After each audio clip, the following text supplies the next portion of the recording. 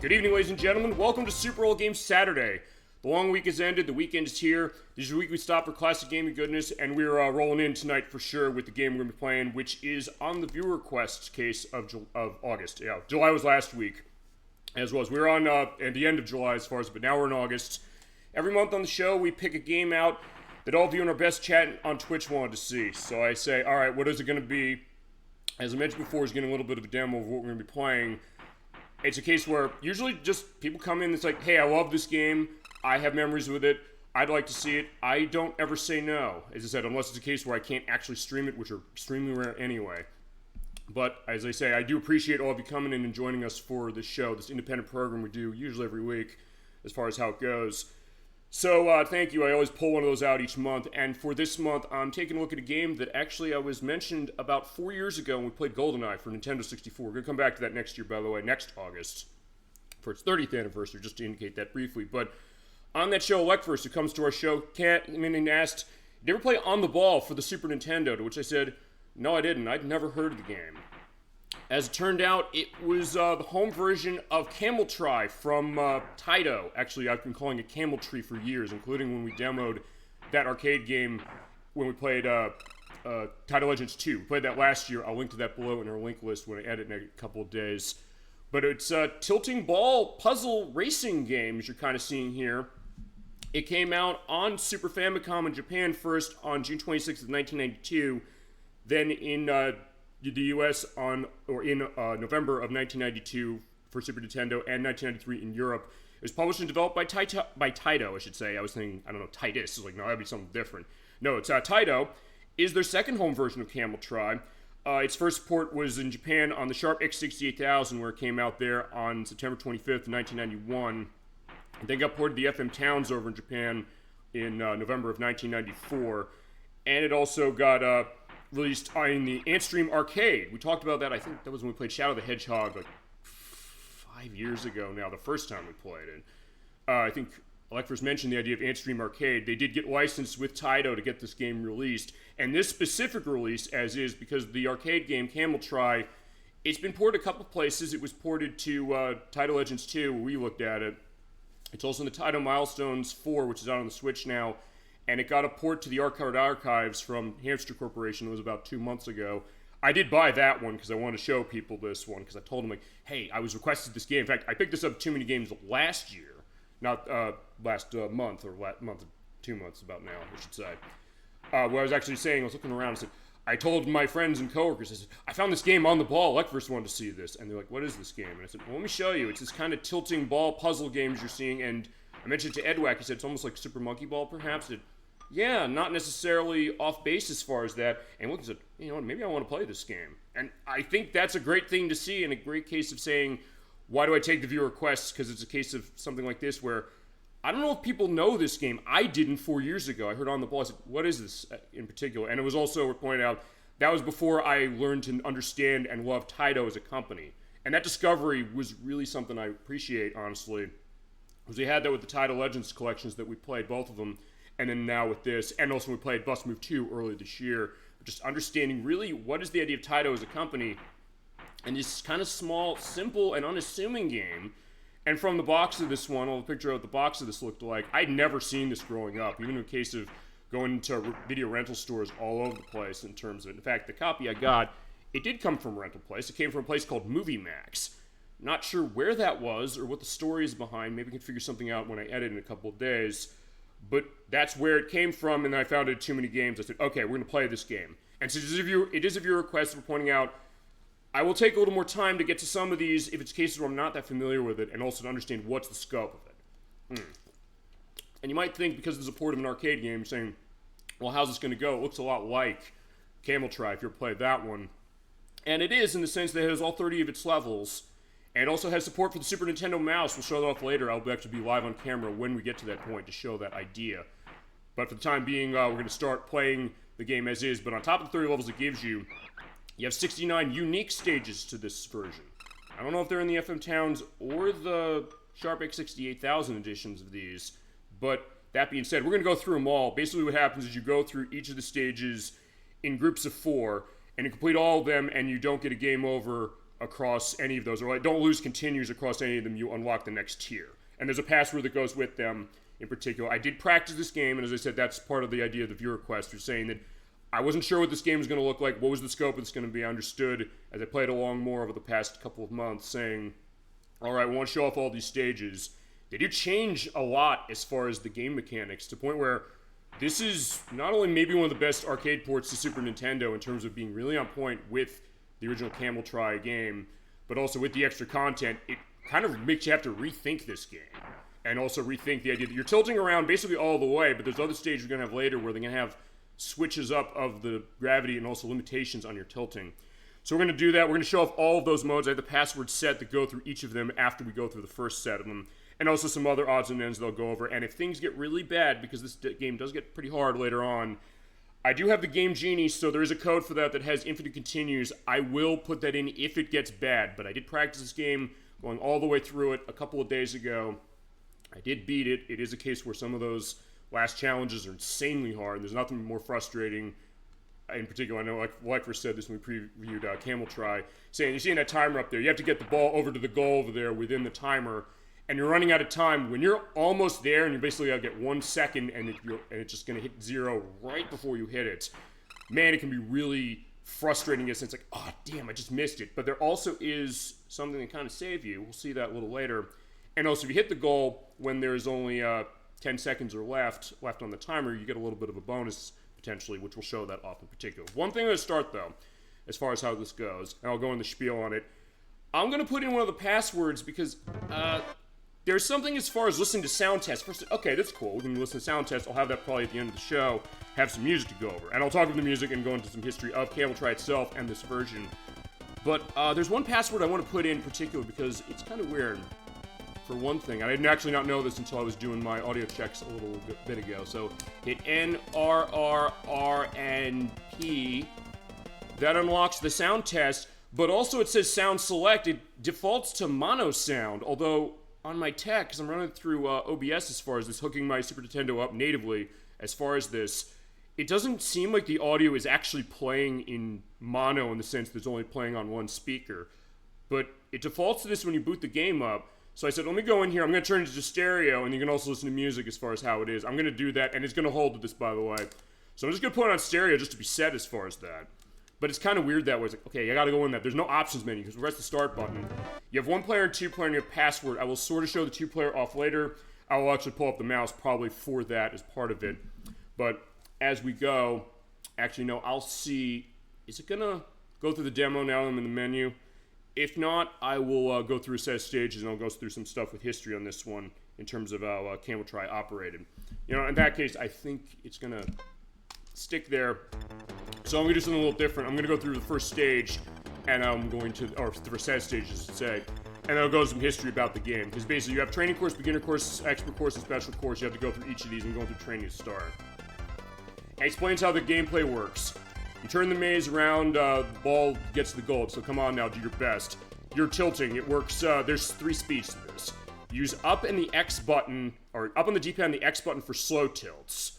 You use L and R for medium tilts, as we're on turn and try. That's using the slow method.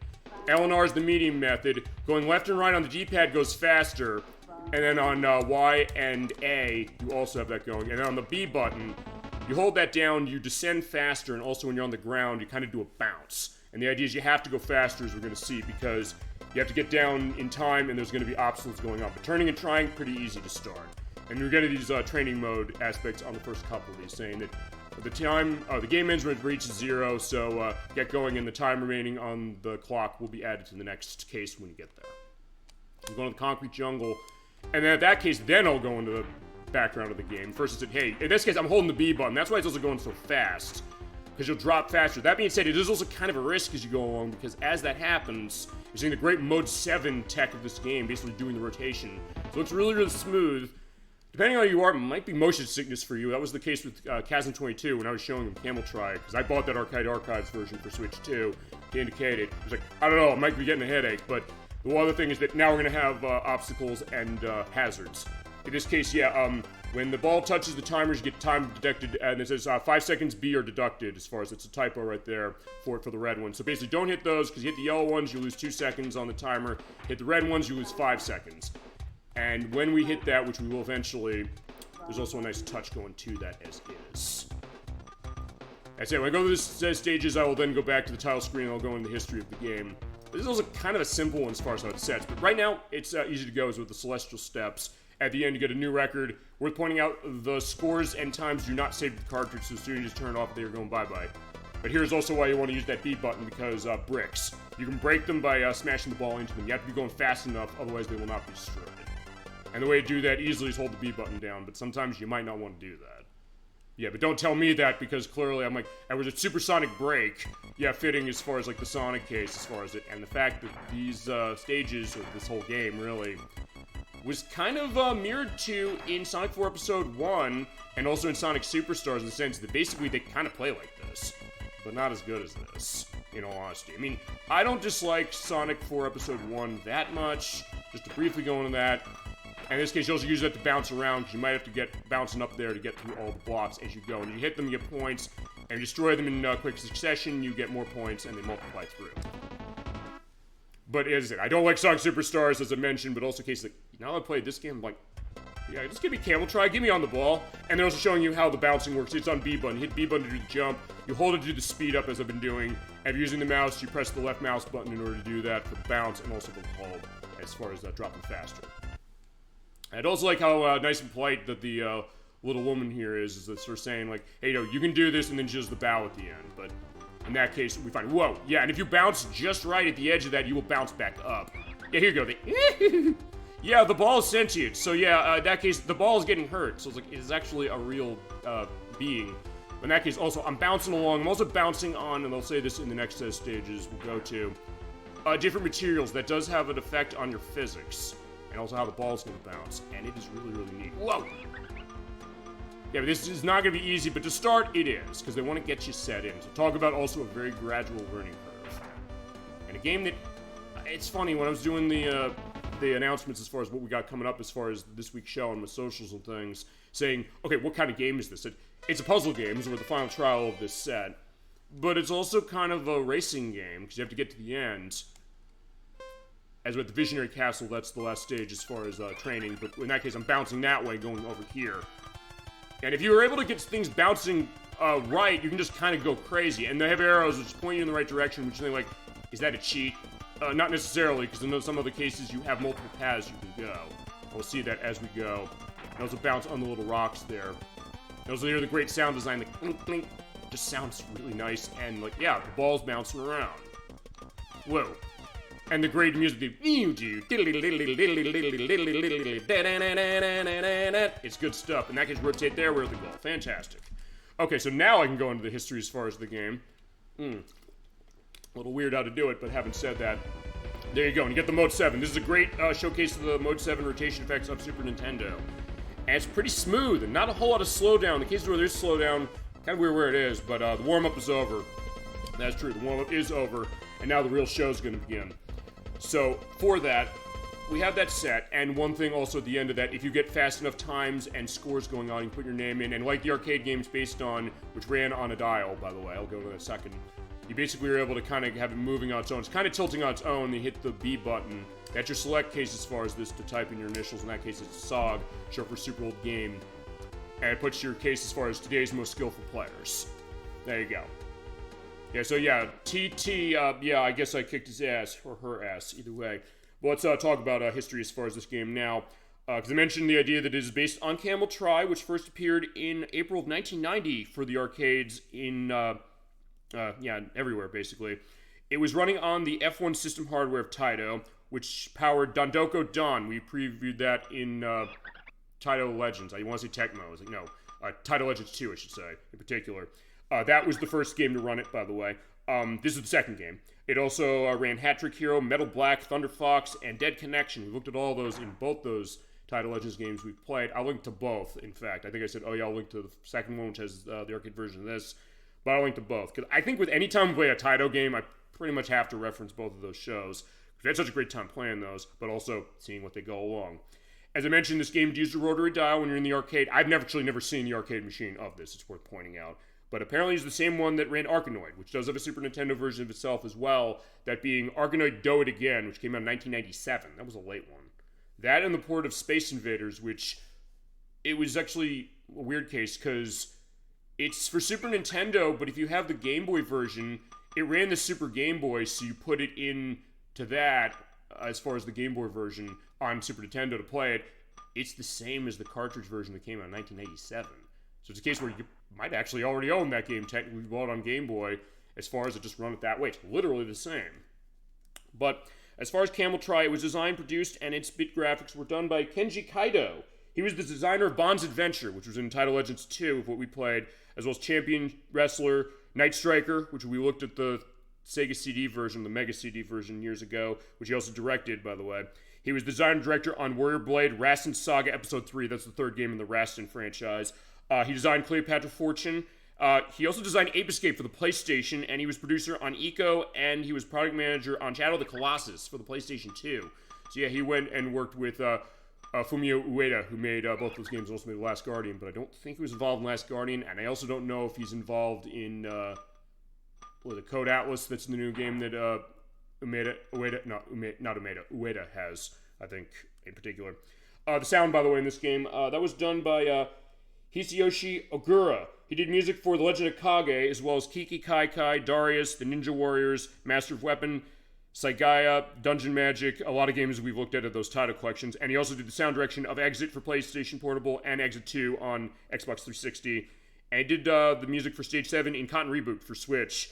And also joining him as far as the music for Camel Try, it was Yasuhisa Watanabe. He did music for Border Down on the Dreamcast, and he also was the game designer of Poochie Carrot, which we showed off in Title Legends 2, in particular, another great game. The title hits are just going to keep coming. That's the idea, really, in terms of this, just to give an idea of that. And also, I did the music for Growl. That was that beat-em-up where we have to save the animals in Africa. And he also worked on Super Chase Criminal Termination, as well as Elevator Action 2, Psychic Force 2012 for the Dreamcast, and its sound on Custom Robo and Custom Robo V2. But as far as the console version here, as far as on the ball, it does have a different case of music, but it's also one that worth going into a couple names on this one, because I looked in the credits on this and saying, who did the music? The only thing I saw, and there's a couple games of titles that were like this as well, I was a little questioning this, saying, okay, what is this specifically? Because it said it was by Zuntata. At first I said, is that a case of somebody going under a surname? Because the era we've seen this a lot as far as stuff we played. You have a case of certain famous people do music going under a pseudonym, I guess because I think they've indicated this before, saying that they didn't want their talent to be poached by other companies. But that's not quite what this is, but it's basically a case where Zuntata is the name of Taito's house band, and consists of a bunch of people, in particular the sound director of this game, that being Katsuhisa Ishikawa, who did sound on Sonic Blast Man for Super Nintendo, Psychic Force, the first one, Arkanoid Do It Again for Super Nintendo, Bubble Symphony, which does have a modern port. Thank God, I'm glad it is having that. It comes with Bubble Bobble Sugar Dungeons, by the way, which came out about a year or so ago. He also did sound for Densha to Go, and also did all the voiceovers, or a lot of the voiceovers in Bust Move 4, as well as Overg Fighters for Xbox 360, and Space Invaders Get Even for the Wii, which was a WiiWare game. So unfortunately, it is lost to time, and I've never played it.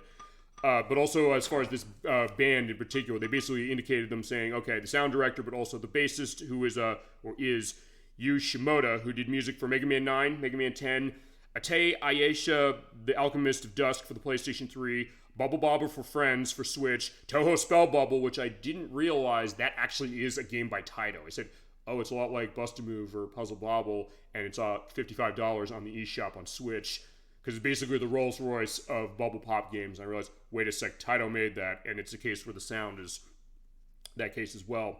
He also did music for King of Fighters 15, and most recently Fatal Fury City of the Wolves that came out last year. And also involved was another bassist as far as this band, so they got a couple bassists. The next one being Shohei Tsuchiya, I should say.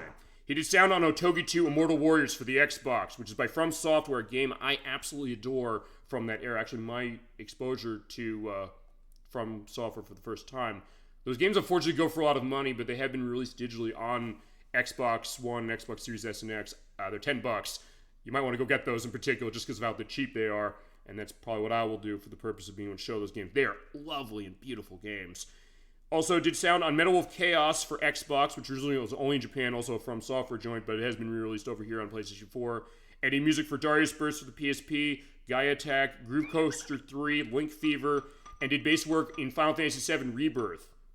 And also, as far as the music for this, the last name as far as this band was Masaki Mori, who was the drummer of the band. He did music for Toho Spellbubble as well as G Darius HD, Alice Gear Aegis, CS Concerto of Simulatrix. Simulatrix. Weird name. It's on PlayStation 5. And also Echoes of Aincrad. It's on PC. And also we did music arrangement on Super Smash Bros. Ultimate. Yeah, so that's the idea of who did the music on this game as far as it. And also one other thing to briefly go into before we go back as far as going into the rest of this. I think when I first mentioned this when we looked at Camel Try the first time. Maybe I'm saying this right, because I called it Camel Tree. My first thought was saying, hey, wait a sec. It's not pronounced the way it looks. Because it's spelled that way. Camel and Try, except it's all one word. But apparently it is pronounced the way it looks, so I want to correct that record. So Camel Tree is what I used to call it, but it's Camel Try, so I got that right as far as it. I think he was mentioning something about the idea of saying, hey, he definitely mentioned this, saying Taito is very creative about a lot of the games that they've made, and he kind of wish they do some more modern stuff, although they have been doing more modern stuff as far as arcade boards that they work with, and actually a lot of modern arcade games run on the stuff of theirs. But as I mentioned, also Toho Spellbubble, which isn't that old a game, and Bubble Bobble Sugar Dungeons, which came out recently, and Bubble Bobble for Friends. So they got some stuff going on, and I would love to show even more of Taito. And I expose a lot of people I know now to the beauties of Taito in particular, because it's something where I was kind of sleeping on a lot of the stuff myself, but occasionally, yeah, there's some damn good stuff in here. But to that, when we've discovered Taito on the show, I have in particular, maybe all of you have as well, or maybe you knew exactly what was going on. I know Electrus definitely did, because he knew what this game was. He said, hey, I love this game. It's a game I grew up playing. In case my mom bought it, but I ended up playing it a lot more than she did. I was the one who beat it. It's not easy, but it's a blast, and it's a real buried treasure. I know he's often sometimes said with this for certain things, and I think he inferred with this one, saying that question of, what would a sequel to this look like? Which, on the ball, in a way, kind of is a sequel to Camel Try. Now, I was going to almost say it wrong. It kind of is in the sense that it has extra levels. That's a lot of extra levels. It has over double the amount of levels that were in Camel Try itself in particular. But actually, there is one other version. It's also one that's kind of weird to understand where is it and what is it, because it came out on DS. It's called Labyrinth. At least in the US, it's called Labyrinth. It was published by UFO, as far as it. Taito didn't publish it themselves here, but they did in Japan. It came out on May 22nd, 2007, but it came out in Japan first on December 1st of 2005. It was called Maoshite Corone. So yeah, it is a sequel to this, and I think it's supposed to be maybe a bit of a remake. I haven't played it, but it's also something that, because it's called Labyrinth, it seems like a generic name in the US. It's a question of saying, first off, would I want to play something with a name like that? It seems like pretty basic. It's like a ball labyrinth puzzle, which, hey, if you love that kind of stuff, and I love that kind of stuff, generally speaking, you might think, oh, that's cool, but then it's like, wait a sec, it's the sequel to this? Yeah, apparently it is. But also it means it's hard to find copies of this online for that reason, because they say, oh, you're thinking of Deep Labyrinth. Like, no, I'm not thinking Deep Labyrinth. That's something totally different, which is a DS game as well. But it's a case where, yeah, it's another version. As we're pointing out, that game was developed by Lencarse Company. It's their second game. Their first game was Yakuman for the DS, which is a DS edition of their Mahjong title from Game Boy, as far as the Nintendo game Yakuman. They also developed The Legend of Kage 2 for DS, made Space Bus Move also for DS. They made Persona Q2 New Cinema Labyrinth for 3DS. So actually, I've had a game in theirs without realizing that. They also made Etrian Odyssey 1 and 2 for DS, which do have modern versions of themselves, as well as the Diafluid Chronicle, and actually they're currently developing Final Fantasy Resonance, which out in October. So a case of that, they're still around, but their second game was a sequel to this, with a weird title as far as it being generic in the US, but I'd like to get it. It's not expensive. I have found copies of it. It does not go for much, but it's also something where I would like to see if I can get DS going on the show officially. I would like to do that. But either way, I just felt like it's worth getting that out there. Okay, so enough of that in particular. Yeah, it's kind of weird saying like, oh yeah, I played the game and I'm stopping to talk about this stuff. But usually I talk about that stuff and I realized when I hit start on this, like, oh yeah, by the way, it does not go back to the demo. So, when you finish training course like we did, it goes into a darker case. You can do the other ones anywhere you want. For now, we're going to go in the order we have. But going later, I will not be doing that. Okay, well, for beginner 1, we have Morning Forest. So same deal as before, just tilt, tilt, tilt. That's all you gotta do, but it's more than just that. And for this one, they also give you other surfaces. In this case, we have wood. You're seeing on the stone there, you bounce, and there's a nice clink sound effect. When you're going on the wood, it doesn't have that sound effect, and also when you bounce around, it's a bit different. But you can use that to your advantage. In this case, almost in that case, yeah, okay, I was gonna say, you're bouncing along those things, it's almost like Plinko from The Price is Right. You don't like the way the sound is, a little bit, but in that case, I was able to bypass that stuff and get through. Next is the Aqua Palace. And other things you're going to notice about this version compared to Camel Try is the backgrounds, because some of them are the same across that one, but later on with the exclusive levels, they're going to be nodding to other Taito games. So I almost see this a little bit as a case of, well, when we talk about Taito, when I seem to talk about Taito, it seems like I always talk about them as a collective now, it seems. And I think maybe it's one of those cases, it's almost like a extended universe of Taito, really. And there's actually a lot of games that do connect that way, because that was the case with Chack'N Pop, which is sort of a predecessor to Bubble Bobble, and then Bubble Bobble was a tie to Bust-A-Move, or Puzzle Bobble as was. So it kind of goes a little bit all around. And then Bust-A-Move 2, as we played, has nods to Darius. So it's like, okay, it's going all over the place. It's at the high-speed circuit. As far as the name, it's sort of a hint of what you gotta do. Sort of, but not always necessarily the case. In that case, also, I was hitting the blocks that way. I could have busted through those ones over there to maybe save time, but it did take me time. And you bust the blocks quickly in succession, you get bonus points as far as a multiplier. In that case, I'm just getting points. Although the points don't really matter. They don't do anything except for get your way going for having stuff on the scoreboard. But plays to that arcade perspective, saying what's the highest score you can get. And to get through quickly, you do get bonus points, and you also get bonus time. Because you do want to have as much time as you have Mental Moon, if the nice detail back there of the fish swimming around. Yeah, you want to get through as fast as you can so that you can have tons of time for the next stage, because the next stage could be pretty difficult potentially. And you have these stop and go signs. They will alternate between stop and go on an interval. You won't go past when they say go. Not too bad. At least not to start, but later, yeah, we'll see how it goes. I mean, I can beat this, but that's why I practiced. I said I was not going to deliver this game to Lectris or anybody else until I knew we were set. Also, those blocks there with the +5 on them. Bash that. You get lucky. That is a time extension. You can find these around. You can also find ones that have question marks. They'll give you something random. In that case, they gave me 3 seconds. You also find minus time. They can take time away. And the question mark blocks, they can also potentially give you points. You might want to hit those anytime you can, but it's also something that if you get the sense, I'll say from personal experience this way, if you get the sense that it's taking you too long to try and hit one of those things, and you do want to use that hold the B button to basically get yourself falling as fast as you can in order to crash into them. If you feel like you're going to take too long to get them, and it might feel after like you try once and you don't get it, and like, yeah, maybe I've run into this case a lot. Sometimes I'm like, oh, you want to be adamant to try and get it. Understandable, trust me, for my case, it's absolutely understandable. I do that all the time. But still, sometimes maybe getting a sense of saying, like, okay, maybe sometimes you might want to keep going. Because your stages can get kind of long. In this case, I was digging my way out for Spacewalker and get in there, and we're good. Okay. Alright, so Final Trial. And Final Trial in this set of stages. And how it works also, to give one other indication, is unlike the arcade games with Trick Trap Track. I'm thinking what's the name of the stage in Donkey Kong Country, the first one? Trip Track Trek, I think it is. If that's not it, I'll say down below what it is in particular. There we go. Yeah, but unlike the arcade version, when it comes to continues, you have limited continues in this one. You have 3 continues for each stage. And it doesn't go across all 4 of them in a tier, by the way. So, if I were to get a game over here and use one of my continues, but I get through this completely, I would still have a full set of 3 continues when I go to the next set of them. But that being said, if you get a game over fully with and have no more continues left on any of these, and you've completed other ones, you have to go back and complete those other ones again. You have to have all of them completed within one run without fully getting game over. I'll also show you how game over works, because there's a little bit of a case of sort of being able to cheat death a little bit. But yeah, yet to be seen, try it. Yeah, we have that tree over by the moon.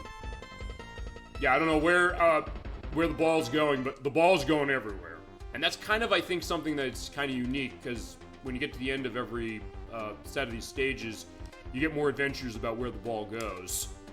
Honestly, I could almost get a sense of saying like a modern take of this, assuming that, I guess, maybe the Arcade Archives version is selling well. I mean, they must be. They keep making those Arcade Archives and Console Archives games. Hamster Corporation's been going well with that for years. But maybe a case of saying, I don't know, make a story mode for this. Which is like, why does it need a story mode? Which I say, I don't know, why not? Taito's had story modes for other things that are maybe kind of strange, but it kind of works. Same with, as we had with Bust a Move 2, as with Beginner's Quest. On Expert, yeah, I realize that, but either way, let's go. You're hearing that? Yes, because you're hitting on the wood. Also, when you do the roll, because it's curved there, it does help when you hit that, because when you're on the stone, or the tile, or the... as far as how that is, it basically makes it so you can kind of roll it. And you're going to have to do that as you go along. But it'll also react differently, so it's a case where they keep coming up with unique things to challenge you and also to really enhance the mechanics as you go, as we're at the December seller. You're right there, I can kind of roll along, but it's not as smooth rolling on the wood. It's worth pointing out. Although I guess the wood is treated, so it's not a case where, yeah, the ball's going to slide on that and get splintered and go, ouch. That would be hilarious, but it'd also be, I don't know, I think it'd probably be just too random. It'd probably say, like, people would say, like, that's a stupid mechanic to put in. I don't know, depending on how they do it, maybe they could make it work. But also you're seeing here, sometimes you have different paths to take, and sometimes you're like, oh, I don't necessarily have to go that direction, but sometimes you might have to. Alright, there, we're done. This is probably not going to be that long a game, but it said the main challenge is going to be at the end when I get through the special mode, or get to that. Because along with the main cases with Down to Utopia, you have 3 extra tiers in this one. You have Expert Mode, you have Master Mode, and you have Special Mode. We're going to go through everything within each of those. Also, you can get point items as they go along, and they also have the same multiplier properties as bricks do when you bust them. Because as long as you pick them up in quick succession, you can get multipliers going on. In this case, also saying, like, yeah, I don't know if I want to go that way. I mean, that's also a tighter fit, so I could have went another way as far as that, but I guess it's maybe the question of what Nikki sometimes says when she plays, or understands when she plays Super Monkey Ball, which is sort of a little bit of a predecessor when you really think about it. And that is, the shortest distance between 2 points is a straight line. Yeah, and I do take Edwack, honestly, when he was saying, hey, I was actually interested in this. Because, yeah, it's sometimes rare when he's actually interested in something that I show off as far as, in some cases, because I'm like, what the hell is this? But something like this, he's like, oh, wow, this looks like a lot of fun. Actually, a lot of people I know were saying that when I showed off the Arcade Archives 2 version. I said, I want to buy that. Like, it's here. Let me show that off. And I was like, yeah. I think it's also one of those things that I keep wanting to buy those Arcade Archives releases because it means that the ones that I really want that we get to means that we get to other ones that I really want, including those System 22 games like Namco's. They keep porting those things. They ported Armadillo Racing a few weeks ago. That means Prop Cycle, we're getting there soon. There's also have like the anti-grav field there. Basically, it'll push you in a direction, but sometimes it's not going to just push you set, but yeah, hurry up. Yeah, I'm in bad case here.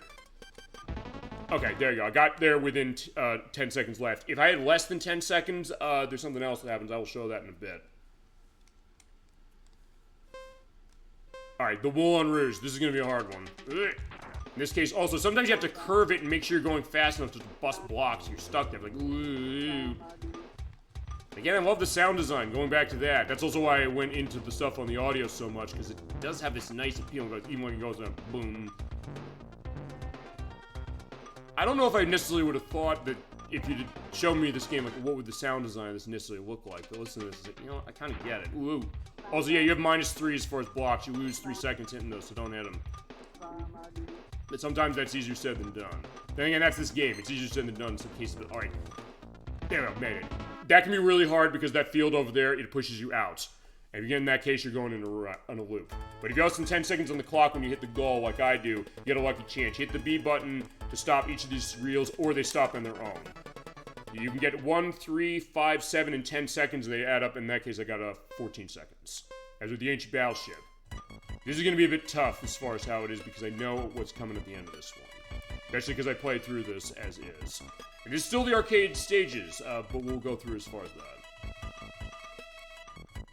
Yeah, this is where it's also getting hard because you're going to get those X blocks there. You got to be careful going through. And also, this is also maybe where, and I'm going to probably not take my own advice here, or my own indication saying, use the slower tilts, because then, because of the inertia of how you bounce off stuff sometimes, it might mean that you're going to be able to get your way through easier. But alright, this is where it's going to be tough, because now we're surrounded by these things. Whoa.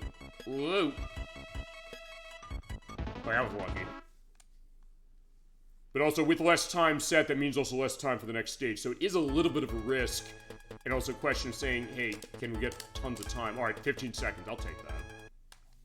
Okay, it's not... Okay, so it is a risk, but it's also a case of saying you might need that extra time for another level like China Garden. Question that, is this going to be insanely hard, potentially? And if you get stuck in an area, like this happened with me a lot playing this, that can be a problem. And then you say to yourself, oh no, I'm going to get game over here. Although, we do have 3 continues as far as how they are, so game over's not that bad. And there's also another thing, when we run out of time, at some point we will. And since I'm locked in there, use the bounce as far as how that is to break my way through. And also, it's worth pointing out, even though they go in interval as far as that, they won't always stop. Oh, they won't stop that way when you're in the line as far as this. Hey guys, hey Lekford, so good to see you tonight. Hope you've been doing well. I have On the Ball for Super Nintendo for you. I know you've wanted this game. I've wanted to get this game to you. I'm glad to get this game to you. Thank you again for this request.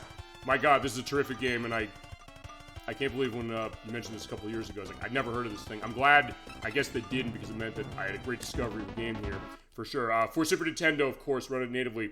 Thank you so much for that. Hope you're doing well. Let your memories flow on this one. I know you have all of them, as so far we've run through the first 2 tiers of the first set of levels.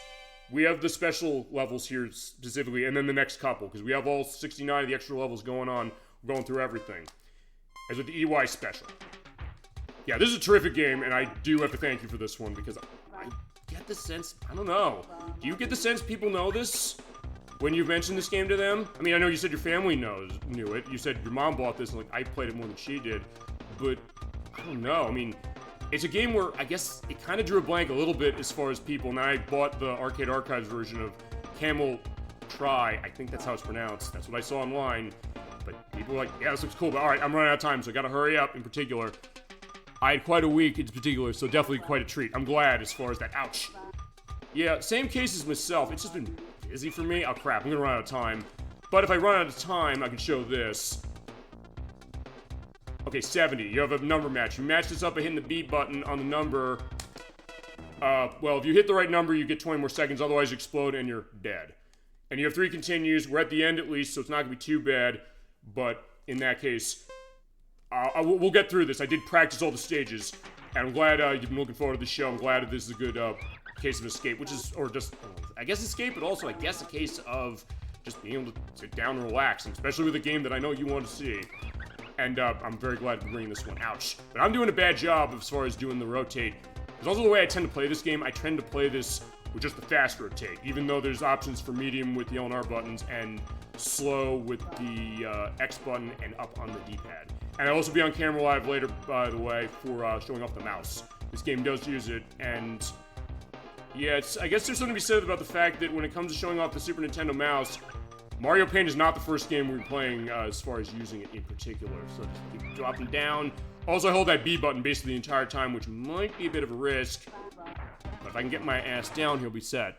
You do have to get extremely lucky to get the numbers to match. You were right, although there is one other case where, there's also a luck case where if you get 0, if it shows that that's the number you need to match, if you just keep rapidly hitting the B button, you will always hit it. So but that's also based on luck because it pulls randomly what the number is going to be. But in that case, congratulations, we are done with this set. We'll go through. I didn't know you could use the mouse. I didn't either. I actually was looking when it came to this, when I bought this. I said, okay, how's this going? You've done well, as we have the old CF30 computer. I don't know if that's a reference to the Sharp X68000, because this game was on that in Japan in particular. But either way, it's like, yeah, the Adventures of the Ball of On the Ball will show that, and I'll also show off the code going through later for the different ball types you can run in particular. Yeah, I didn't know you could use it either, but when I was looking around, I said, wait, this uses it, and I think from what I've understood, they said, and the manual said this, I'll link down to the manual as far as how it was, yeah, that it uses it, but also I think they're reflecting the idea that this in the arcade used a rotary dial. The same would have Arkanoid, although, as I said when we looked at Camel Try the first time for the arcade version with Title Legends 2, I've never seen the arcade version around. I think it came out here, in fact, I know it came out here, as we go on special course, but I've never actually played it. Yeah, that's interesting. Actually, also, one thing to go into, they re-released Camel Try on the Arcade Archives line for Switch, Switch 2, and PlayStation 4 and 5. Which we're pointing out, I bought the Switch 2 version, and I think the Switch 1 version's like this as well. It also has support, it also has mouse support. It has, basically you can use the Joy-Con 2s for the mouse mode, and I think on Switch 1 you can basically plug a USB mouse in. So it has the same control method, and I guess they're trying to get that sense of, as you mentioned, rotary dial gaming. I guess to maybe get that sense to control, I don't know, more authentically to the actual experience, although, honestly, I think this game controls great with the controller, as we're in the Camel. Wow, really have to check it out. Yeah, it's quite a good version. It is porting the arcade version. It's not porting this. But having said that, it does have the support for that. I know the Switch 2 version does, because there's the Arcade Archives and Arcade Archives 2 editions. As far as it, I think the Switch 1 version has it. I think the PS4 and 5 version uses it too, in particular. As also we have, yeah, I didn't think we'd get a re-release. Hello, Dolly Finn. So good to see you tonight. We're playing On the Ball for Super Nintendo. This is the Super Nintendo version of Camel Try that we looked at in Title Legends 2 about a year ago.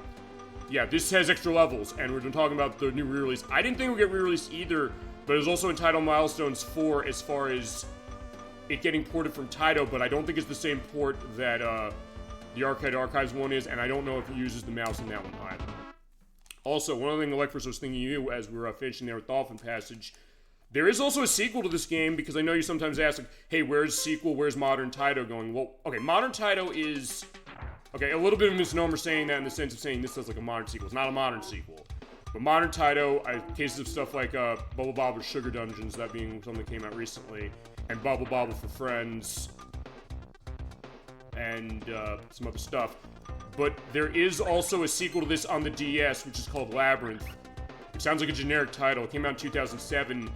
Taito didn't publish it here, but UFO did. But it is a sequel to this.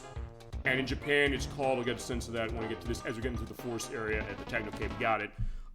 It was called Maoshite Couronne. It came out in 2005 on DS, and we got Labyrinth for DS here in 2007. As we just escaped, use the bounce, I got the B button basically to bust your way out, but also, can I go get the time to get lucky? That, I'm gonna do that. Yeah, it makes it kind of hard to look for, because it's called Labyrinth, so every time I looked online, it said, it's Deep Labyrinth, right? I was like, no, that's something else. It's not that. It's this case in particular. It's called Labyrinth. I have to check it out. Yeah, I want to check it out too. I mean, because that's the thing about this game in particular. This was a real discovery for me. Actually, everything I think we've done with Taito, and honestly, I think Electros, you've kind of been a big spearhead as far as that part of it, because you said you were the one who suggested the Taito Legends collections, which you looked at the first two of those, or the two of those, I should say. Okay, there is a third one. It's on PSP. That's, although it shares games across in particular. But having said that, it's also something that you were right kind of thinking about this company, saying that, wow, they do a lot of unique things. These games are really interesting. And then, in a way, also with this game, finding something great in a case of something I totally slept on. I did not know this game existed until you mentioned it 4 years ago when we played GoldenEye. That was when I heard it. It's like, on the ball, it's like, what is that? I was like, I never heard this, but I'm glad to be in a case of that. Because somebody's like, to me, sometimes they've often said, you know everything about games. Like, no, I don't. That's not true. Not that I'm telling them to stop saying that, but I mean it. I don't know everything on games. So being able to find something like this and realizing, man, this is a fun game. It's kind of a bit of a puzzle case, but kind of a racing case, kind of a physics manipulation game. Is I gotta roll on the wood, hit into that, go fast enough to rotate around, but I'm running out of time, so I gotta be careful. Like, whoa! Go through there and keep that going. And fall down quick, boom, made it. You got the whirlwind break. It's good stuff. It's really good. And I really thank you for pointing this game out. Part of the reason why I love the viewer request case. All of you will come by and say, hey, I have experience with the game, and I'll never say no. I mean, it's, as I said, the only times I'll have to say no are games that I'm not allowed to show, like BMX Triple X and the Guy game. And that's the only reason why, in particular, part of the only reason why. But having said that, like everything else, like some people might think like, do you want to show something like this? So it's like, yes, your experience in gaming is important, and I'm not going to take that away from you. And I get to understand it too, and sometimes in my case, selfishly speaking, find something great that maybe I never knew was worth the sauce on Panic, and now we're out of it. Alright, I was streaming this game on the Discord, by the way, and they compared it to the special stages in Sonic the Hedgehog. Yeah, I was thinking about that as well. I sort of mentioned that when we looked at Camel Try the first time at the Celestial Patio. It's yeah, it kind of is, although in that case it's also rotating on its own. But then Sonic the Hedgehog 4 Episode 1 came out, and its special stages are the case where you rotate in particular. And then also the case of Sonic Superstars, where the bonus stages are a rotation like that as well, I should say. So I guess then, thinking like Sonic the Hedgehog, the first one, I guess it goes to one aspect, because Sega always was suggesting the idea that because of the processing speed of the Sega Genesis compared to the Super Nintendo couldn't handle a game like that, all because of the 360 degree rotating maze. You've never seen anything like it. I have to quote that every time, going off of how the box of the game went, in particular. But this game kind of shows it. This game also runs really well as far as the Super Nintendo. And there's very minimal slowdown. Even in the cases where there are, it's not because of stuff on the screen. And it's, I'm stuck. You also won't necessarily get into a case where you get fully stuck, but also something where, yeah, I got myself held there, so that's not gonna be good. So, yeah. Yeah, but good indication on that as far as the special stage of Sonic the Hedgehog. And I guess the case of saying that kind of getting used to a case of something like this, and also the tech behind it. In particular with this one, this is a great showcase of the Mode 7 rotating capabilities of the system. And it was interesting because since we'd played Camel Try first, before we played this, of course, for the show, but also before I got a copy of this game at Too Many Games last year, I was able to find a copy of this thing. It's like, oh my god, I found it, I have to show this, I have to get this. In fact, I was saying to all the people I was with, saying like, well, I first wanted to see this game. Like, what is it? It's like, oh, it's this, I knew the arcade game was based on, but I put this in when I came home, and I realized, this is like dead on the arcade game.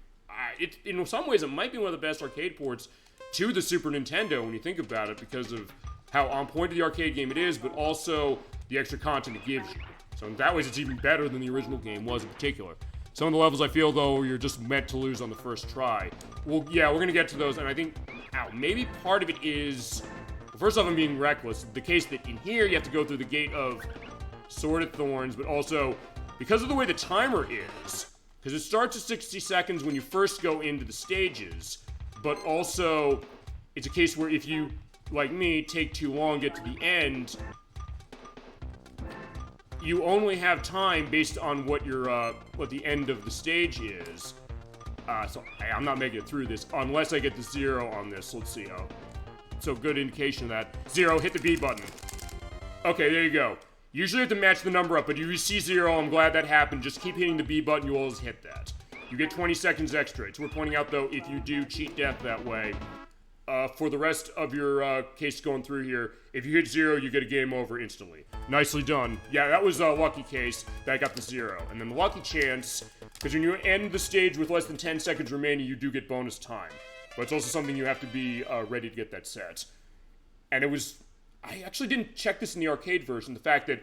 It's because the number starts at 0 on that lucky chance at the end... No, the final chance, I should say. Because lucky chance is when you have 10 seconds at the end, and final chance is if you hit that, and then you have a chance to get 20 extra seconds instead of getting game over. If it's on 0, if you keep hitting B button, you're always going to hit it because it starts on 0. So in that case, that was lucky that I got that, but I hit the 5-second one. In that case, also, because of the way the force fields go, I was like, you have to kind of have it go down and then tilt it downwards so you don't hit on the sides. It's really interesting, and when you think about mechanically what this game is doing, and it's going insane because I'm holding the B button the whole time, which is either a really good thing to do or a really bad thing to do, potentially. Depends on the situation, really. Whoop. I'll bounce my way through. Also, because of the way the sound is, the force field, Ugh. The other sounds do not play, but Jesus Christ. Whoa, I'm getting dizzy. Okay, that was my... shit. No. Oh, there we go. Whoa. Uh-oh. Alright, but I'm getting game over. Alright, because... I'm set there. But, okay, this is the last one. I got continue. So there you go. And you also get the nice lady here. She's like, yeah, I'm looking in the crystal ball. You'll be fine. For now, but wait till we get to the last stages. I did think you'll like first when I get through the last tier as far as on the special courses. Good God, the final ones of those, I just sat down and said, we're playing this entire game full to get this ready. I mean, I was going to do that anyway for the purpose of the show, but after I said, I got to do this, otherwise we're going to be in trouble. And as you mentioned, the idea of saying, hey, you're not potentially thought to get through this in your first try, the other potential indication of that is because, ouch, when I started this after dying, you start with more time than you get when you just come in normally. Because under normal circumstances on stage 1 for this, or for any of these things, you have 60 seconds. But when you come in from a game over, you have 80 seconds.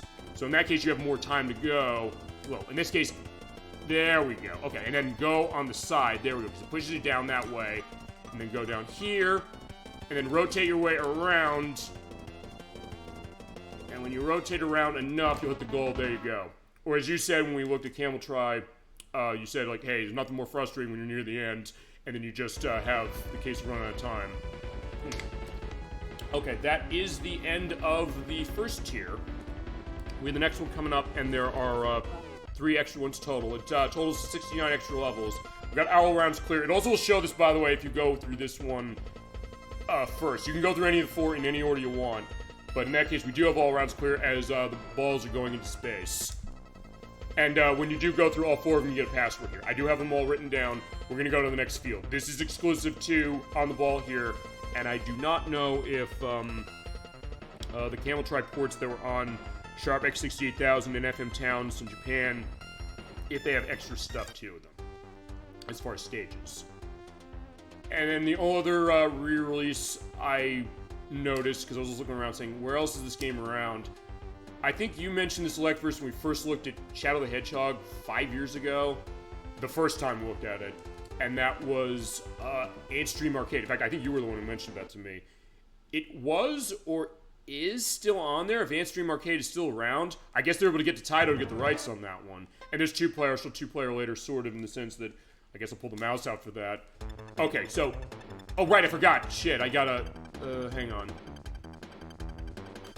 Okay, hang on. I'll tell you what I'm gonna do. I'm gonna get a game over in 10... Well, wait, no. You know what? I'm gonna do something better. I'm gonna reset. Because I forgot to put the password in. So, alright, there we go. I forgot to do that. I said, no, I'm just in start and doing that. That was not right. Okay, because you do need to enter the password. So that's basically the case of what they're saying. So, they gave me the password for expert mode. You have to do this after each time. You hit M... let's see. It's M-H-Y...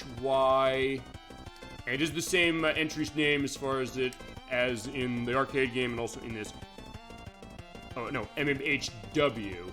If you make a mistake, hit the arrow to go back. W... Y-R. No, not Z. Y. And if you stop it just right, it will stop on the letter. Y-R. There we go. Go to the second plane. You got it. And every time you go to the next plane, the title screen changes. So the blue as far as it for the main logo of the game, but now it's in a nice pink and fuchsia. Now with this, you have a new set of stages, or 4 new sets. Training course, beginner course, expert, and special. We're going to training. I'll generally go through these in order except for the special mode. I will start on special and expert. Okay, never mind, I'm starting special now. Oops. But either way, German GP. Oh, right, I forgot. I probably shouldn't be doing this now, because this shows the idea of something they'll explain in the beginner course, which is the gravity reverses. And there's also a code that has extra gravity options. I will show that off. In this case, it's basically going forward. So instead of falling, you're basically, I guess, going towards everything. It makes it easier to bust blocks, but it's also something that it can be a little harder to go through.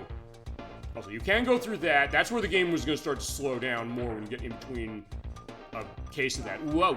Okay, there we go. Got that set. Okay, met it. Fantastic. I don't mention the story, but it was my dad who got this game back in the day, and according to my mom, he thought it was a billiards game. Okay, from the name, it makes sense. He starts and says, where's the cue ball? My mom was saying, like, okay, it's not that kind of game. So she knew right away, basically saying as the gravity is back to normal, or it's normal this way, but also, gotta be careful here, because they're changing these along, so you have to kind of go along the way so you don't hit the ouch blocks. Uh-oh. Oh, and if you go wrong, you have to go back and do this again. So that was a bad case to me, but I can also potentially get more time. That's an interesting thing to think about as far as saying, hey, what kind of game is this really going to be? I don't know why they changed the name, because actually in Japan, as we're pointing out, this game was called Camel Try. It's the same name as the arcade game. I don't know, maybe they thought, the regions, the name would not sell. I mean, honestly, I've told people the name. I don't know necessarily what the indication of the name really is, honestly. And I didn't really find much to really explain that aspect of it. Ow. So I don't know if it's... I mean, I guess the idea of... Because you mentioned the idea of, like, a pool game. And it just became my mom's game for that very reason. I guess in his case, he wanted something like, I don't know, Side Pocket, perhaps? Which, as we're gonna go to Picnic. And you have the nice woman over on the island there, but also the shark, who I guess is gonna get stuff going on. I guess fitting for... I'm trying to remember, is this Shark Week? Because I know Shark Week is in August, I think, usually. I think it's like the first week of August, as far as how the Discovery Channel works. So technically, I guess we're fitting in with that one as well. That might be a case, and actually, yeah, I don't think, except for Shenmue, we have not played anything with pool in it, actually. Whoa. Yeah, this lip is kind of hard to get through, because you have the stop-go block there, but also a case where you have to kind of bounce right. Oh, yeah, it's like, ouch. Yeah, I told her about Side Pocket. Yeah, that was on... That's been a couple things, and it was on Super Nintendo. Actually, it's on Switch Online, I know that. I was surprised when I put that up. I think it was on Genesis, I think it was on NES as well. My experience with pool stuff, aside from Shenmue, because of course it's Shenmue, so of course I'd have that indication, I guess would be sort of with Yakuza, as it's reverse gravity again. And I'll go to the beginner thing when I'm done with this to explain, like, why is it doing this. Whoa. Okay, good thing I went that way instead of getting the 5-second deductions. But it's that. I played Virtual Pool for Nintendo 64. That was an interesting one, in particular. Oh, yeah, it's also on the Genesis. Yeah, I think I only played it on Super Nintendo. I think it was only because it was on Switch Online. Because I guess at the time, not that I was, like, too good for a pool game. In fact, I wasn't. It was a case where I rented a Virtual Pool for Nintendo 64, but a case where I just didn't play a whole lot of cases like that. Laughing Bag. Okay, Laughing Bag is a case where it is normal gravity. It's worth pointing out when they add the extra mechanics, and there's one extra one they've not indicated yet. We'll get there. Trust me, we'll get there. You eventually will get to a point of having to say, okay, you have to know when you get in the stage, what is it going to be? So sometimes you might have to take a little bit of a minute, or a little less than a minute, to adjust and get a sense of, like, what do I have to do? So basically adapt to your surroundings and you'll be fine. Whoa. I guess then, what would be a good dedicated pool game to play on the show? Would it be like a Side Pocket? Would it be something like the Yakuza games? Or, well, actually, the pool in the Grand Theft Auto games. I know Grand Theft Auto, San Andreas, I think, had it. Oh, yeah, San Andreas and 4 have it, in particular. But I guess what's a good case as far as that? I mean, we should, perhaps, get a sense of that. I mean, it's also one of those things I might also have to ask Gemini96. He's a resident pool expert as far as the people on the show that I'm aware of in particular. Maybe there's other people I got a sense of. Like, who would get a sense of that? Actually, with that virtual pool on Nintendo 64, just to go to that very briefly. There we go. Yeah, sometimes you have to bust that. That sometimes would be hard when you have short areas as far as it. So you have to make sure you're going fast enough to do the drop down. I really like the controls as far as that game, because they use the control stick for the purpose of the pool cue, and it feels very natural. And that was also a case, that was like 1998, that was like right around the time The Legend of Zelda Ocarina of Time came out, but still a case where, even against that, I was still renting that and realizing, yeah, it's kind of fun. I mean, I know, Chasm22 is probably going to say, is we got, okay, it is reversed gravity again. Which makes it easy to bust the blocks. You just hit the B button, and anytime you're landing towards something, you're gonna break it if you keep hitting that B button. And there's one level in particular that asks you to do that. Yeah, but I thought it was pretty fun, and going back to what Chasm22 sometimes always says, like, you have to finish your Nintendo 64 collection, because I have the rarest game on the system, that being Clay Fighter Sculptor's Cut. I do have to show that, we will show that, but then he says, like, you have to get every game on the system. I said, I don't know. Some of it's on other systems that's cheaper, so maybe go for that. And a one at one point in particular is... Well, I had a couple cases of stuff I picked up when there's too many games. I picked up F1 World Grand Prix, because at some point I want to do a showcase of every game of Paradigm Entertainment that people made Pilot Wing 64. What was the other one? There's one, I know there's one I did get. in particular that I'll mention. Oh God, what was it? It was that one. Oh right, Lectors, one for you. Request. You want to see Robotron 64? Price that apparently has gone down. It's like $25. I bought a copy of that. That's on table. We'll play it. I just want to get a sense of what is that play going to look like, and then also. I bought Power Rangers Lightspeed Rescue on Nintendo 64, but I also bought the other two versions, one for Game Boy Color and the one for PlayStation, from the same vendor. He had all three of them. I said, I'm buying all those, so next year we're going to be playing through all of them. We're going to play the bad one for our April Fool's Day show. We'll do the other two, as far as them each month, in particular. I also like the reverse gravity levels. Yeah, I do too, because it also... Okay, I'm not going reverse gravity on this. It does... change things a lot in the sense of saying, okay, I gotta get my way right through in that one, but it changes the idea of saying, hey, breaking blocks going the normal way is a little harder, so sometimes you have to think about how are you gonna do it for this. Uh-oh. Can I get through this? No, I can't. Yeah, awesome. Yeah, that's definitely the case. Also, one other thing is, okay, unfortunate. One thing they also don't have, the arcade version has, is it doesn't say dead when you get that going, but it's implied. But she brings you back to life in particular. Also, the other thing is, one thing at Too Many Games I also was able to get, or a couple things I was able to get. I know you said how much you really liked the Namco Museum games from PlayStation. I found the rest of them. I found 2, 3, and 4, or yeah, volumes 2, 3, and 4 from PlayStation. So I have all of them now except for Encore, although Encore I'm going to do it a bit differently. We're going to do that as a Let's Play series next year. And I think we should. That's a unique one as far as how we should play those games. And it's one of those cases where I said, oh yeah, I was able to find these things. And thank God I got 5 before they were delisted off years ago on PlayStation 3. Because otherwise I'd be paying like $200 for that now. But I have the others, and we're going to go that way and run that.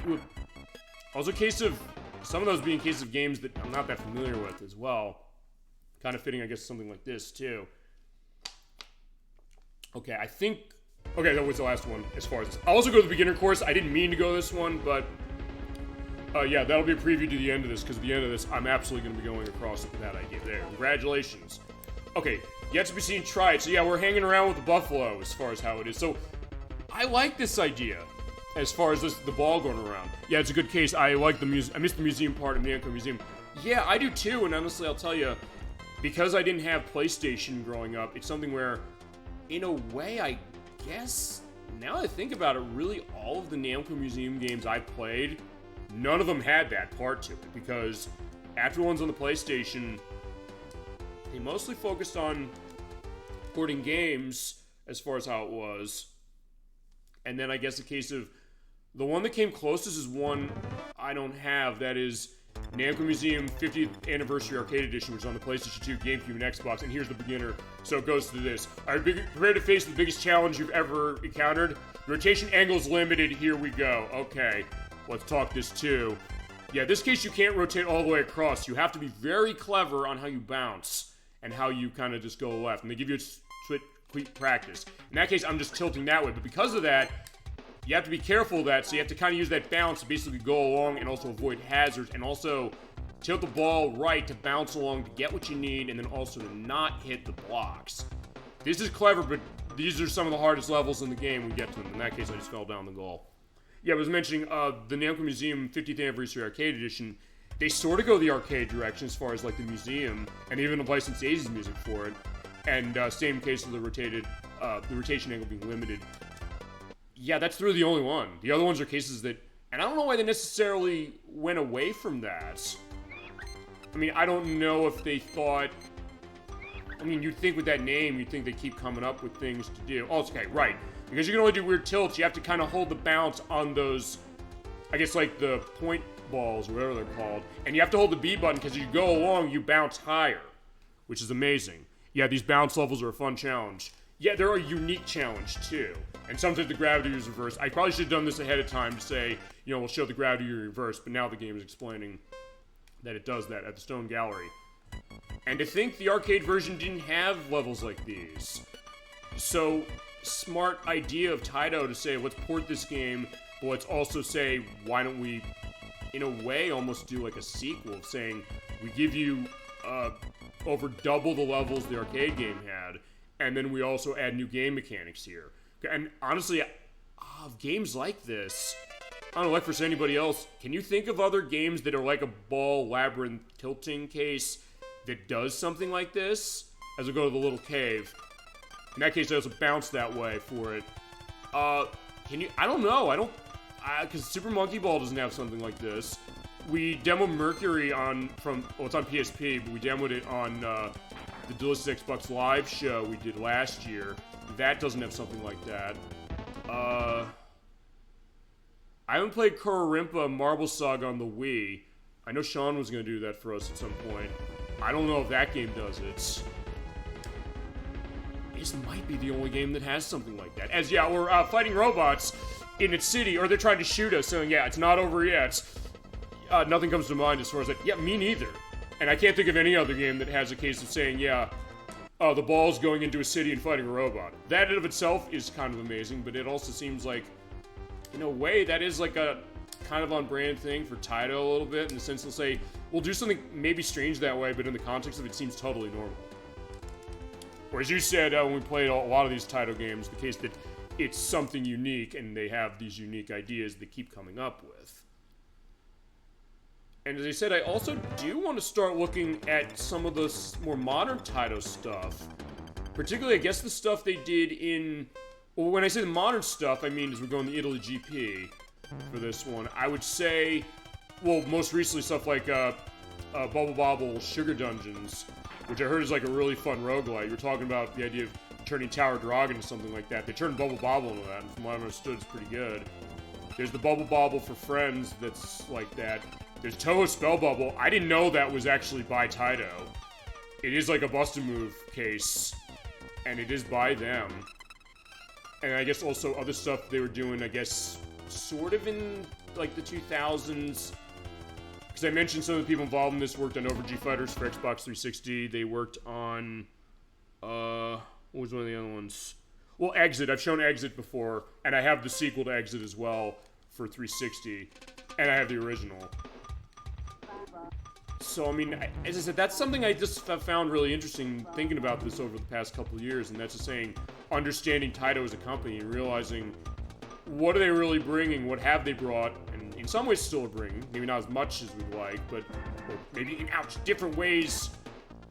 I don't know if it's different ways than we'd like. I mean, I like the idea of what they did on the Bubble Bobble Sugar Dungeons, and the fact that they ported in Bubble Symphony, which has not been ported really at all in this country. Is like, that's great, but I guess a case of really kind of getting that going, and I really like that, you know? Yeah, look at all the unique games that, yeah, you're right, and even going through the credits of this one, I'm like, for sure right about that.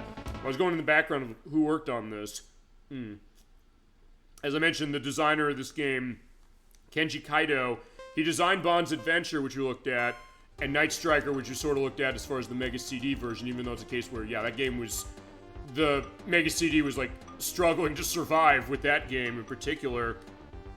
But then also, I guess, where he went, in the sense that he was the producer on Eco, and he was the product manager on Shadow of the Colossus. So, you're right, the case of saying... And Cleopatra Fortune being another one, because he was involved in that. So, all these unique experiences of saying... Taking many different genres, I'll tell you... Not that other companies weren't doing this, like Namco and Midway and things like that, but... There was always something interesting about the way that Taito would twist a genre around, you know? Even, like, with beat-em-ups, stuff like Growl, that's a case of saying, hey, save the animals. Or even, like, or Violence Fight. Violence Fight, that's a strange one, but that's a really interesting one as we go, as we're at the Hungary GP. And also, even, like, the names are the same, that, okay, what are we doing with this? But it still seems like, okay, we're at the Hungary GP, which takes place underwater, I guess, but still, and we've got the gravity reversed. Something where it's pretty interesting. Oh, wow. Oh, there we go. Got it. Oh, yeah. If you go in here, you also get tons and tons and tons of time. So, as you mentioned, the reverse gravity, this is what you can do, and the game does encourage doing that. I do want to get my way through this and get that set.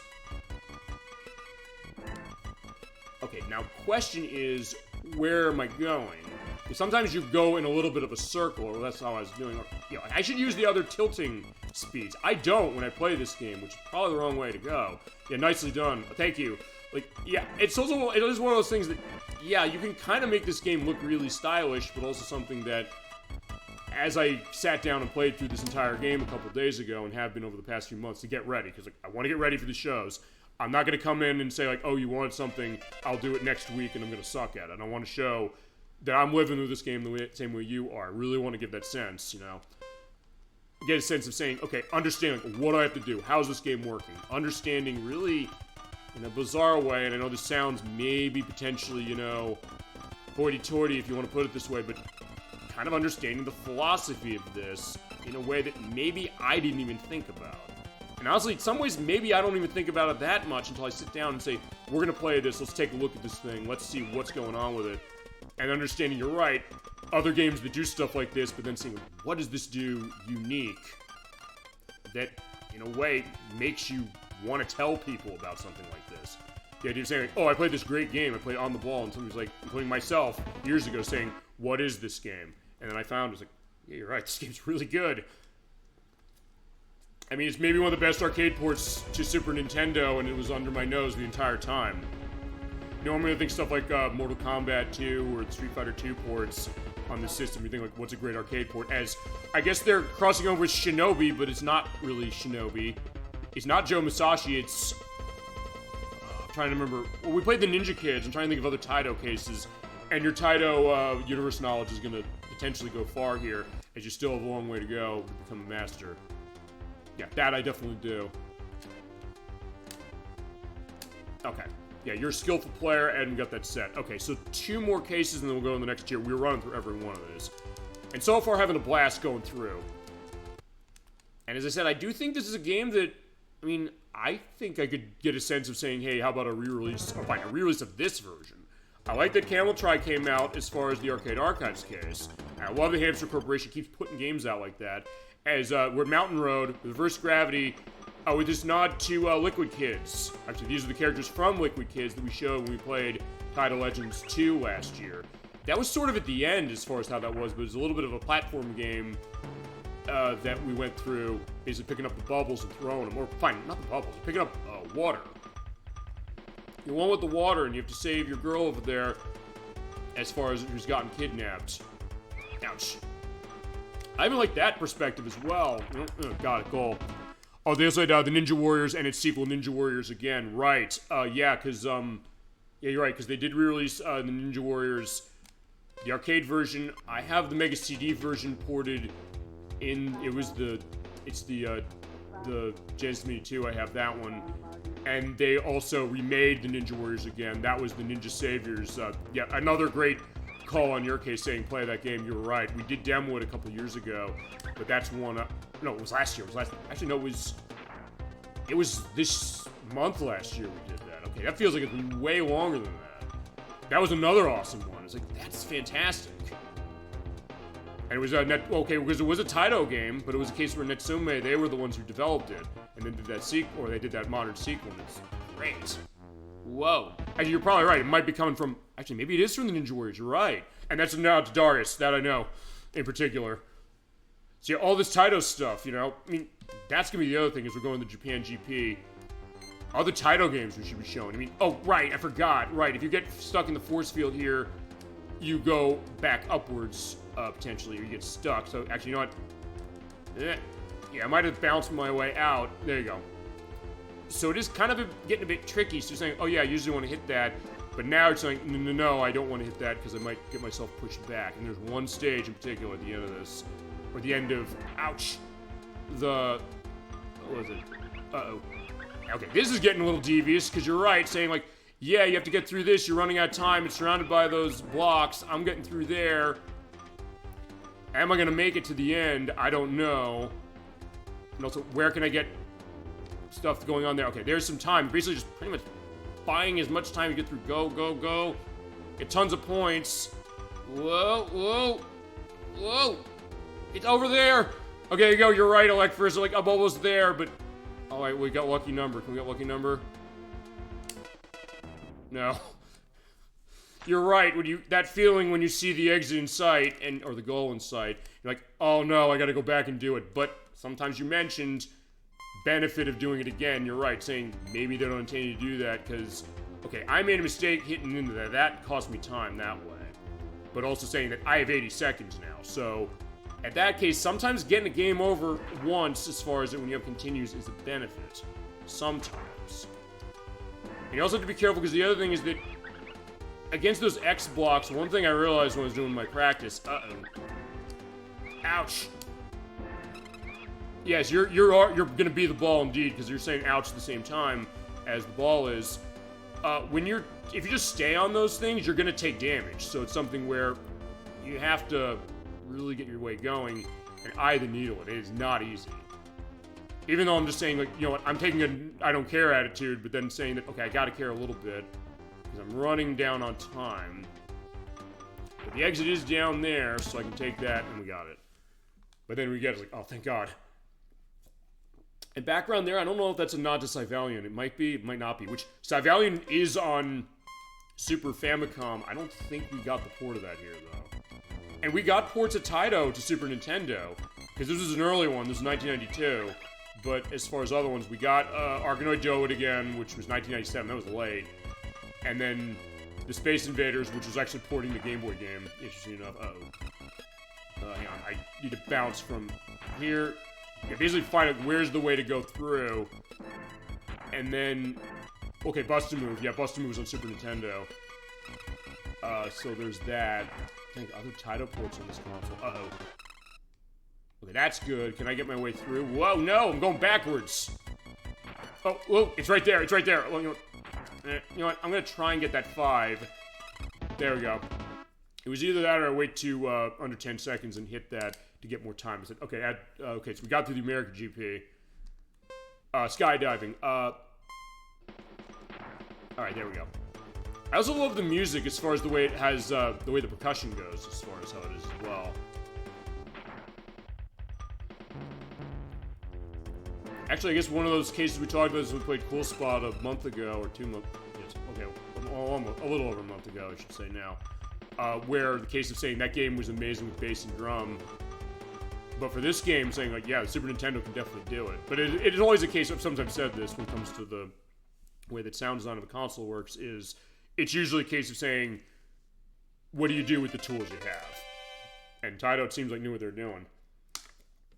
And actually, I think this is the only Taito game on the Super Nintendo I played, is we have Zenshin.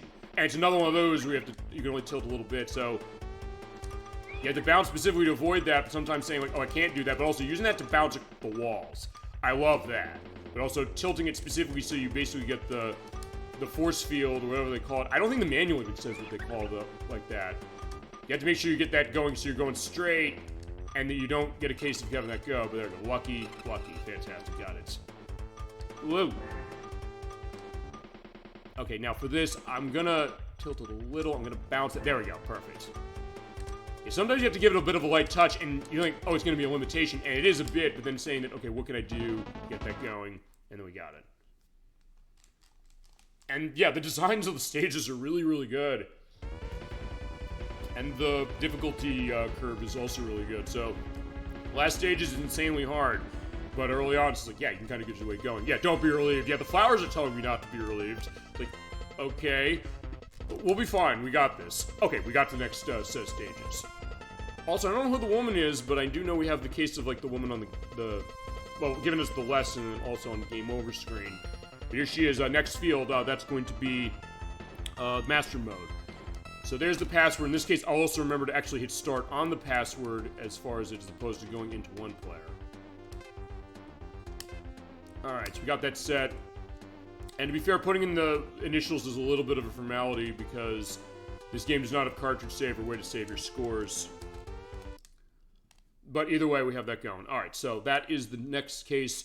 So we're halfway done as far as that, but yeah, it's going to probably take longer to get to the later ones. Okay, so next is, what the password is, it's HCWD.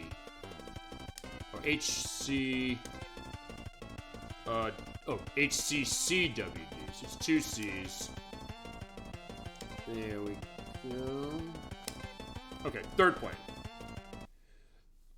And for third plane, you get the golden letters.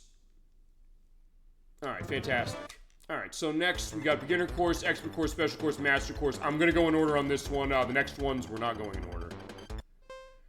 Going road in the ocean. Also, the This is the world where they stop giving you hints. Basically, it's saying everything we gave you of the reverse gravity, the normal gravity, and the ouch, the limited tilting. That's what you got, so use it as you go on the road in the ocean. Yeah, let's go this way.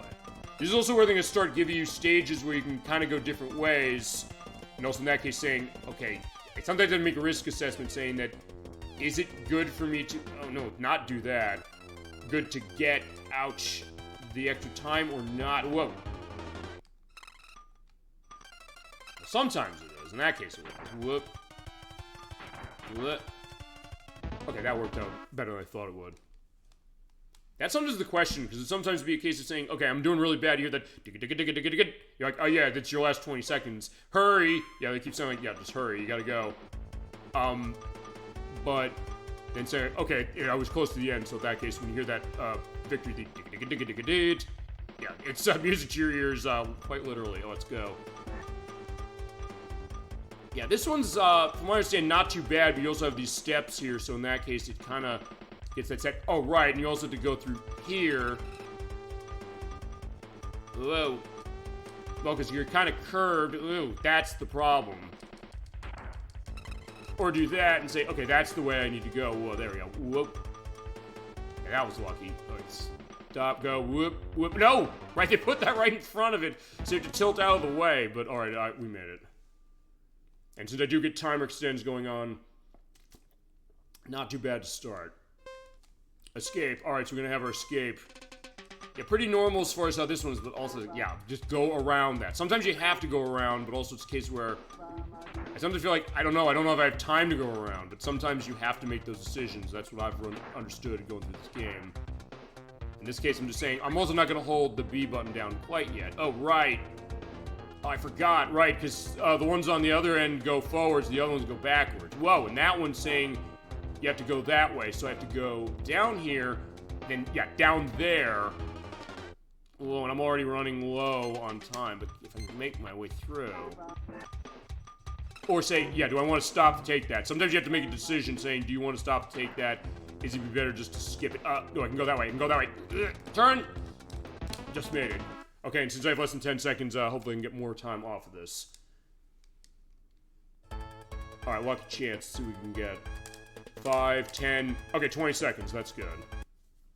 Also, the reels, by the way, for that will stop on their own if you don't hit B button. So, eventually it'll stop. I've never gotten all 10s. Jump! Okay, I love this one because it is a limited case, but in that case you have to kind of bounce back and forth, and hit B button on the side, and basically rock climb. In fact, there's a stage that's called that. It's really clever. I love these stages in particular for that very reason, but some of those, like, yeah, there's the goal there. I gotta make my bounce up, and then we made it. But they can be very satisfying when you understand how to do it. Okay, there we go.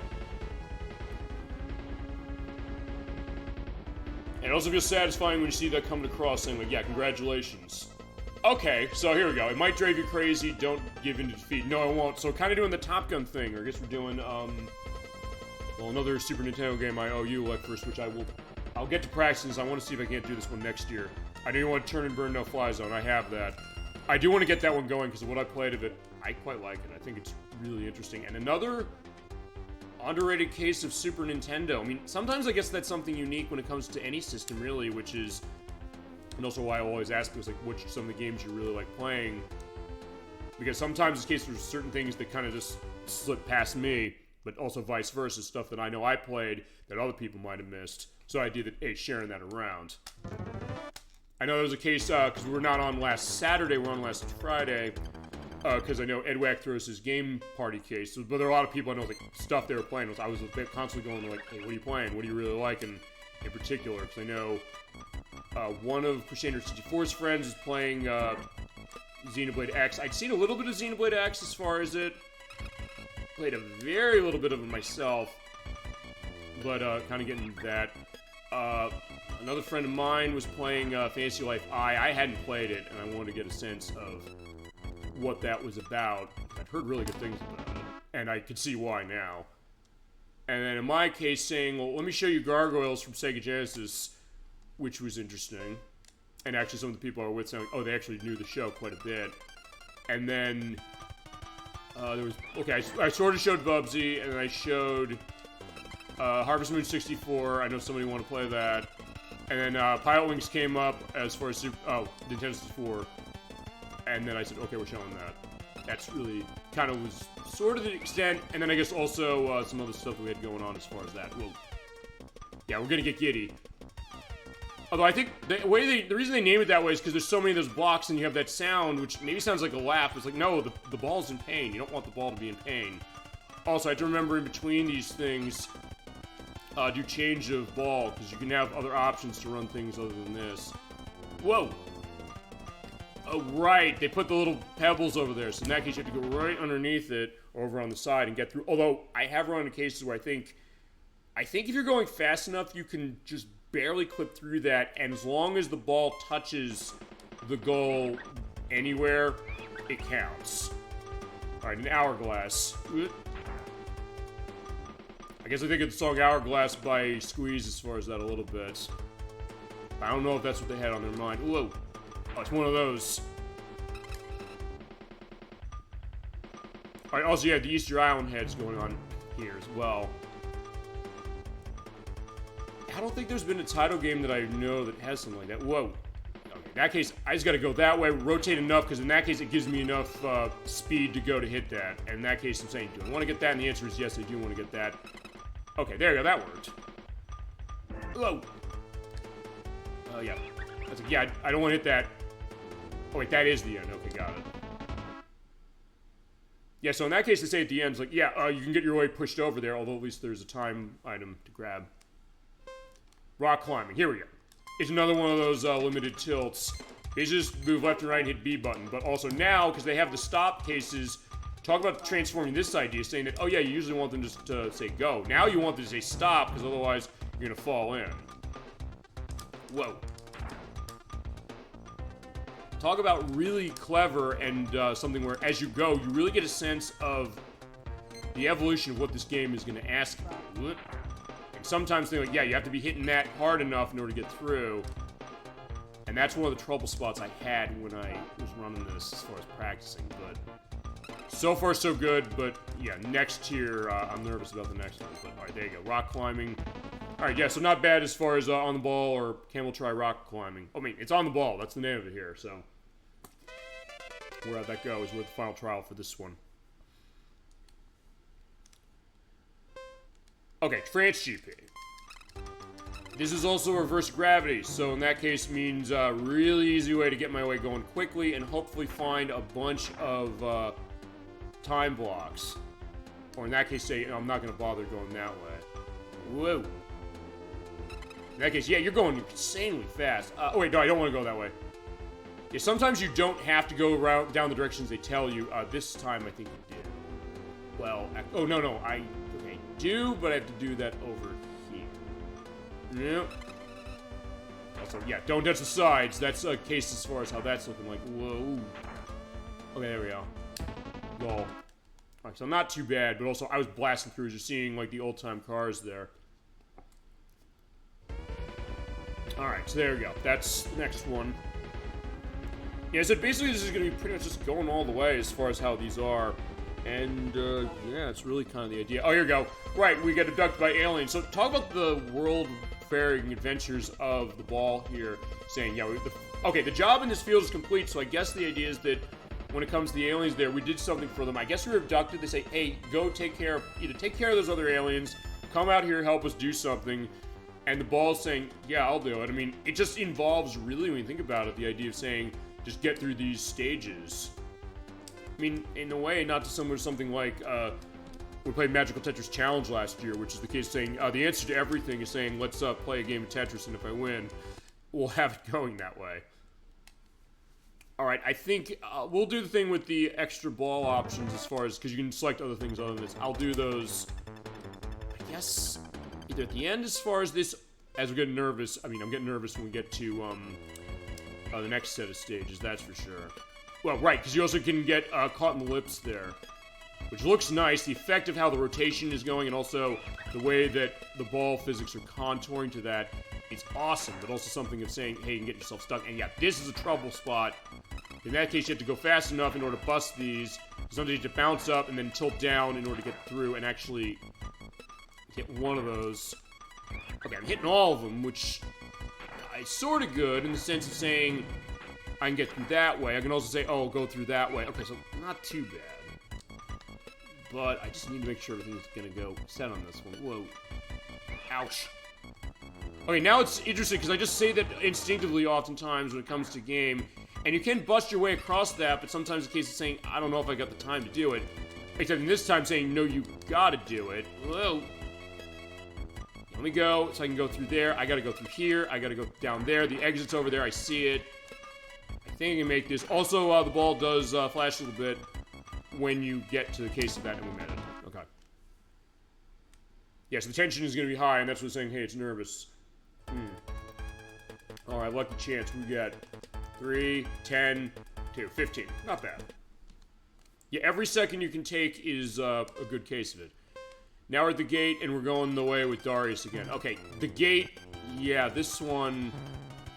I'm trying to remember if it's this one or it's another one where you can go down different paths, and it's easy to get your way lost. Okay, that's sort of it, because you have to go this way and then that way. So, yeah, the fact that they're showing you arrows, I said earlier saying...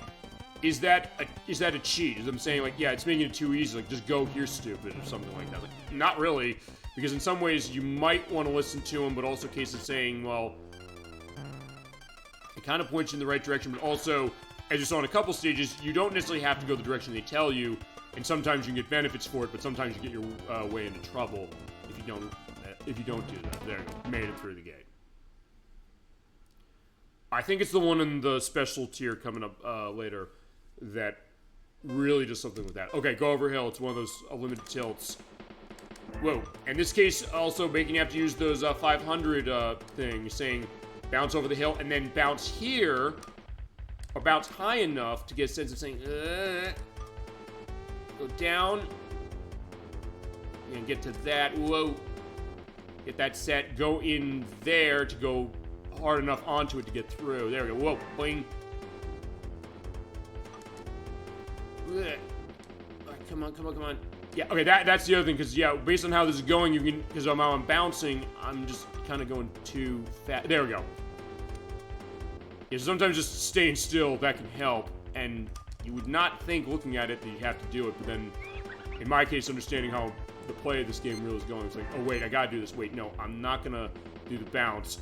Also know when to do the bounce. In this case, I have to do the bounce here to get my way up. No, but I'm going backwards. Oh no, I'm going back. Oh, there you go. Hit that. And sometimes you're seeing there are kind of sort of multiple ways to go, but all right, get that. Jump here. Yeah, but don't jump out. Okay, this is where things are getting... No, I keep jumping out of that. I don't want to do that. I need to bounce here, here, here, here. There we go. Oh, yeah, there's the exit. Oh no. Maybe I can get a 0 on this. Please give me a 0. 20. Okay. 50. Okay, there we go. Yeah, that feeling, you're right. When I just saw the end, it's like, I just was there. Oh, let's go to Overhill again. Yeah, but I'll say this also, even though these stages are hard, they're not unfair. And they're not cases necessarily that even when I went through the most insane ones, and I'll give those my due when we get to them, don't worry. A case of me thinking like, oh my god, that was unfair. It is something that's possible to do, but also something that... Maybe it's one of those games where you... I don't know, maybe it's like... Maybe for me it's this case of me feeling frustrated that I didn't do something right, you know? And I could have handled it better. Like, right here, god, that was way easier to get through that than before. But sometimes that's what it takes. Sometimes like one run to kind of get your feet wet. But then the problem also can be that when you do that, there's cases of other levels that you might need that for, and then we get there saying like, oh, I only got one continue left. So that's where it can go. As I don't know, I'm still wondering if that's a nod to something for a Taito game. I mean, there was stuff documented for this, in particular this version. So it's not like there's nothing, but still a case of, I don't know if it's necessarily something where like, hey, they'll document that as much as, well, guess as much as like Bust a Move as an example, but even Bust a Move is a case where certain things I had to dig out as far as like where they were. There you go. We can make that. So travel to the goal. That'll work.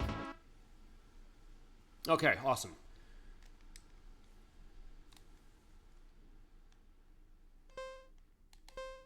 All right, Keybond.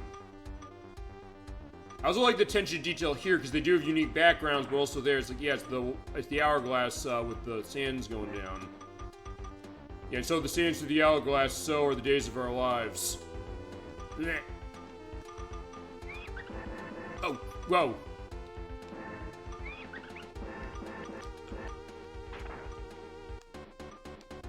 Okay, I think we'll be good. At first it's like, wait, hold on, no, go that way.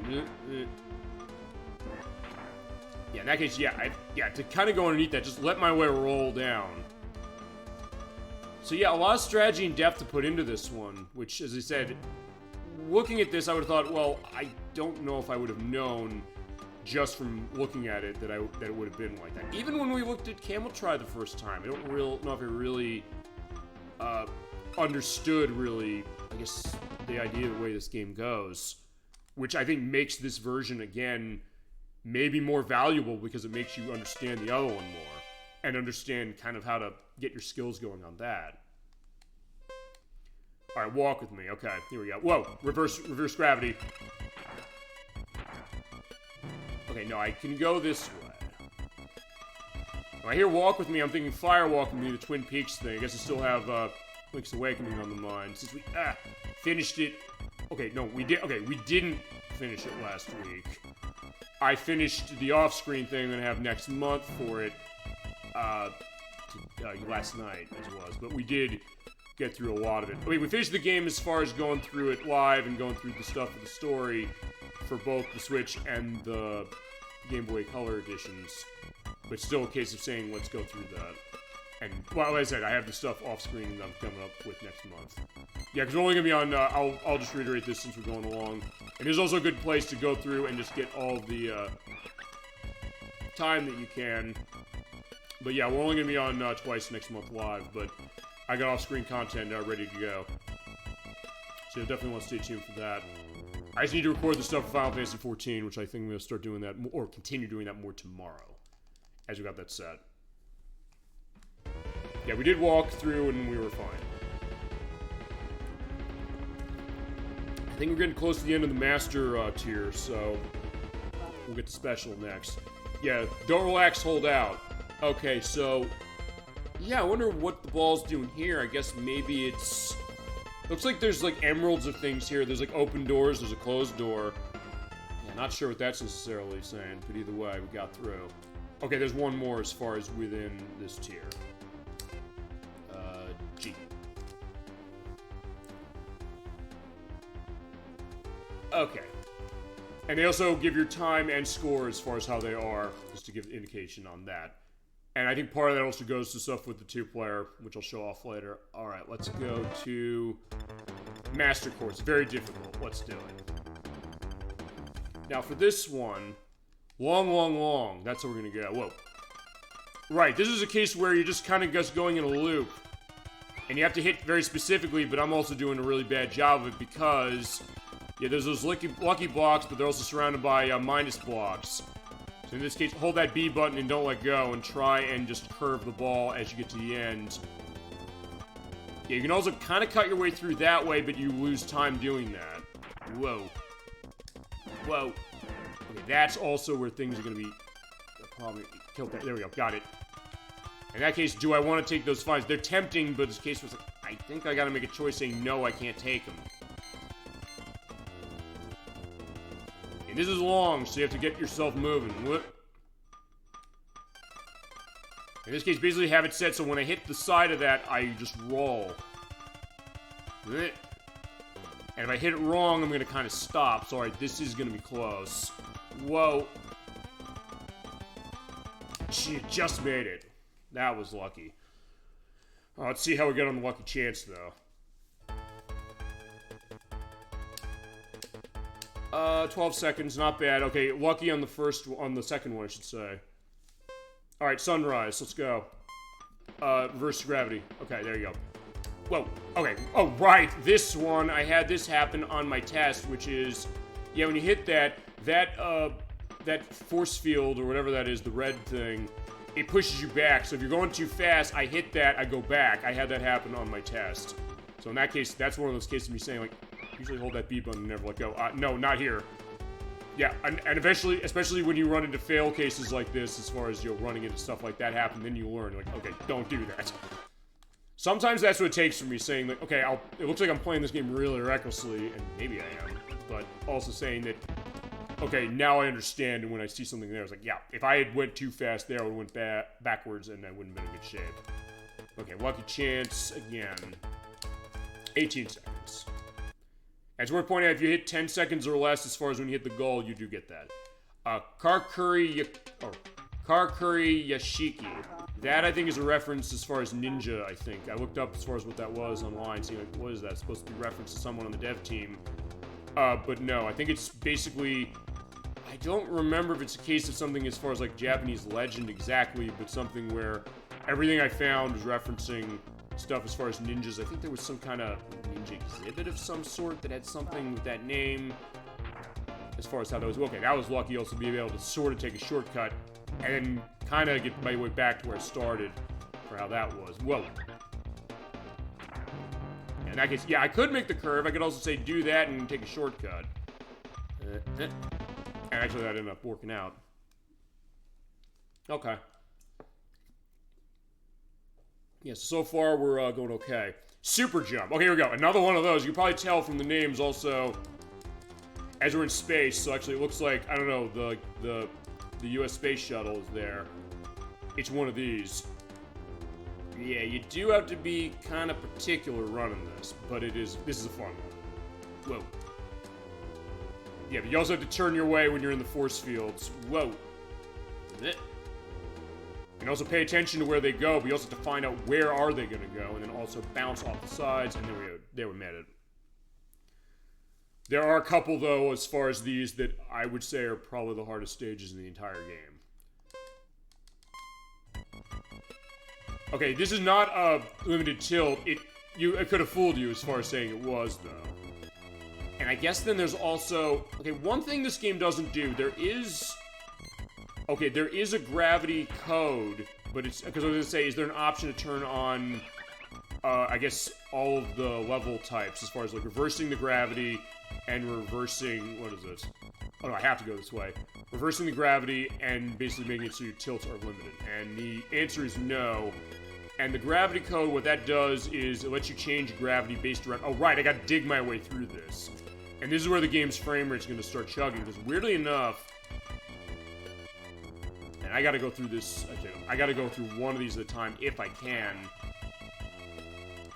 It slows down when you're kind of just enclosed in the side. Which is weird, it's not because of everything that's on the screen.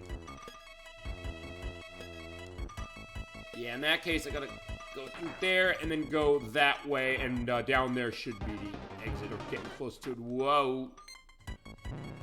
Yeah, I'm just gonna wait. Well, yeah, it's right there. Yeah, that's also gets a little tense, because you realize, wait a sec, I gotta dig through that, and there's no other recompense you have. You have to go that way. Time Walker. Oh, right, reverse gravity. Yeah, but I will show off those other options as far as what they do, because what it does, as far as that code, it's going to change the gravity so that it by default, the gravity, as far as your movement, is at 0, but you can change it to be set to other planets in the solar system. And the sun. We'll show what that's like, because I didn't actually... Oh, well, I would say, I should have probably went this way. I don't know if I'm... Oh, no. I don't think I'm gonna get through this my first try. Whoa! And that, thing there is the reason why. No! Oh, no. Unless I get a 0 as far as this, or if I can just keep, accumulating time as I go. But I don't know if there's enough to get through on this. Oh, no. Yeah, I'm done. Unless I get a 0. It's 60, okay. It is random also where it's going to move, so it's not a case of... Okay, I got the 0, but not where I wanted it. It is random where it starts moving when it starts moving, but it will always begin on the 0. So if it was 0 at the bottom and that was set for that, we'd be ready to go. Okay, gotta remember that.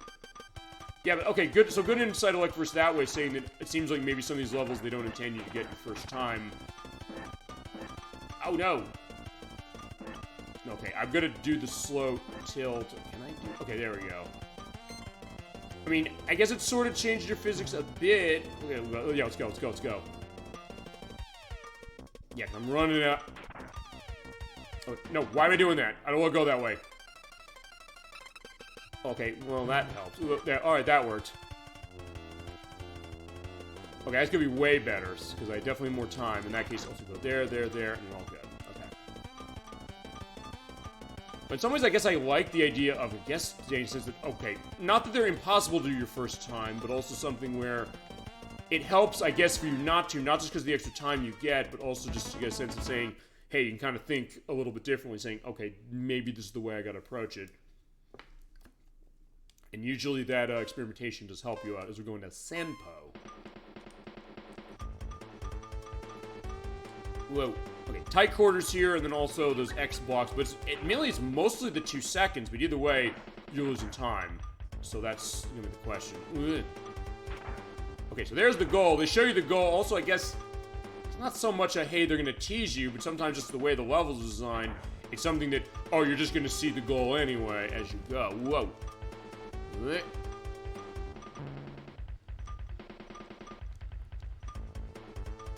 That was good. Alright, that actually worked out really well. Okay, and I got 40 seconds on top of that, so I'm at almost 80 for the final trial, so we should be in good shape. Now after this, we're going to the special mode, and yeah, it's gonna be interesting, is we're Hanabi. Oh, and it's, oh right, it's one of those limited tilt cases. In this case, they say go that way, but in this case, I'm saying I'm gonna go this way to get more time. Yep. I don't know, maybe the other thing about this game, now I'm thinking about this, is the precision that goes with this. That even though it can also be a case of saying, like, yeah, how am I gonna get through this, but then realizing, oh, it's really satisfying when you do. Okay, I could have taken... Maybe I can. Can I do that? No, I don't want to try that.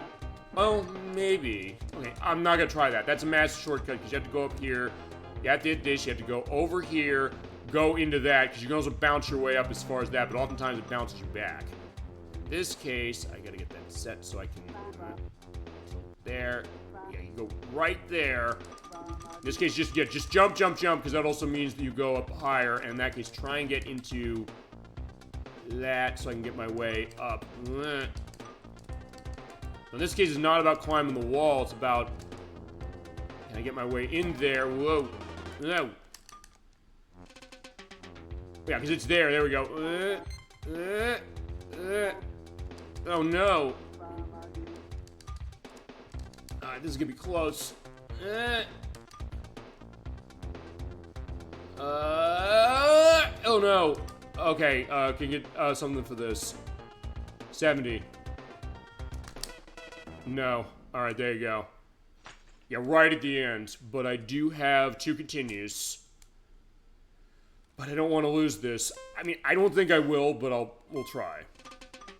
I mean, I'll get through this. I beat this entire game, and I made sure before we did tonight's show, I said, I gotta beat this game, and I will beat this game for my practice. But I said for the next tier, if things get really bad, like, I don't know, if I'm on the same level for an hour or something, I will put the Game Genie code in for infinite continues. And I'll show the Super Nintendo Game Genie, because I have not shown it yet. Actually, I bought it for Justice League Task Force because I said, hey, is there a way so I can show the endings easier on the higher difficulties? And the answer was no, there wasn't. But actually, I have not used it at all yet. There you go. Okay, that's way better. So now, in that case, I'm all in line. But also, because I'm bouncing that way and up here, I can at least bounce that way. Get my way up, or try to. I don't want to have this happen again. Maybe I do want to go that way. Say that way. No. No, I guess I gotta just bounce it up. That, no.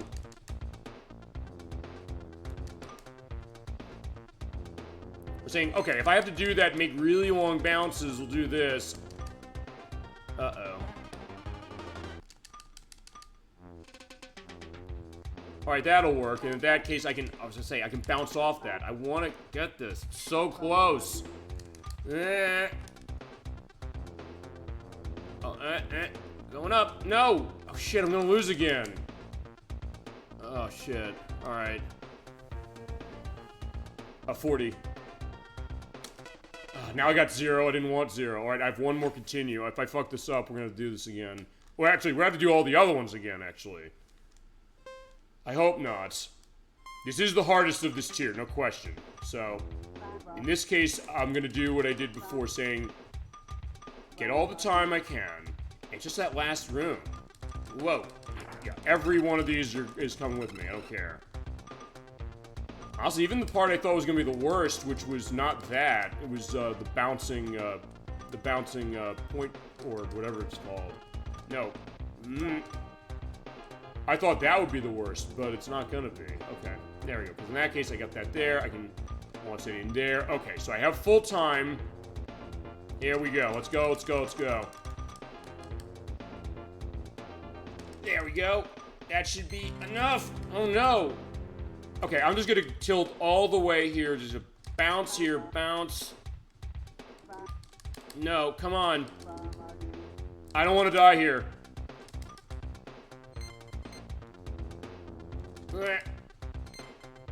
Thank God I made it. Jesus. Yeah, that's also how challenging it gets. But when you get it, my God, it feels good. So that's also the good sign of this, saying that even when it gets really hard like that, and you're like right on edge saying, hey, if I lost that, we had to do this entire tier over again. As with the MCS case of saying don't be relieved from that. Yeah, because the final challenge is about to come up. Yeah, it feels really good to get that. So that satisfaction makes the difficulty all worth it. Okay, there we go. So fantastic. The one with the nice jewels. Alright, so the final field is special mode. That's WRJMH.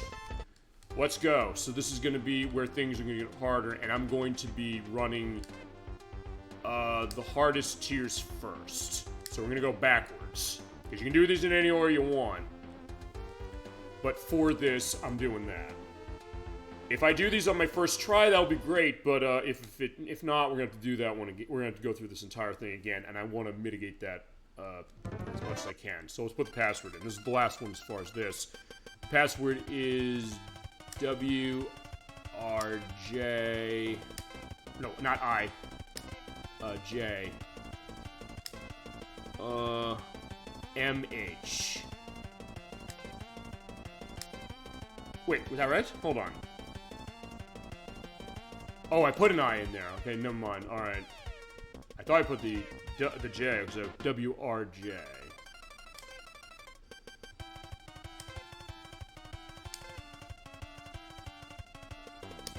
Oh, wait, hold on. What is this? Oh, H. Shit, okay.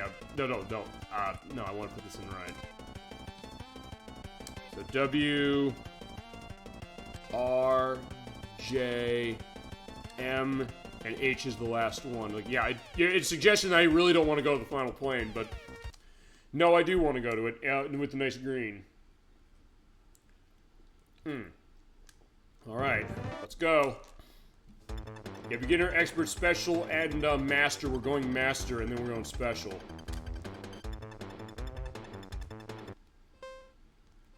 Hyper. Yeah, this is what you have to do because you're going this way. Yeah, it's a reverse gravity, so it means hit everything in here you can, basically. So in that case, yeah, look at all that time I got, but there's a 5-second block to say, like, yeah, you got all that time, yeah, you're not going to be able to use it. Oh! But also surrounding here saying, oh yeah, look at all these blocks. Ouch. Yeah, so all that time is great to get, but I'm also losing a lot of it. Whoa. And also the other ones are next to those, so in that case, whoa, shit. I mean, there are things I can hit over there. That's true, but I don't know if I want to take that risk. I just want to get going. Oh, well, I can hit that. But on that side, then there's a -5 in the middle, so, no, I do want to go this. Well, okay, I can go either way. It doesn't matter really which. But okay, actually no. That would have been a great. Okay, sort of been a great way to go. Okay, made it. So not bad, but I do need to be careful in the next couple. In this case, shows to get 50 seconds at the end. Oh no, I got 40 seconds. Never mind. So we're going to the danger zone. The danger zone is a lot harder than it looks. This is the one where I was saying, hey, you have a lot of crossroads you have to go across, and it's not going to be easy. Whoa, and I'm not going to bother going that. Yeah, follow the arrows pretty much. Even getting through that's kind of a challenge.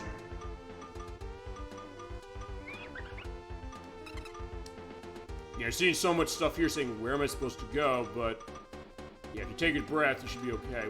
Yeah, there, that way.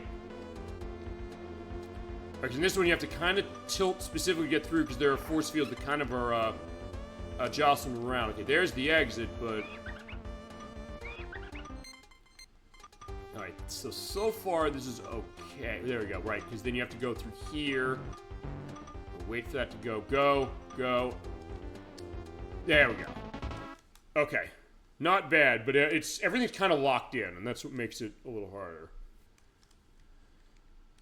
Okay, Adventure 2, here we go. The Adventure series of stages, they are the tilt cases as far as... These are absolutely the hardest ones of these, and you have to pretty much go through these... not perfect, but they're cases where you really need to think about what you're doing. And I'm falling down there. Make sure you try and break that as quickly as you can to get through. And then go over there to get over the lip. Well, actually, first thing I'm going to do is I'm going to drop down there to get those. And then just bounce over there, then go here. Yeah, the force field can be a troublesome thing right there. Yeah, now this... let that go. Because also in these stages, the way you bounce is maybe a little more irregular than you might look. I'll take that. Okay, there we go. Hold that set. Yeah, because also you have to either go through that entire wall there of bricks, which is a not bad idea necessarily, or do that to hit that, and then hit to this to bounce your way up to either bounce off those as they break, or get a sense of saying, can I get right over there? Whoop. No. Like that. Whoop. Yeah, because you also kind of bounce off, so that helps. No, yeah, in that case, yeah, I don't want to bounce that way. But not more like that. Whoa, and in this case, go down there, there. In this case, also don't let yourself bounce it too high, otherwise you hit those. So, yeah, a lot you have to take into account. Yeah, hurry up, I know. Whoa. Oh no, and there's another pit I have to go. No, I'm going backwards, I don't want to go back. Whoa. Well, no, I don't want to go that way either. Shit, I don't know if I'm gonna make this one. There's also why I'm doing... Yeah, I'm not gonna make it. But... 60, okay. 80, okay. Okay, so there. That's the first game over here. This is, yeah, the last couple in particular are gonna be killers. Although, actually, the last one is more... The very last one here is more demanding than anything else. Really, the hardest ones are Adventure 2, there's an Adventure 3, and there's another one in particular that I don't remember the name of. But, whoa. No, get going there.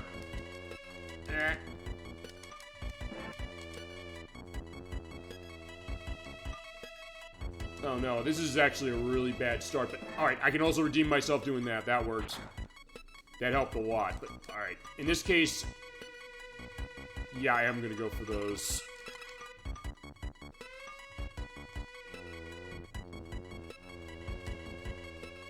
Alright, yeah, this is... Yeah, don't want to get stuck in that pit over there. Oh no. Oh yeah, perfect, come on.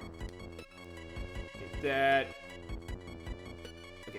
Okay, that's almost what I wanted.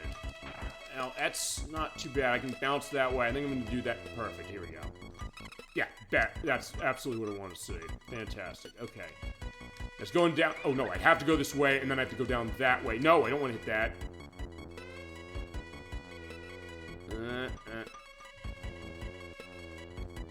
Oh, crap. That was one of those. All right, just bounce along the way. I don't want to do that.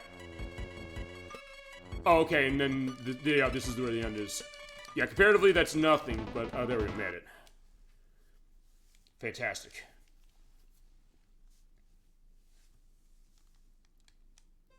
Superhighway. This is also a level you can get tons of time back. You follow this, I guess it's the tractor line, whatever it is. You stay along that as much as you can, and you're gonna get tons of time, because this is a short level if you stay to those.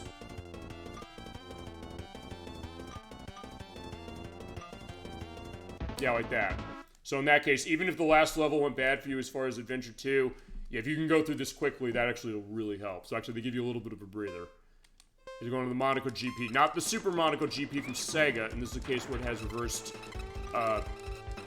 gravity, so don't be afraid to take advantage of that. Oh, no, actually, no, it doesn't. Never mind, I lied. Except you're surrounded by these blocks, so in that case, I don't know if I want to fall too fast. And also, this is a room you can get a bunch of things in, but it's also a little bit of a pit stop. No, there are all 5 ones in here. So all that time I got on the information highway, or the super highway, or whatever it was, yeah, it's, okay, kind of back to square one a little. Yeah, she's, waving the flag over there. It's like, yeah, get away from me, sharks. Okay, yeah, this one. This is more like a confusion, but not too bad. Well, not compared to some of the other ones, but you do have to be quick. Whoa.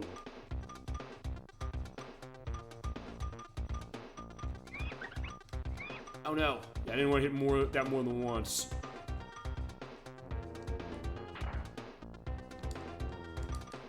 Okay, no, I do want to see if I can get my way through that one. Oh, yeah, go. I was like, yeah, let me go through. Right, this is a case where you have to go down the... You have to go down the center because the force fields on the side push you back up. But actually, that went actually way better than I thought it would. Which is good because there's a couple more coming up I'm very nervous about. Labyrinth. This one is a case where you... Oh, right, it's one of those. It's one of those, slight tilt cases. Right, this is one of them, right. Okay, so, no. No, I need to go in... Okay, can I go this way? Actually, I don't know if I went this way in my tests. Oh, no, okay, actually, it is a pretty decent way to go. Right, because you have to go here and make sure you hit that other force field and hold into it enough to bounce up there. Then go up over on the side. There we go. I can go any way I want as far as this.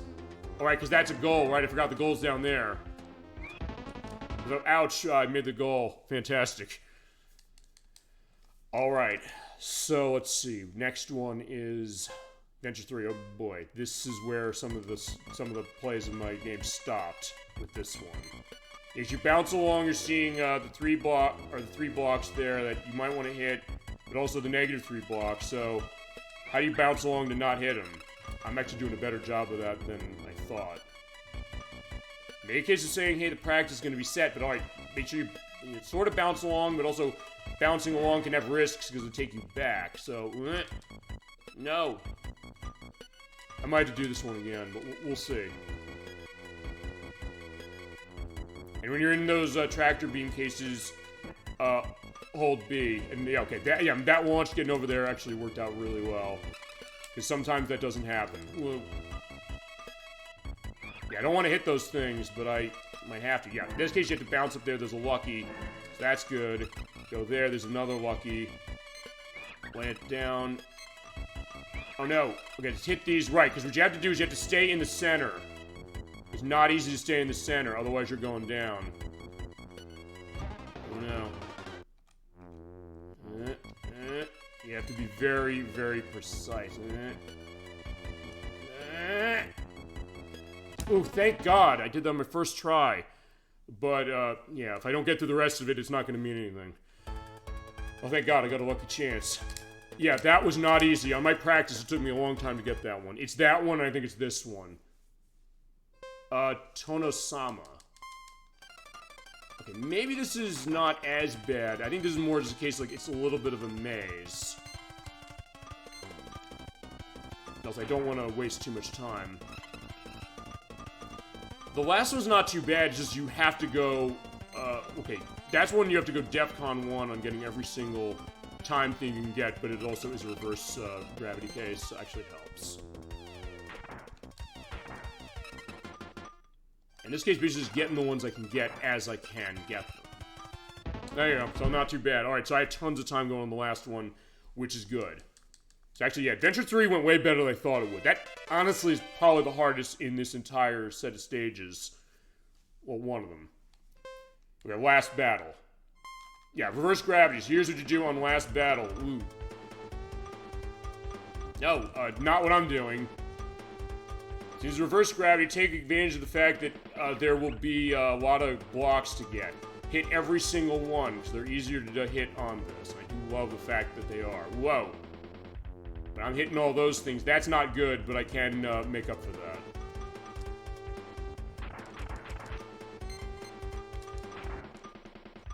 Oh, wait, I didn't follow my own advice by taking those, but there's gonna be tons more coming up. Also, yeah, maybe don't hold B like I did there.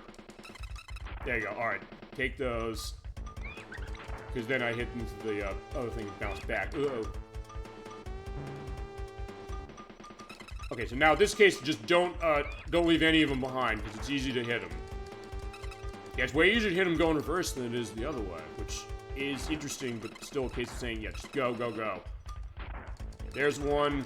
Yeah, as long as you do this, last battle's not too bad. Not too bad. It is a long one, so you have to go away. I mean, it is kind of like a battle in the sense of saying, just bust those blocks. I bet Chasm22 probably like, what did they ever do to you? I was like, yeah, they existed, I'm sorry.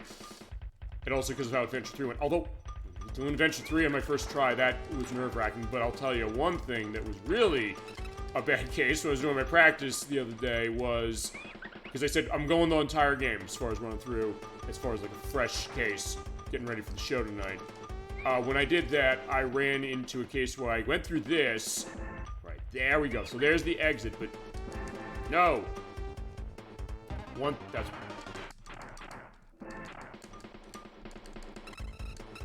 Alright, fine. I ran through this, and then I lost on the other one. So, alright, here we go. So remember, they're not always going to be timed, but for this one, go through, hit every one. Do not leave a single one behind. Give yourself as much wiggle room as you can give yourself. Okay, there's some I might actually not... Well, okay, okay, so I am following my advice. Get every one. Because not that I need all 60 of those seconds, but it'll help. In fact, there you go. I definitely didn't need it, but there we go. Got it. That is how you do it. Having said that, if I don't do the special courses, if I get a game over on that one, I'm going to have to do this again. I don't want to have that happen, because that's what happened on my practice. And I will not, I'll do what I can to avoid that. So actually, to that, we actually are pretty close as far as it... And, okay, we reached the final game, but... So yeah, before, Bubble Bobble came... Oh, no, before, Bustin' Move came out on the Super Nintendo, there's Bub and Bob. They look a little weird as far as how they are. They look right, but they don't... But something about, I don't know, maybe the way the eyes and the mouth are kind of a question. Yeah, that is supposed to be the last one you do. I didn't make it the last one you do, because you can do these in any order. It doesn't really matter. But in that case, I said, let's get that set. Alright.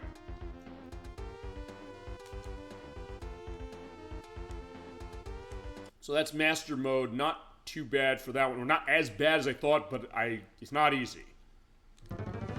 But... I'm doing Special Course next. This is hard. The other ones I can manage, but... The thing about Special Course, the first course, believe it or not, can be a killer. Camel Try. And there's the Liquid Kids characters once more. This gave me a bit of hell, because honestly, you have to bust through that quick. You have to make sure you know what path you're going down. You have to make sure you avoid where the X's are. And also, the other thing is, yeah, slide through here, because, yeah, those are there. It's honestly busting through some of these blocks here, because, like, yeah, I don't have a whole lot of wiggle room, and you can't clip through that other one, so you're gonna be stuck unless you get that set or bounce into one of these. Okay, I got one, that's fine, I'll take it. Now, in this case, go down here, you have to go through here. Now, you have to drop and roll, that's what you do. So hold the B button, then at the last second, roll it, and you have to go through that, and this is gonna be close.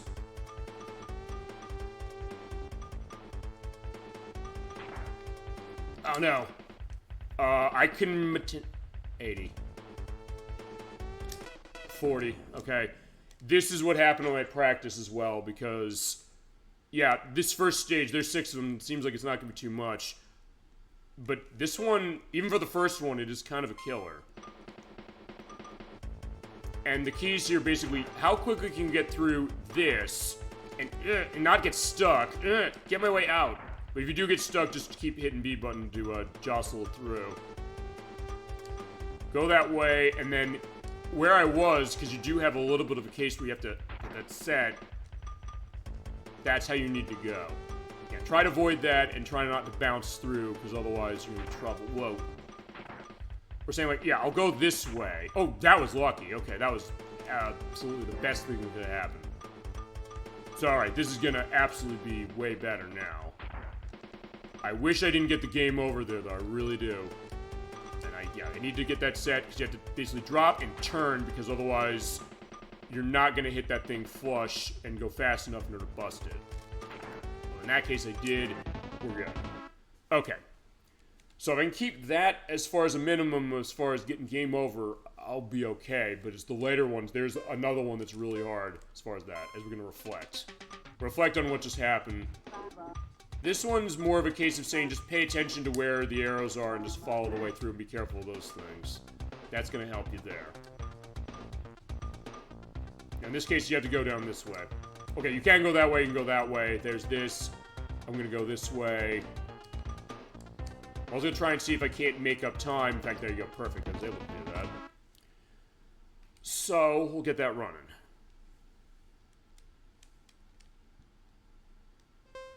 Oh, falling. Okay, so falling, you have to go... It's... Oh, right. It's one of these. It's one of the, This is actually another really hard, limited tilt case. Because you kind of roll along on your own, sort of... Yeah, we'll go there. That's hard to avoid, honestly. And you can also go the other way, but... And then in that case, you have to kind of bounce that up, or... no, go back, go back, go back. Oh no, right. In this case, you have to kind of bounce along that way, and since they are breakable blocks, you either do that, as I somehow was able to do, and ride that along. Okay, that actually went way better than I thought, because I ran into trouble on that when I was practicing. This is also why I practice. I always say that, as far as that very reason. The Earth. Now, the Earth, you have a couple ways on where you want to go. You have to get in the center. Basically, pay attention as you go along, and basically find blocks that you go in. And follow the arrow. So in that case, we'll go this way. Oh, no. Right, because this one you kind of have to rotate your way around, and then you find where the way in is. It's right there. And in this case, also rotate your way around, and that is going actually way smoother than I thought it would, to be brutally honest. But that's what I'm saying. Get the hard stuff out of the way first, and then we can go the other ones, as we're going to another dimension. Sorta, as far as this is not too bad compared to some of the others. Whoa. But yeah, it's quite a thrill when you go through. That's the other thing about this game I do really like. When I go through a stage, like, oh wow, it's like, what a rush. It's a lot of fun. And I wouldn't necessarily thought that that's the idea of this, but also in this case, right, you have a lot of tight curves. So basically hold that B button and just tilt your way across. That's the easiest way to go through this. Alright, there's the exit, so not too bad, but it's a case where, yeah, I see it, so I need to kind of just go all the way around. And hit that. Hit the blocks on the way if you can. Not easy, though. But so far, this is actually going pretty decent. Oh, no, but I got sort of stuck. Okay, give me something. I just take that, and we'll go. Whoop. Okay, there we go. That was good that I bounced that way. So in that case, I was able to avoid getting myself stuck. Yeah, I feel like I'm coming one with on the ball as far as it, which is a great feeling to have. And honestly, great feeling you can get really with any game. Okay, Mysterious Road. So the Mysterious Road, this is it. It's reverse gravity. I love seeing that. As far as if there's tons of time blocks to take advantage of, like Last Battle, I don't know. And also, I do not... Oh, no. I want to go that way. Oh, no. I would say, I don't know if Last Battle, that's supposed to be a nod to the name of the final book in the Chronicles of Narnia franchise. I don't think it is. So given how what that book's like, that would be... Okay, not a strange reference, but also a case of saying that that's what they're going with. I don't know, maybe. I mean, I wouldn't put it past Taito, and they could make it work, honestly. And there is the game based on the movie, The Chronicles of Narnia, The Lion, the Witch, and the Wardrobe, but whether it's a good game or not, don't know, and it made it, thank God. And also, I don't know if there's a content question on those, because it's like the Lord of the Rings games of EA's, where it takes footage from the movie and then it intersperses it in. Gameplay is not dissimilar to Lord of the Rings, the two from EA, the Two Towers and Return of the King. Yeah, don't relax, hold out. Okay, there you go. Yeah, we've gone through a volcano, so yeah, the ball's been everywhere. Yeah, we're definitely covering a lot of ground as far as how that is as well. Okay, so SOG, got it. Okay, hopefully the rest of this is going to be smooth sailing. So much so I'm going to go through these in reverse difficult order. So what I'm going to do next is... This is the case. God, am I only going to get 3 hours out of this game? I mean, I've got other stuff to show, and I'll be on camera for some of it, so that's fine. We can get that going. Yeah, let's go expert course. Let's just go in reverse difficulty order. Why not? We're going on an adventure. The first adventure. Like, what was the other? Why would you go to 2 and 3 first? Because they're harder. I said, I don't want to do them yet. Okay, so there's the end. In this case, you have to get your way down there and go this way. Whoa. This is fun as far as how it is. That's the other thing. This game doesn't stop being fun even when it gets difficult. It gets really difficult. And that's the sign of something really great, saying that it's not what you said, Dogfin, a couple times, saying is a case that's so difficult you won't stop playing. Although, maybe in my case, I would never maybe mean a case of that, saying that if a game gets really difficult, I'm going to keep playing it and try to get better at it, unless it's a case where I feel like maybe it's going to be an insurmountable task. You know, hit that. Yeah, because if you hit that and you hold B button, you're going to launch right to the goal. I mean, that's a possibility. I'm running into that because I did just get the Ren Stimpy Happy Happy Joy Joy collection in the mail. Came a bit early for me. Oh no, it's reverse gravity, so go down. Yeah, but some of the games in that, I was like, yeah, I don't know. It's like, are really frustrating as far as how they're. I mean, look, I bought that collection more because it's a collection and also because there's games that are a lot of money, but then I'm realizing, yeah, don't break your piggy bank for some of those. There's one that's $400. Like, yeah, it's not good. Don't spend $400 on it. Get that collection instead.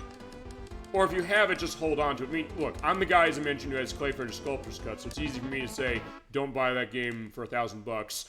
But I bought it for $11. So in that case, I'm saying, well, all right, and that's never getting re-released. So there you go. Win-lose. Now, win-lose is interesting because this one, as you drop, you have to go across the walls there, and they have the, fine, because we have the gravity things going on. You have to eat each of those, but there's a lot of cases where they have time downs, but they also have cases where if you hit them right, you get time ups. You have to bounce kind of on the side. You have to kind of go like left and right. You have to zigzag your way across in order to make sure you hit everything, or hit those. But also, you're probably not gonna, so you might just want to say, just gun it. And hope you hit something that doesn't drop your time massively. Whoop. In that case, go left, right. Yeah, that was, okay, that worked. Or do that, there you go, that's how you do it.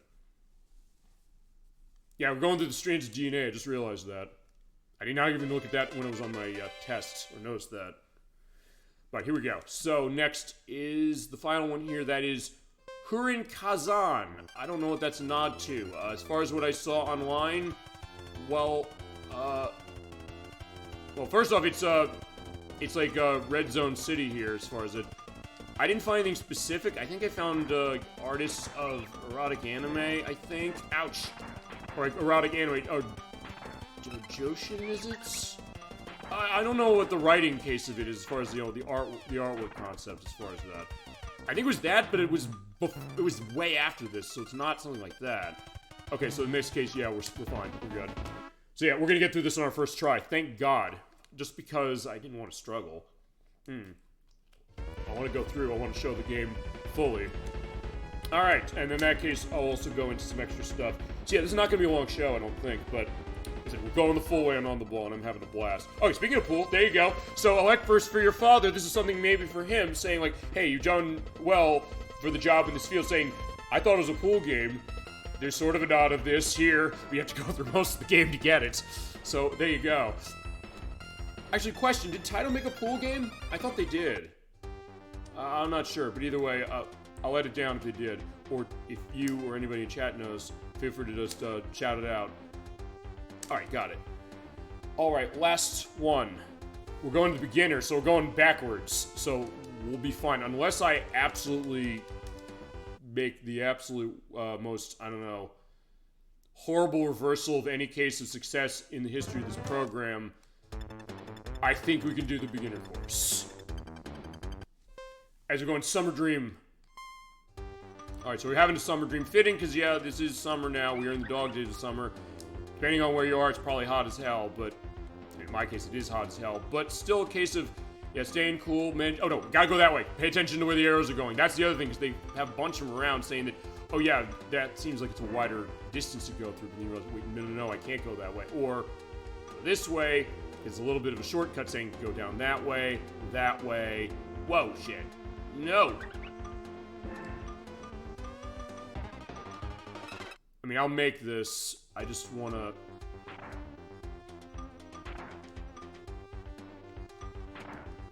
Oh, no, will I make this? Okay, I'll make that if I get that 3. I'll make sure to get that. And now it's literally right here, so just go down. There you go, made it.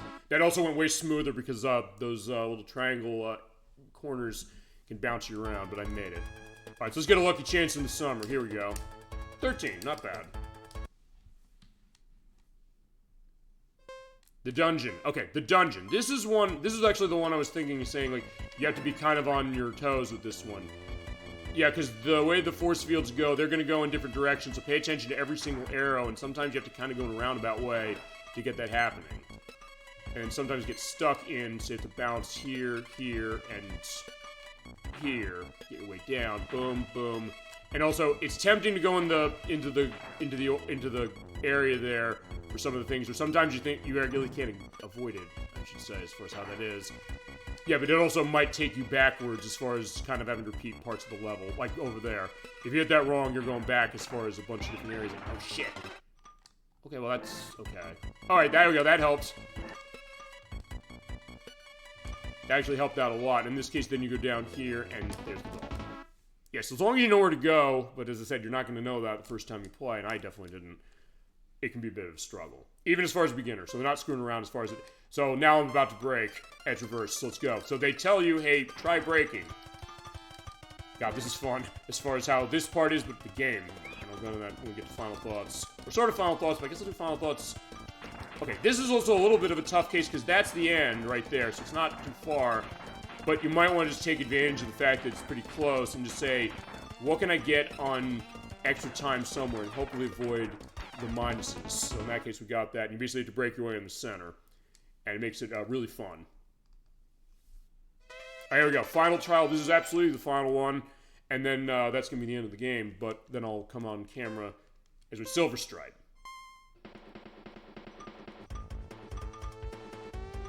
Yeah, I got tons of time. I think we should be good. The only thing here is just pay attention where the arrows are and go down here, here, and here. And you're all set. Whoa, but just be careful of those falling around. Whoa. Whoa. I'm honestly surprised I'm going to be able to get through this game as quickly as I did, as far as it... I mean, this is, I think, kind of on time how I gauged it when I practiced a few days ago. But I wasn't necessarily completely timing the idea of what it was going to be. But I just want to get through the game and show them everything we can. And they'll show the mouse going on. I'll show some extras, too.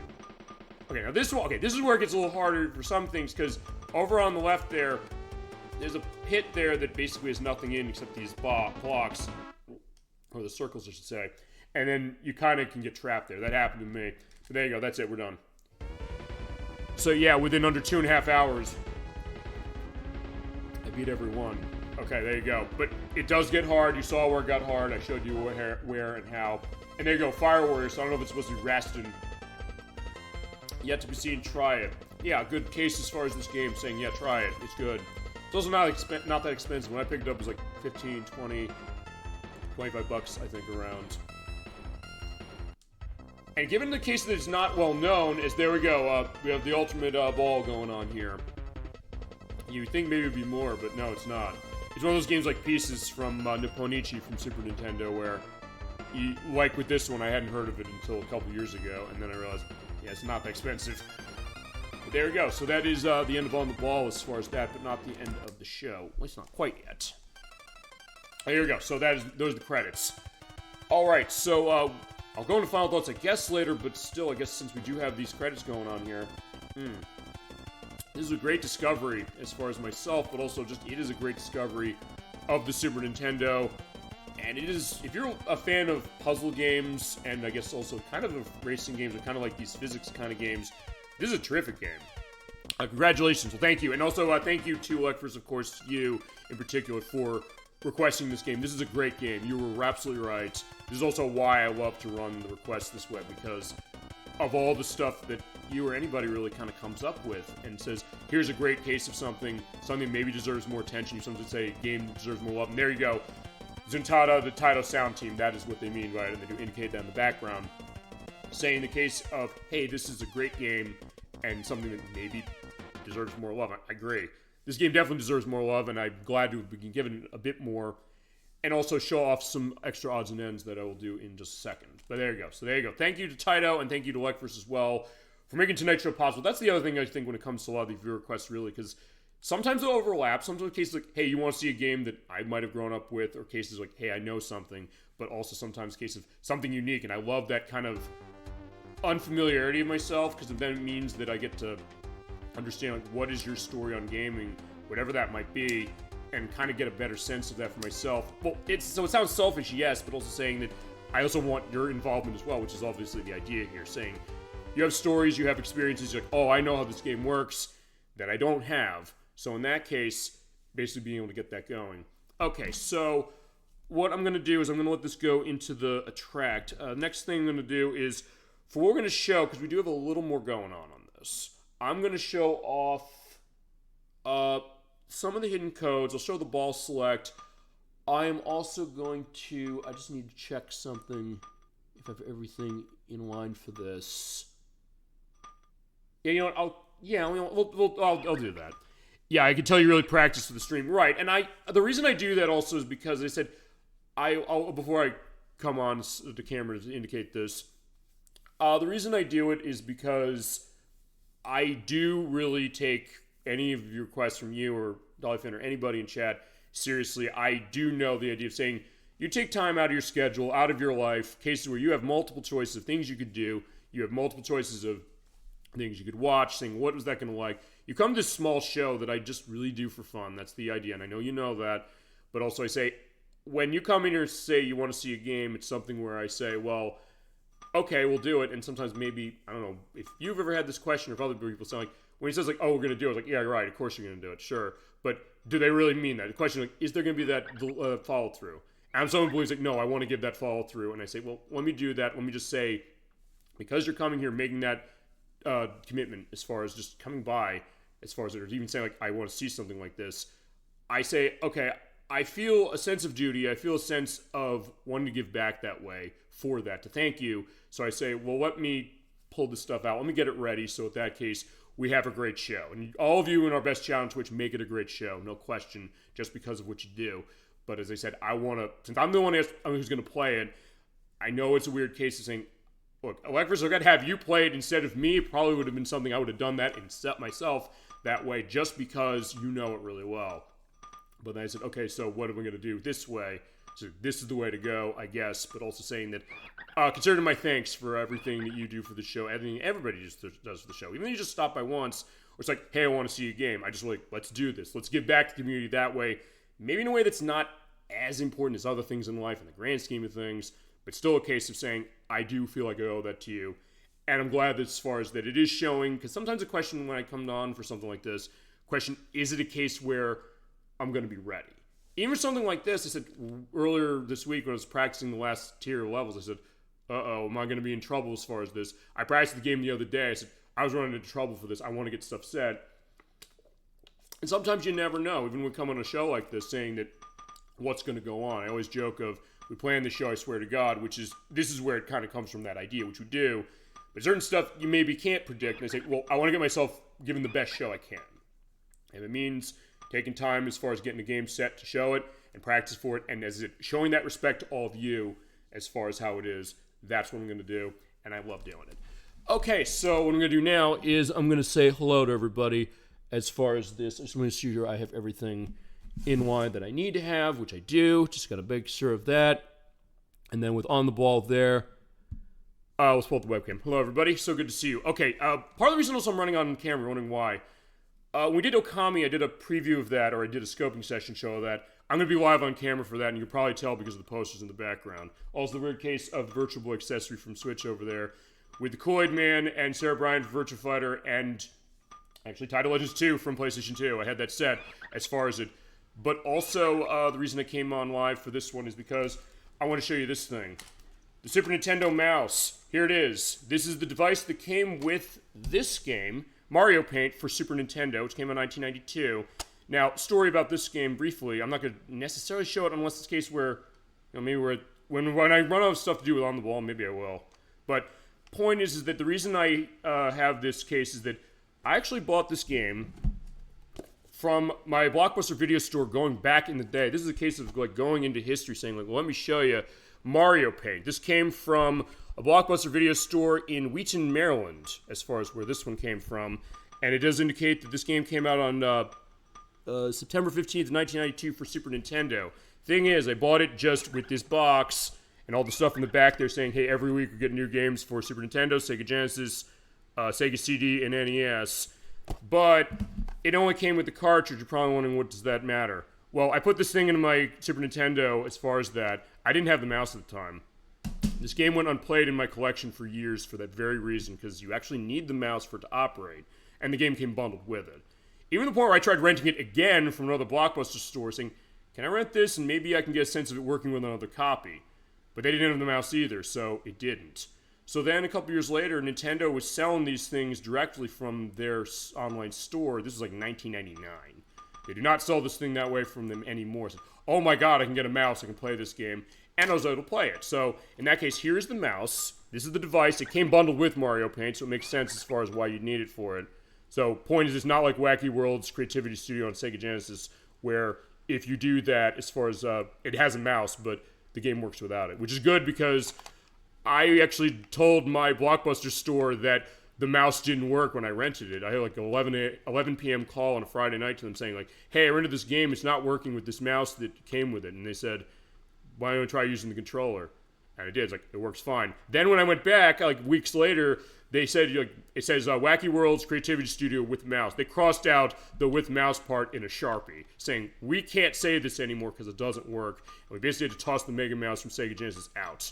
So in this case, I was able to be a happy ending there, saying eventually got to play Mario Paint, it being like 2 years after the case of it. But it works with this game. So I'm going to show you a little bit how it works. I think I can hot swap this. I don't think I necessarily need to turn the game off for this. At least I don't think so. If I have to, I'll just turn it off quickly and it'll be all set. Okay, so here it is. So how it works is basically just a case where, let me also adjust the camera a bit. Seeing, can I put it down?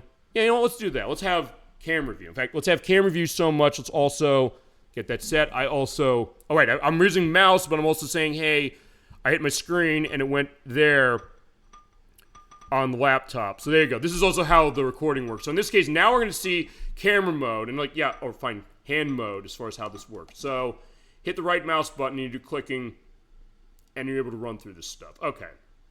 So right click is your practice. Basically move up and down. You're able to switch as far as what it is.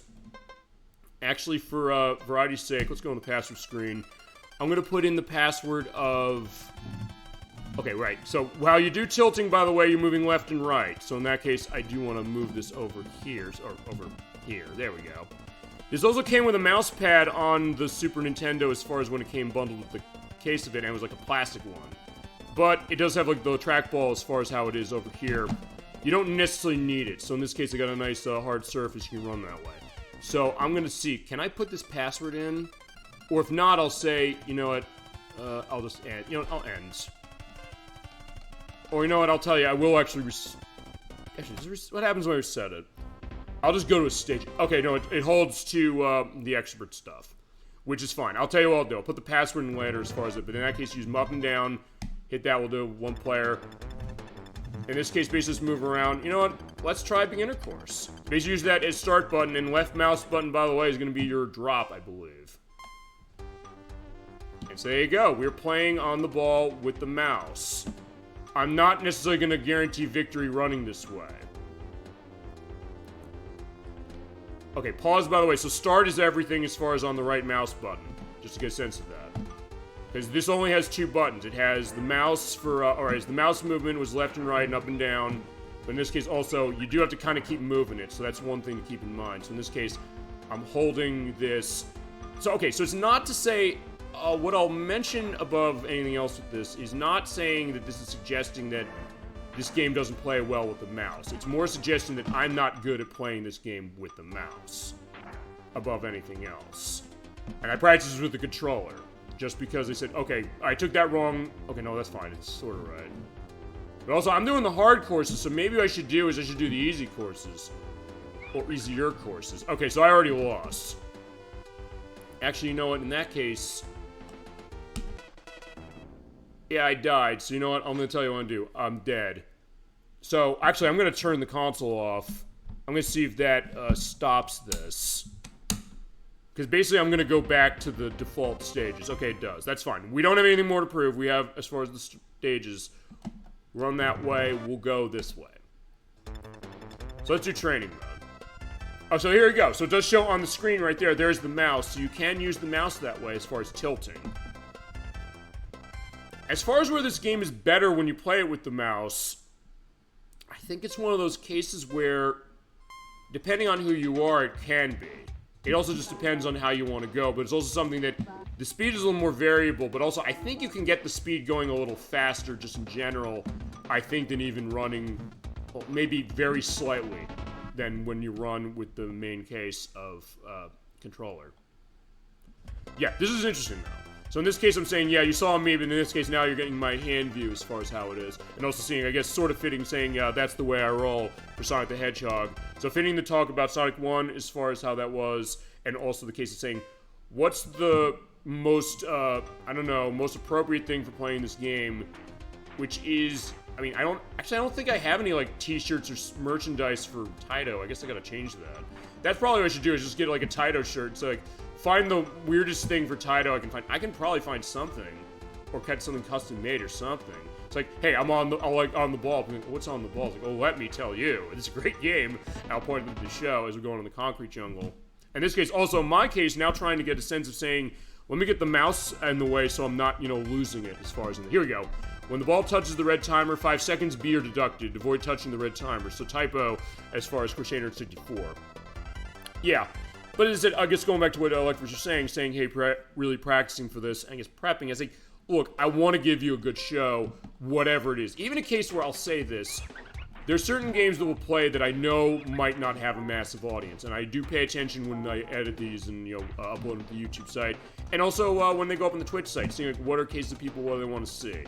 Particularly, most recently, the shows people want to see as far as stuff after I've edited them have been the show we did for Final Fantasy XIV, the off-screen one. I got another off-screen one coming up in a couple of weeks. And then Wave Race Blue Storm for GameCube. That's another one that people really want to see. And sometimes a question of saying, like, okay, how popular is a game going to be? And sometimes you can't tell. Even for something like this, you could say, well, do people really know this? Is it going to be something that people want to come by for a show that, as I mentioned, is totally independent? So not something we're getting, like, 3,000 views as soon as we get it set or uploaded. It's rare we get to thousands, because as I said, there's a small show, we just do this for fun. I'm not monetized for any of it. I'm just saying, whatever success is for this, comes to this. I'm not necessarily looking for success exactly. I'm not looking for a career out of this, because I have a job that I take, that basically I put everything to make the show happen, just in general. I say, I can just do that way. We can do this. If it's a case of people saying, like, oh, you have to... Can you really have a whole lot of creative control if it's a case of saying that, oh yeah, you would think that advertisers might say they don't want to see you on the ball? I would be saying to them, fuck you. It's like, yeah, Electrus wants to see it, and I'm not going to say, no, he doesn't get that. I'm not going to say that to anybody.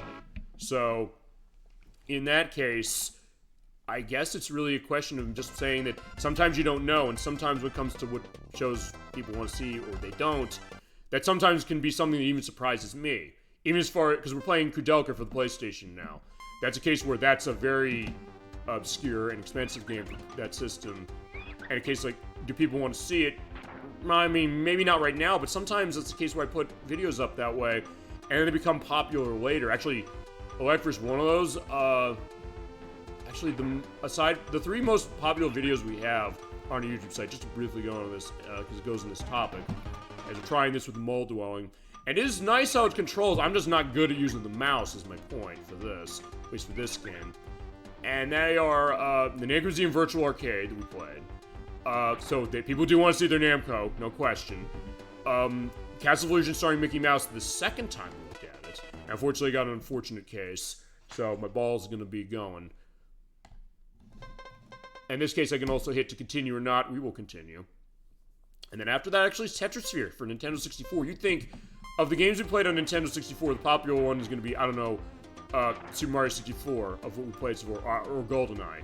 No, it's Tetrisphere. You take the views of most every other game we played on N64 combined, and they do not match the numbers we had on Tetrisphere. People really wanted to see that. And Electros, you wanted to see that. And I think you had the finger on the pulse of people saying, oh my god, I love this game, I'm so happy to see it. Thinking like, we don't remember this. Or we think people don't remember this. I mean, your mom said that when we played Tetris 2 and Wario's Wood, saying like, I'm so glad to see this. Question what that looks like. And I said, well, there you go. Sometimes that gets a sense of saying, there is that audience that sometimes comes with a game that maybe I would never expect. I mean, when we did Top Gear 2, that was the most watched video of that year. I said, I was kind of surprised that was the game, but I'm delighted that that was the game, you know? So in some ways, even in a small way, it's doing Electros, what you've always said, saying that getting the games you love, or the games that anybody loves, you want a lot of people to play them, especially the cases where you get the sense maybe they missed them. But that kind of is what happens. It's something that they see, and they say, oh my god, I love this game, I'm so glad to see it, you know? So there's something to be said about that. It's not even necessarily about saying like, hey, do we do a good job as far as what the show is, or do I do a good job? That's kind of immaterial to me. I'm saying I want to keep the focus really on all of you. I want to keep the focus on the game, and also on cases of people saying, oh wow, I like the style of what this is, and kind of, in a way, powering your nostalgia, but also realizing that that's a very powerful thing you have in your hands, but also something that it's more than just that. It's easy to say, oh, I played a game growing up and I love it because I played it growing up. It's something else to say that, oh yeah, I've been playing this game as far as on the ball. I don't know when Electric you played it, but if this game, if you played it in 1992 when it first came out, on the assumption just running that to start, that would mean you've been playing this game for almost 34 years, potentially. Or your family would have, I would say. Okay, so, go ahead. I think that, no, based on what you're saying, it probably was not in 1983, but correct me if that is right or not right. But anyway, the point is that this game's been around for that long, but the idea that someone like me who's never seen this game or hadn't known what this game was until 4 years ago, you come to this and realize, wait, this is a terrific game. This is a diamond in the rough on the Super Nintendo. This is a game that I absolutely would recommend to anybody looking for something interesting on this console or something unique. And even as far as a genre, I think this is something that would have a mass appeal. Even people I was talking to, Edwack, he said, I think I want to play this. Max, another friend of mine, he looked and he said, I like the game I'm seeing over there. He's playing like Smash Brothers as far as during lunch breaks, but then he's also saying like, I like that game I'm seeing over there. It's like, oh, this is Camel Trial. Let me tell you about this. And it's not even me just showing that and saying like, oh yeah, I'm doing this. I mean, I mentioned you in the sense of saying, I'm practicing this for the show, saying that, oh, Electros want to see this. Or I say that for whoever requests a game, I'm doing a viewer request practice. But saying that this is a game, this is an experience they have, and they sometimes looking at it, it's like, oh, this is interesting. This is something that maybe I never knew I wanted.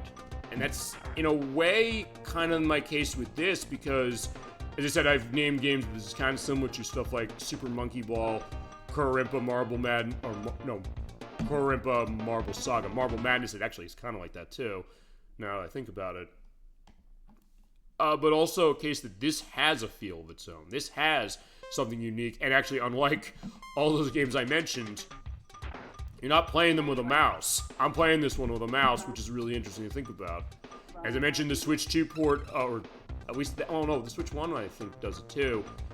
It has support for that. Actually, because of those arcade archives that are coming out, one they said, I think it is across all the consoles, because one of the games they ported recently is a game I didn't know about until a couple of weeks ago. That was, I'd never heard of this, Armadillo Racing. It's from Namco. It was an arcade game, a System 22 game of theirs. And apparently it ran with a trackball in the arcade, and they said, or Hamster Corporation, who makes these releases, they came out and they said, hey, this is something that, well, we have support for trackball to play it the original way. At first we were thinking, is there something like that on these consoles? I mean, I still have to look at exactly what that means. So I guess then it probably would have the mouse mode if I got that Switch 2 version, and I probably want to get it because it's another System 22 port. They ported Aquajet last year. I was going nuts when they ported that. And that means we can get a Prop Cycle. And Namco's been porting those things like crazy. Stuff like that. Even stuff that's not System 22. Stuff like Tekken. They put the first Tekken up there. They put up... I'm trying to think of other stuff. They put up Tokyo Wars. They put up a bunch of the Ridge Racer games as far as the original arcade versions and things like that. But then saying that, okay, how do you take a game like that controls a specific way in the arcade for some of these things? Like with this game, like with Armadillo Racing, like with if they do Prop Cycle, I would like to see... I think they could. I think they're doing so many of those Season 22 games. They kind of are finding the way to do stuff, because that's the game when you're on the big bike. My brother in Inherent Knock, he loves that game. And the fact of thinking there could be a home port of that and them saying, well, let's add, I don't know, gyroscope controls. They did for Aquajet. Aquajet's a game that you're standing on a jet ski for that. They have control method for that. Like, that's awesome on top of button controls. So in that case, they also give you the choice about how you want to play it. Same with this one as far as how that goes. So it's awesome to think about that idea of saying how they're bringing that through, you know? But also, even to me, saying like, I'm learning new stuff about games every day for that very reason. I didn't know what Armadillo Racing was. I didn't know what some of these weird things are. And sometimes it just kind of is a weird snowball effect of realizing, okay, we talk about something and I look and they say, wait, what's going on? All right, let's try Lucky Chance with the mouse. There you go. So yeah, using the mouse button as far as how that is. Look at that. All right, so there's Spacewalker. I always go through this and then I will show off the other gravity modes. I'll show the 2-player and then I'll show off... Yeah, so the gravity mode, I'll show the 2-player, I'll show the other ball options. Because there are things that are, when I say other ball options, what that means is there's other things you can control aside from the ball here. I mean, the ball, in a way, has a lot of personality when we think about it, because the idea that, yeah, the way it's designed, the way it's kind of rotating along as it goes as far as little orbs within it. The fact that it says ouch, which hitting the side of everything. Okay, but you can still also kind of do the turn or the twist the same way, as far as how this goes. Alright, so final trial, let's go. Yeah, Trick Trap Track. I'm thinking the thing from Donkey Kong Country again, Trip Trap Trek. Actually, also this is fitting them playing these two with the mouse, because these are the two areas that I played before both of you jumped on. So I'm, as far as Dolphin and Electro, so I figured in this way saying, let's show you these stages. I played them the first time as far as how it is. You'll see them live, number one now, and B, you'll see those on playback as well of the final video of this. But then also seeing, hey, let's play with a mouse, why not?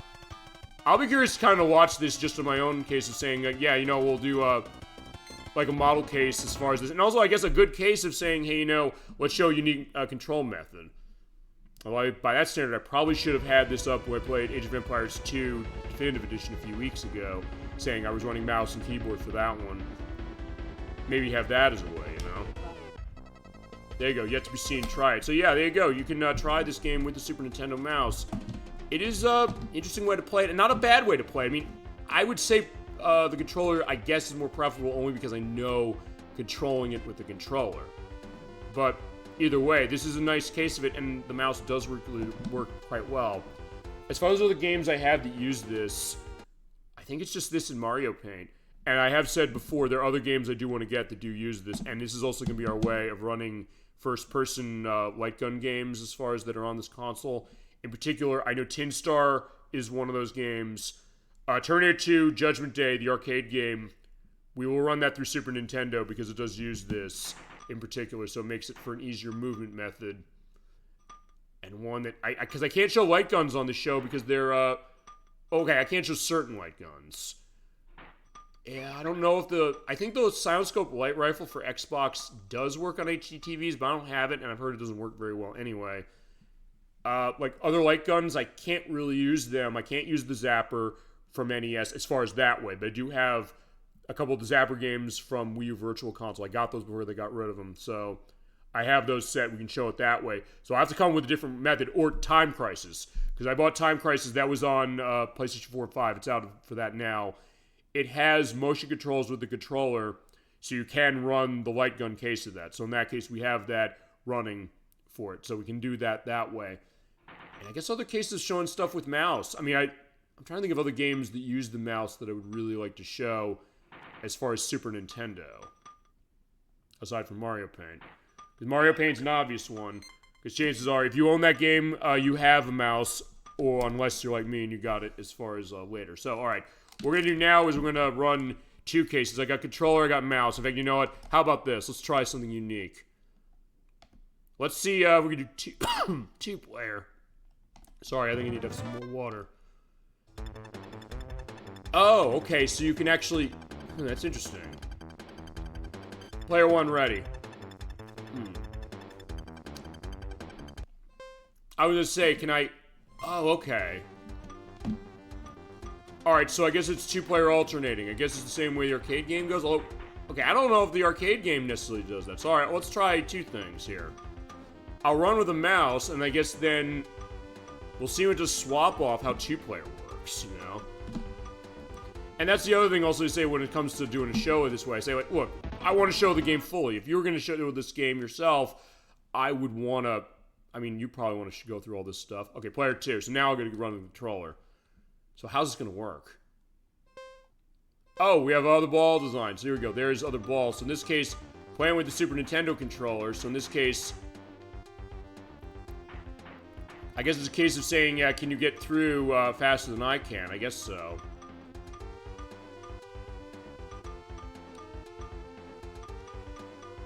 Okay, so I got faster as far as it, so there you go. I guess it's also one of those cases of, oh god, what's the Broadway show where they have the song, Anything You Can Do, I Can Do Better?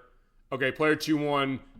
Okay, and you get a time extension. Oh, so then it has time extensions for each player based on that. Although, then again, I guess I have... Okay, I see. So, you still get the same score cases going on with this in 2-player as you had going the other way, but...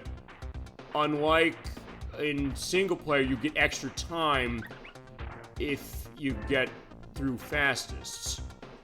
So what that means then is that you can co-op the stages, I guess, and then whoever gets through fastest gets a bonus to get through. But I guess then the question is, what happens?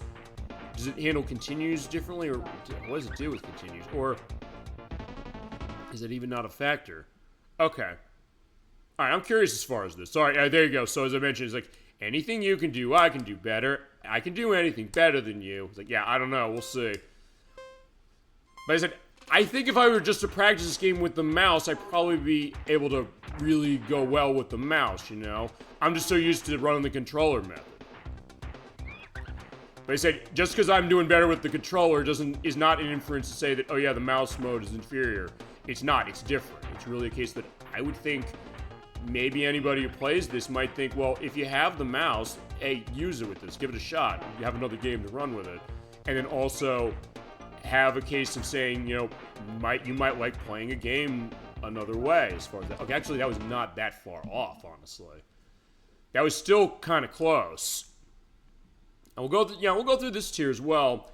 And then I'll show off, because I have the other codes written down. I'll show the other gravity options. I'll show the other ball options. I'll just show... actually, wait, because I reset the game, I probably should have done this earlier, and that is show records. Basically, well, I can sort of show it. It basically shows you all the records you had on every single level. So in that case, I kind of screwed up by doing a turn off of the console. But either way, I'll show the idea what that is. Just to get a sense of that, but also I said, I'm also learning a lot myself, just because I said, well, okay, what's the code like as far as how that is, and what that's going to look like for me. Of understanding like what this game has, because I didn't know until like a few minutes before I was getting set for the show that, oh, the sound options as far as stereo and mono are a locked line of code. The sound test code. Okay, in that case, I went right through the goal, so that's interesting to see what that was like. Actually, how's this work? Do I get a lucky chance still? Oh, yeah, I got 18 seconds. It's pretty damn good, actually. Yeah, player 2 ready. Let's go. So, yeah, it's weird saying, like, hey, I'm playing myself as far as it, but it's the best I'm going to do right now because I'm on this show solo. But also a case of saying, hey, there's probably people who want to be in on something like this. And I think, as I said, here's the other thing. Not every game is going to appeal to everyone, and I understand that, and yeah, it makes total sense. But also, I think something like this, I think it would appeal to people as far as how this isn't, like, from what I've understood, people I talked about said that they liked what they saw with this game, And I was just showing the arcade version. I wasn't necessarily showing this one. But this is a case of, it's more of a great thing. Take the arcade game and then add more levels. And in this case, also have something of a mode to get the dial going. Although actually the other case now, I'm thinking about other games that have support for this thing that aren't Mario Paint and light gun shooters. Actually, Arkanoid Do It Again uses this. I should look for a copy of that. That's the Super Nintendo port of Arkanoid. And Arkanoid itself has actually been ported more recently as far as direct ports of it. The Title Milestones 4 has it. It also has this game, actually, as far as Camel Try. And it's in the Arkanoid Eternal Battle, which I bought for $2 for Switch. Which is an interesting game. It kind of is like a Pac-Man Championship Edition take on it, but the port of Arkanoid in it's a little disappointing because it doesn't give you options for like alternate screen things to make it look the way the old arcade game did. I would think at least it would give you an option, but you have to look at it a very specific way. But they have done Arcade port on that, and there is the port in Title Milestones that does have that. And it's also in Life is Strange 2 colors, and can I make it with them? Actually, how's it work now they get a Death of the Mouse? No. I was gonna say, it wouldn't be hilarious if I got that. Okay, so if I die, so what happens? Okay. So wait. You know what, Oh, okay. I got a game over. I have to do it again. Okay, so control does not go over to the other player until you... okay, that's interesting. Until you get... this set. Okay. That's interesting. Because actually, I never touched the 2-player until now, so in that case, I didn't know how it operated. And here's the other thing also, when it comes to stuff we'll do for the show, as far as this, I'll sometimes show off all these other things. Sometimes I'll look around and say, okay, what have other people done on some of this stuff? Especially when it's things where it might not be, I mean, it's not something as maybe as widely shown as, I don't know, Super Mario World or something like that. And we still haven't technically shown that game either, but that's because Gemini96 owns it. So, it's up to him when we do it. But even as far as that, well, alright, I gotta be careful not to hit the mic for this, because yeah, that is, it's a different obstacle. Whoa, turn! Whoa, keep turning! Whoa! There we go, made it. Okay, I just had to be more specific as far as that. Sometimes I'll say, like, let's show something off that, do people necessarily care about it? But I say, well, it's part of the experience. It's like, above anything else, I want to give the experience of what is on the ball like. And since Electrus, you were the one who wanted to see this, and you said you give your stories about what it means to you, and also what the game is like. I said, well, let's do that. Let's go in the stories. Let's find the people who made it. Let's talk about the music, and also see what does it have to offer. Basically, give up. You know, I'll tell you in one way, I guess. It reminds me of something actually my late grandmother once said to me. Now I'm realizing this, which is I'm a big one as far as film, but also gaming probably more now again than film. Even that's saying something. But she said, hey, what kind of movie would you make? And I actually did not have a good answer as far as that. I said, I don't know what I would make. What would it look like?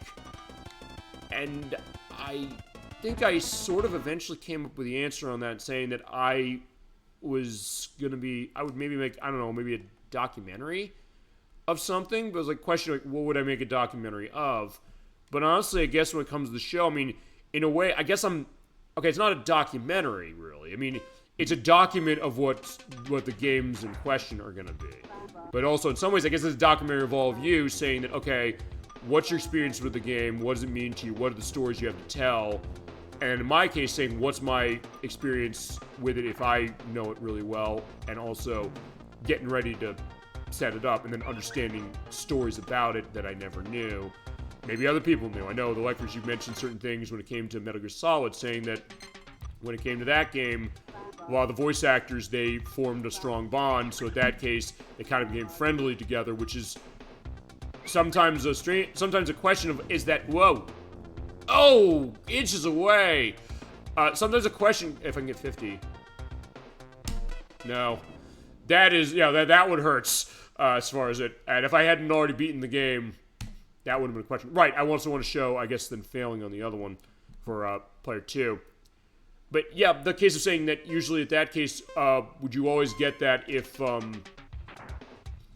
voice performances were in a case of saying, hey, they're recorded together. So sometimes they're not. Sometimes there are cases they'll just record separately. But then understanding that story, and that's kind of something that I didn't know.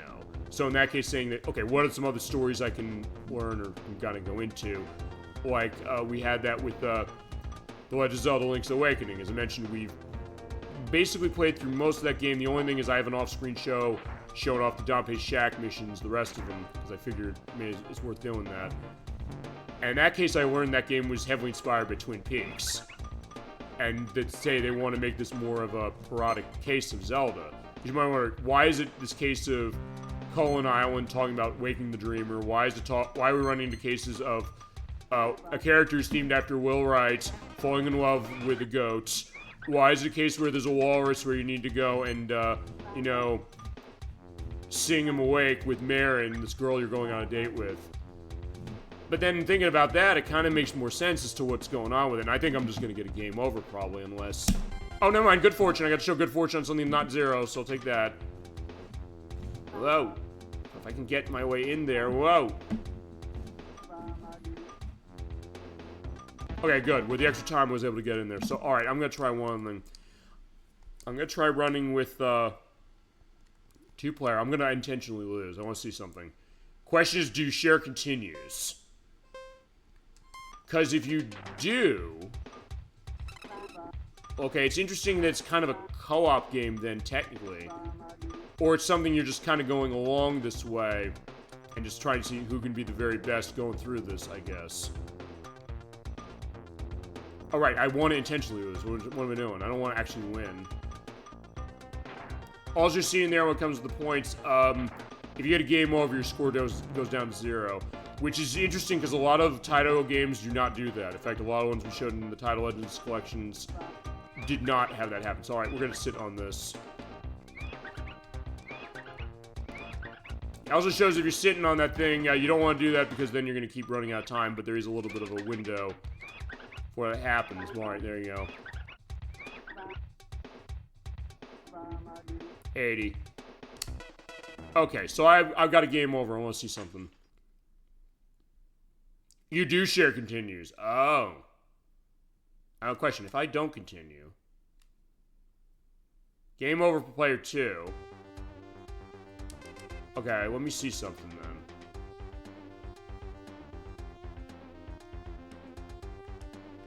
So... Okay, there's player 1 just says, yeah, screw player 2, you're going off. So, alright, I gotta... Okay, so in that case, I guess then... You have to do it yourself. And I guess in that case, you... Okay, so you share continues. Okay, that's interesting. At least I think you do. Alright, you know what? I mean, I'll try to get through this on the little time I got. But I guess I'm okay saying I'll take a game over. Okay, that's actually good. Going down the ancient battleship. If there's any way I'm gonna try and get through this thing, this is actually... That was kind of the best I could have hoped for. Oh no. And then that screwed it up, but alright, okay, there's the ancient battleship. Yeah, I'm not making it. Oh, right, because I ran out. Okay, and then I just have to continue. Okay, perfect. Okay. So there you go. Alright, so that's unique to see. So it is kind of cooperative in the sense that you're sharing continues. Okay. Although I guess then, okay, that goes to one thing, which is...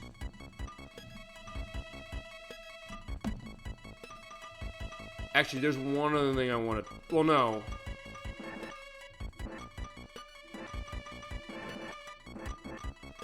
Yeah, I'm getting stuck there, but... one other thing I'm wondering, which is that I guess... If you lose all your continues with one player, what happens? Do both players lose? You know what, I think I want to... Just cause, I think I want to put that to the test, so... But it's also gonna take some time. But is it? I'll tell you what I'll do. I'll roll that in with showing off the other ball designs, but I will swap the controller back as far as it, just because. Okay, so unfortunate you're dead. Sorry, ball, and then game over. Okay. Right, and so who did better? Alright, so it's a little bit of a cooperative and a competitive aspect. So that's kind of interesting. Okay, so for that, let me take this out. And in this case, I'm going to swap the controller back in. Also, since I'm kind of done with that part of this, let's move this back up. There we go. Okay. So what I'm going to do now is I'm going to briefly try... Actually, no, I do need this in the other slot. So, alright, I'm going to do this.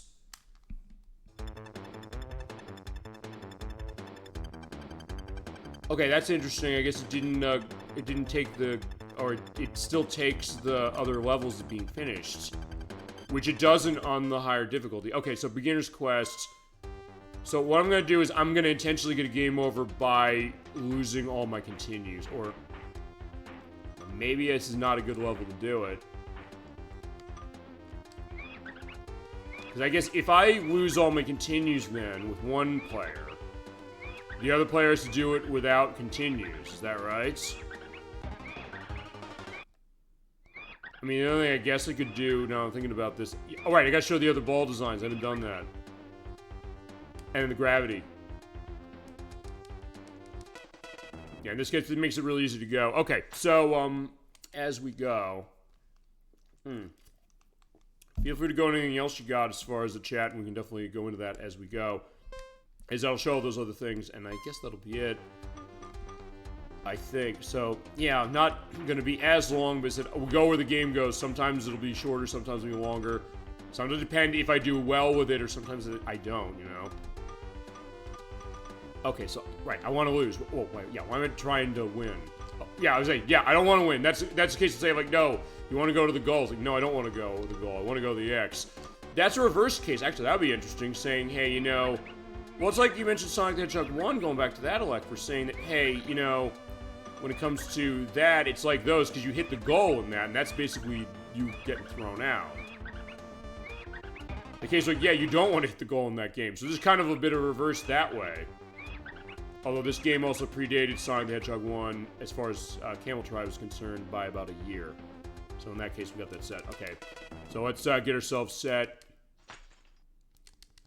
And even just the effect of how the ball explodes, I think that's a cool touch. Actually, it's, again, going back to Marble Madness, which we have also shown as well.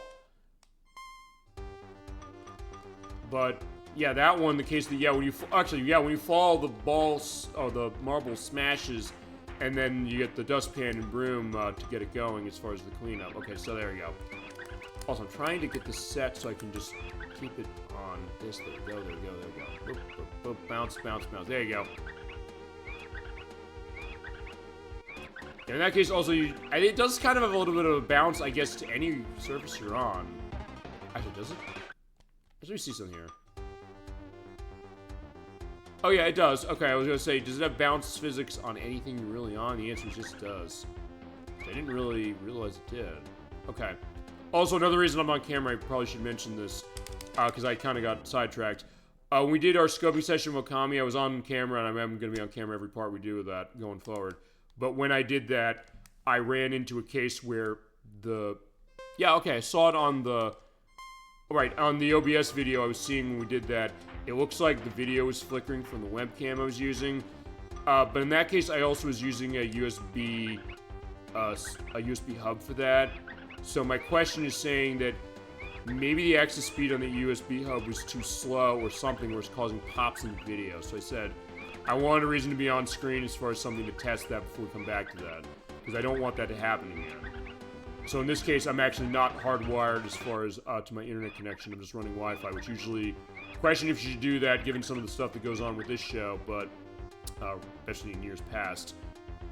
But... I said, let me just try to test that. And it'll also be the end of the game after we've done anything. Okay, so it's game over, player one. Okay, so player one, go away. Alright, I'm not going to just move the camera back down as far as mouse, but I'm using mouse. And those have a hand position, so it doesn't look like I'm doing something else, and it looks like it's dirty. Yeah, no, I know. Look, I know streaming etiquette. I'm not doing that as far as it. Okay. Okay, so I guess then, right, because let's try a game over, right? Let's try a game over with this. Basically, because I want to see that if I get a game over, do I instantly get a game over because player 1 ran through every continue? Alright, come on, let's see.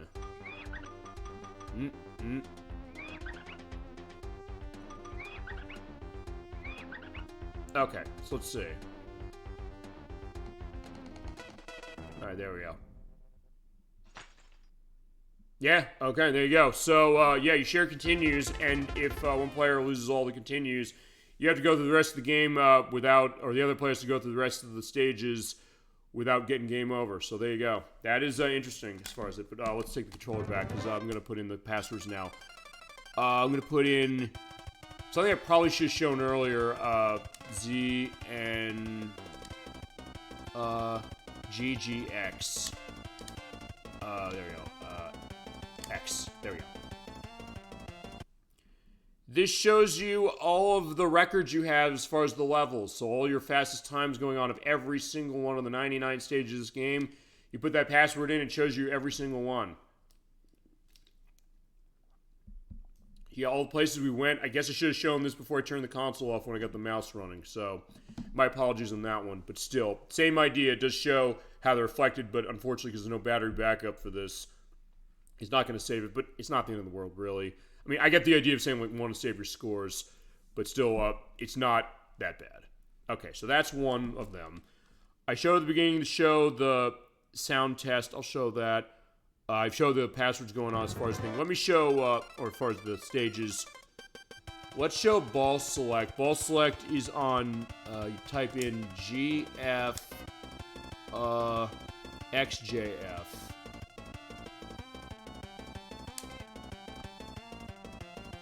There we go. Okay. Yeah. Also, I'm looking at the notebook. This is the notebook I was using for Okami when we ran it. Right. You have a choice of case of it. Sort of flashlight warning on this, by the way. You have Bub from Bubble Bobble. You have I guess the Invader from Space Invaders. You have Chack'N from Chack'N Pop. You have you have the little dog from God, what's the name of that game? Plump Pop, which was not Super Nintendo. And then you have. Don't know what that is, but there you go. You have them. You know, let's take the doggy from Plump Pop. Yeah, we're also showing the rotation, and basically what happens then is, any case you go, I'll show the beginner course running each of these. Yeah, the training course. Let's go here and train with this. Yeah, basically what it'll do is basically replaces the ball with them. This is also something that is in the arcade game, which we're pointing out.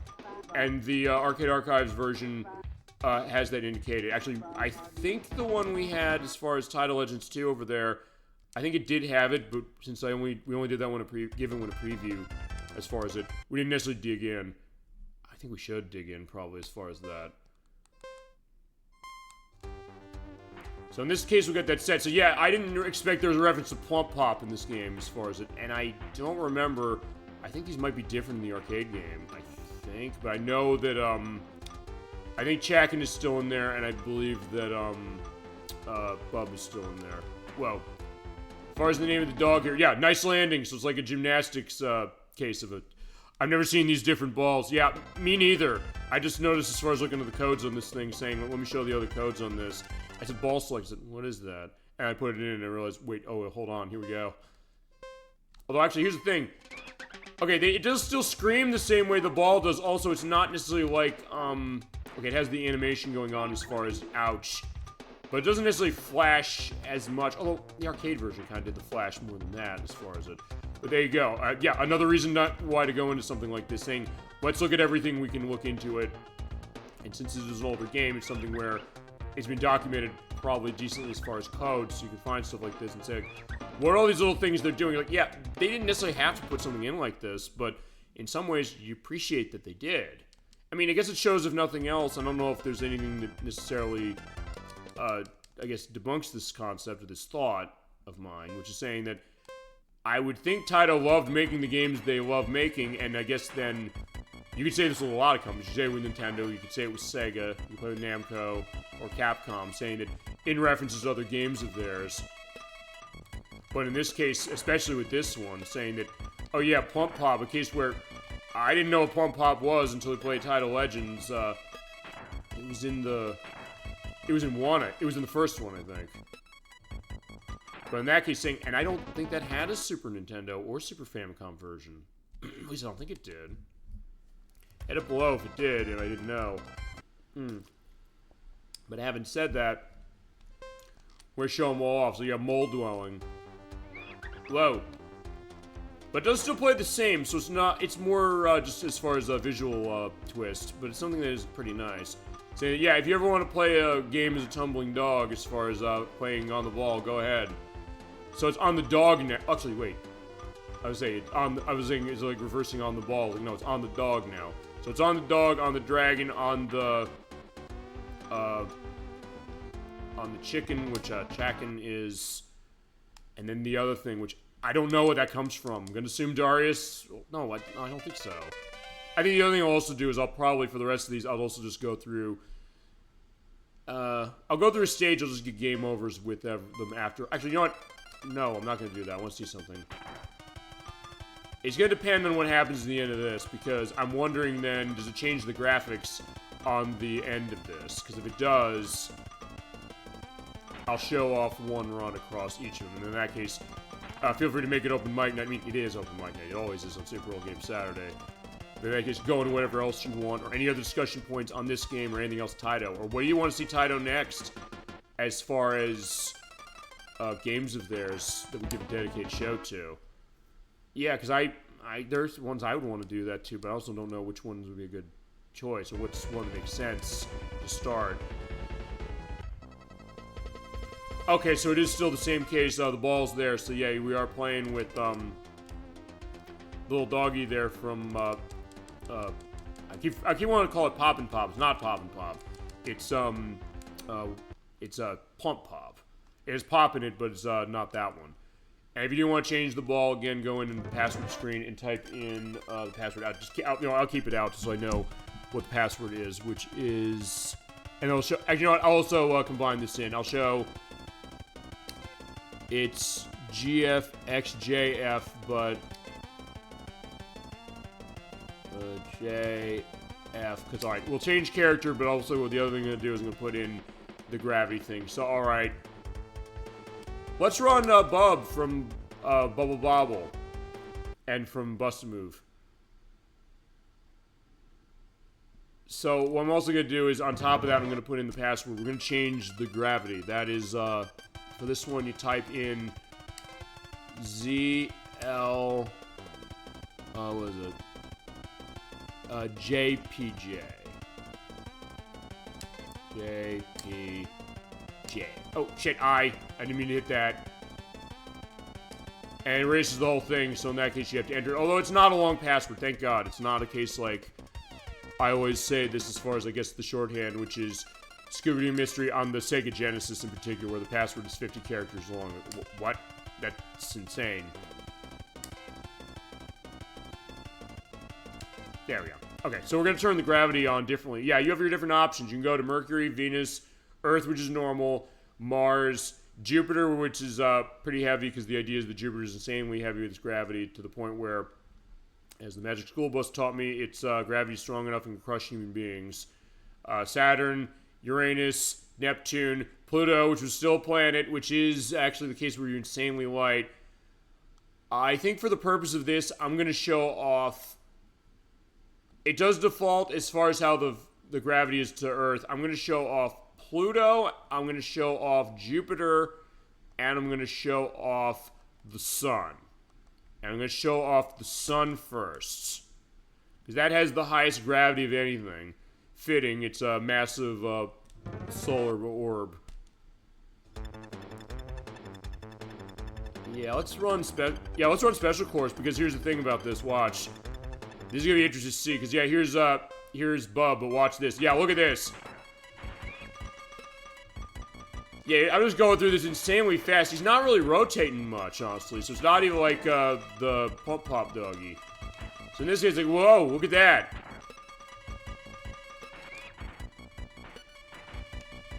So in that case, yeah, look at that. You go, okay, you either get really good times or it's a case where you can get yourself into trouble.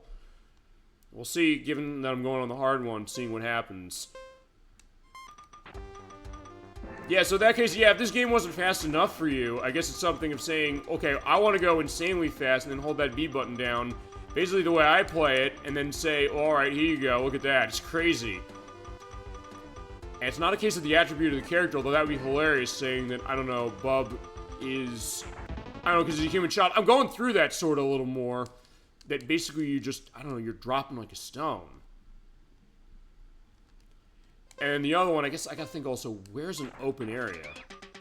Actually, wait, I want to see something here, because... Oh, okay, also because the gravity is so high...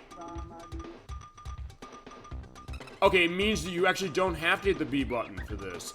So basically, you're gonna break blocks no matter what you do. Okay, so that's interesting. I mean, you'll still fall faster if you hold B. But in this case, it means that... Okay, you're just... Okay, so I'll tell you what it is. It's like a reverse of the... reverse gravity of the stages that we had, of saying, hey, you can, since you're going upwards instead of downwards, basically hit that B button to keep your way going to bust through the blocks. In this case, you don't have to do it, as far as that. Just bust through them anyway. So Magician's Escape, this is going to be easy. It's like, yeah, there you go. Yeah, that's an easy Magician's Escape. Saying, yeah, the challenge of that is gone as far as that, but where this makes it easier, I don't know. And here's the other question, which is, if that's how this is... I don't know, maybe it is easier. Maybe this is like the easy mode. Because it means that, every box you want to destroy is going to be destroyed. Oh, wait a sec. Oh, hold on. No, wait, let me go back. I fell through that. Okay, I'm glad I got that caught on camera. That's going to be in our glitch compilation at the end of the year. So wait, how'd I do that? Hang on, let's see. So I'm holding B button down. Let me see. Hang on. Okay, I just went through the... Okay, you saw that. I clipped right through it, so hold on. Can I clip through this stuff? I don't know. Can I get in my case so I'm gonna flip... Or go out of go out of bounds? I don't think I can. Maybe just there was this tiny gap. You normally can't... Oh, hold on. Oh, wait a sec. I did! Look at that. I'm outside of the bounds. I got out. Look at that. Wow. Oh my god, this is amazing. Yeah, Bub doesn't have to play by the rules. Okay, I didn't expect this. Okay, okay, this is hilarious. Also, here's the deal. If Bub is out here, he's like, yeah, what's going on here? Okay, that's amazing. Wow. I matched out here! Oh my god, this is amazing. Alright, so I also want to see one other thing. I'm not gonna try and beat this. I just want to see something. Well, I'm not, okay, I'll have to rephrase that. Oh, stuck. Okay, I can beat it that way. That's one way to do it. You know, I want to see what happens. I just explode. Alright, there you go. That was glorious. Oh my god. Yeah, sorry, Bub. We love you, but alright. That's going in the glitch compilation. I guess it's a glitch. I don't think you're supposed to go out there. I don't think I ever was able to get out there as far as that. That's amazing. I'm glad I got that caught on camera. Alright, let's show the other ones. And actually, I think at that point... Yeah, that basically, I think, is going to be it, pretty much. The only other thing is I said I was going to say, if I didn't get through everything as far as that, I was going to pull this baby out, run this, and basically put on the code for infinite continues. But I don't think I need to do that. Okay, so let's get going on there. Okay, that in of itself was hilarious. And then I'll go and schedule, and since I'm live on camera, it means I got visual accompaniment for some of the stuff. It's just JPJ.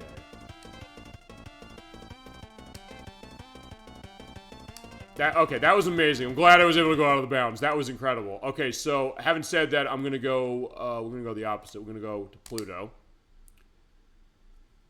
I'll do the same tier. Why not? I'll just see. Yeah. Okay. Magician's Escape because actually that was Magician's Escape, wasn't it? Okay. Let me put the password in for the other thing. So get the other ball selected on it. So G F X J F. Here we go. Don't hit something wrong. There we go. Got it.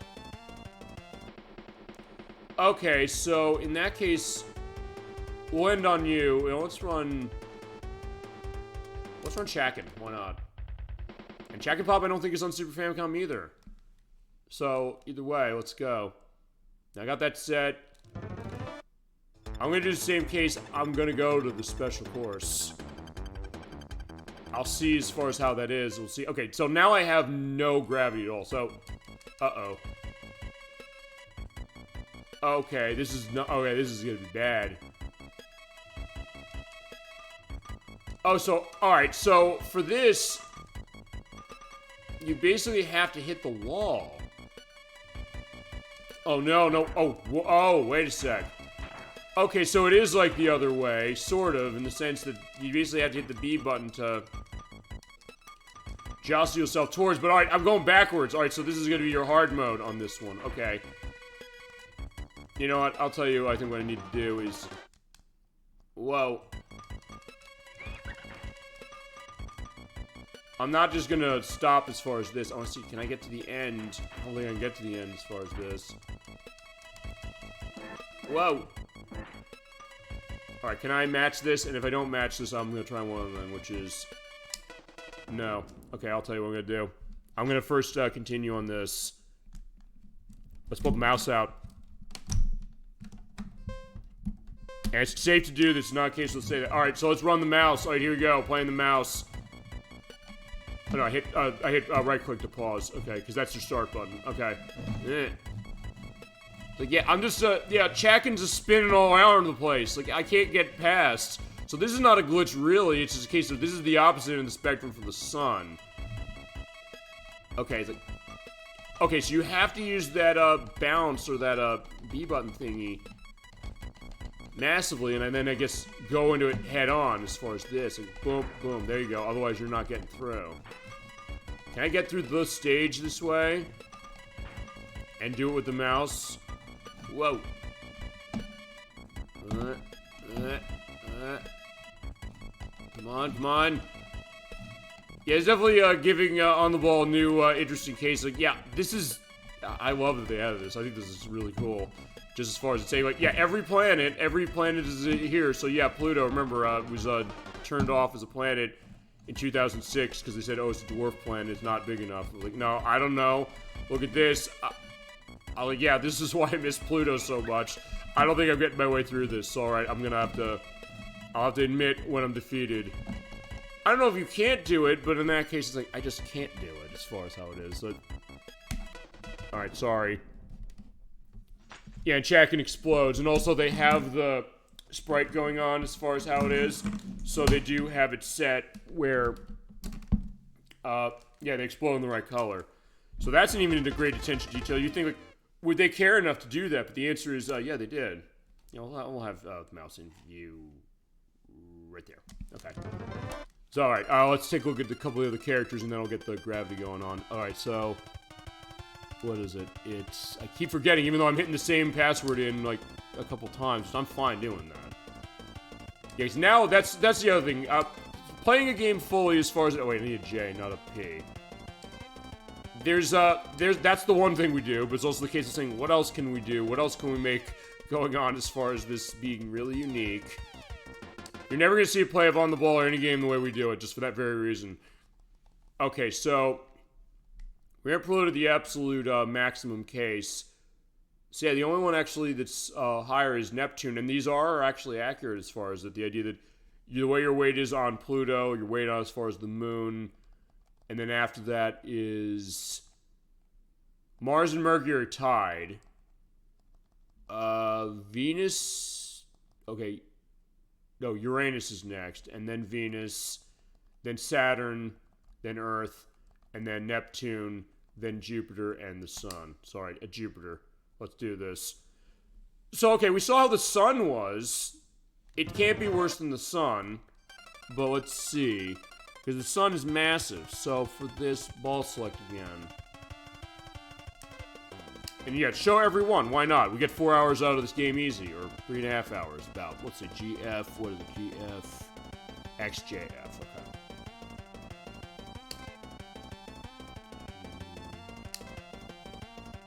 Got it. Fantastic. Alright, there we go.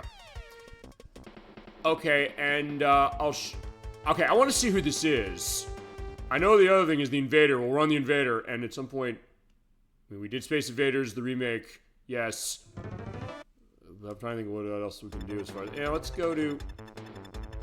Let's run special course again, why not? Special characters for the special course, why not? Okay, so sort of same case like the sun a little. Okay, it's... Okay, so hold on a second, you're... Wait a sec. Because I'm trying to think who this is. Yeah, it's like the spaceman. Wait a second. Wasn't this, God, what was that game? You know what, when I get to the end of this... Okay, it's like the sun, except just not as heavy. And he's rotating. I'm wondering, I want to get a sense. Like, what was the name of that game? It was in Title Legends 1. It was the one that... It was the one, Electris, you said was like... Oh, was it Sector Z from Capcom? What is that? We'll pull that off my shelf. Right, I have to go over here to where Xbox is. Okay. Yeah, because I had Title Legends 1 on Xbox, so here we go. This is how I showed that one. Let's see. Yeah, let's let him go. It was... Colony 7, is it that? I don't know. I'm also looking on the box.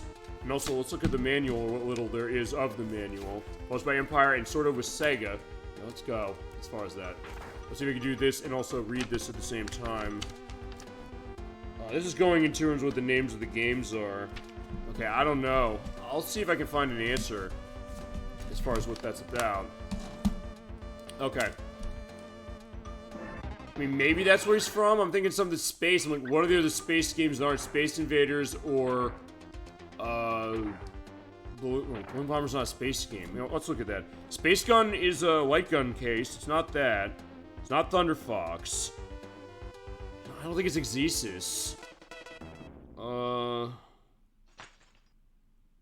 Let's see.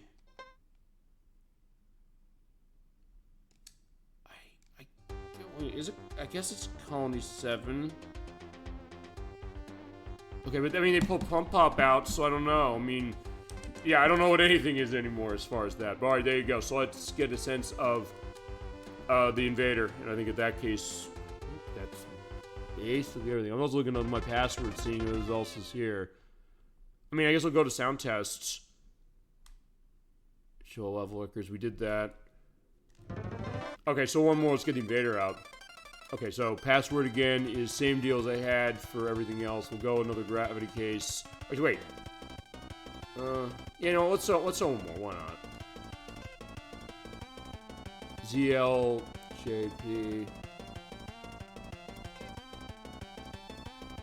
J. There we go.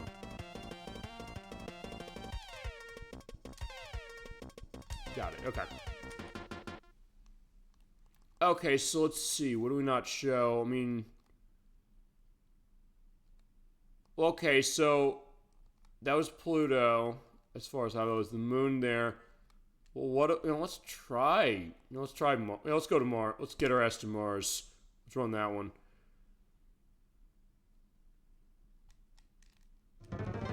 Okay, and then we'll go to... one more. So we have one more case. So we're gonna go... I mean, fitting. I mean, right. That's a perfect choice. Saying, hey, we're gonna have. They didn't say with Space Invaders where they came from as far as a planet, but in that case, we'll say it's Mars. Why not? I was going to Total Recall case, but then I realized, wait, no, it actually works out perfectly. Okay, there we go. So there you go. All right, so let's see the Invader there. Fantastic. Okay, so more Space Invaders. The Space Invaders saga of Super Bowl Game Saturday continues. For that matter, what version of Space Invaders should we show next? We've shown a lot. We showed that great PlayStation 1 remake. Electris, you were right about that one. Talking about another great discovery by you. But I'm just thinking of other ones. Okay. Okay, so it's a... Alright, so it's lighter.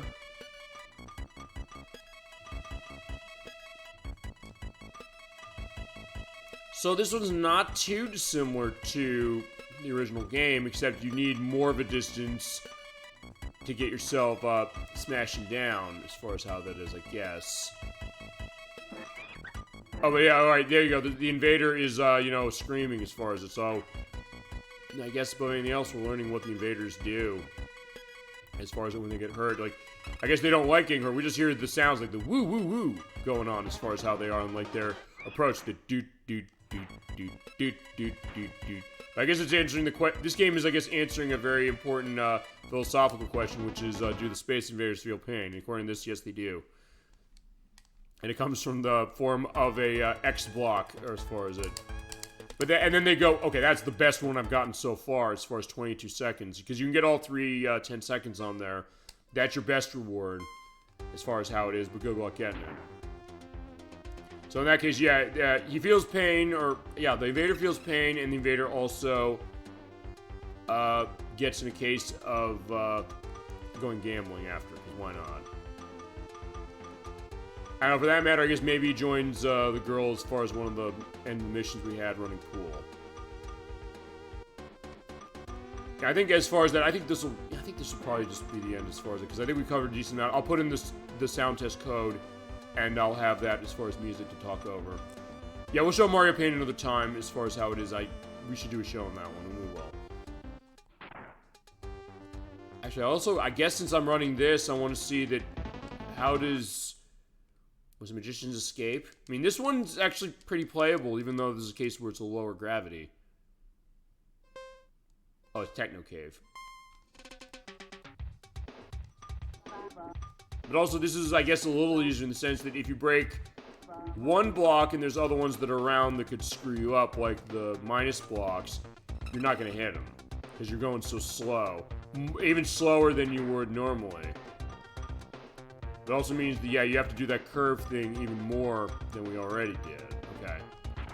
Alright.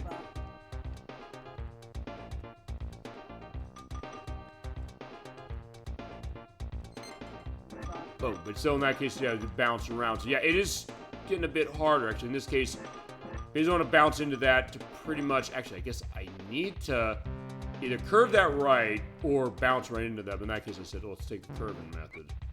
You know, let's get the invader to lose. Why not? I think in that case, we basically hit everything we got. But, all right, there you go. So that's that. Yeah, sorry, invader. Your time's up. Yeah, he explodes. Okay. Alright, fantastic. In that case, I'm just putting all A's as far as how that is. Okay, so there we go. That is the case of On the Ball. I'm going to get myself sound test going on there. Or, actually, you know what?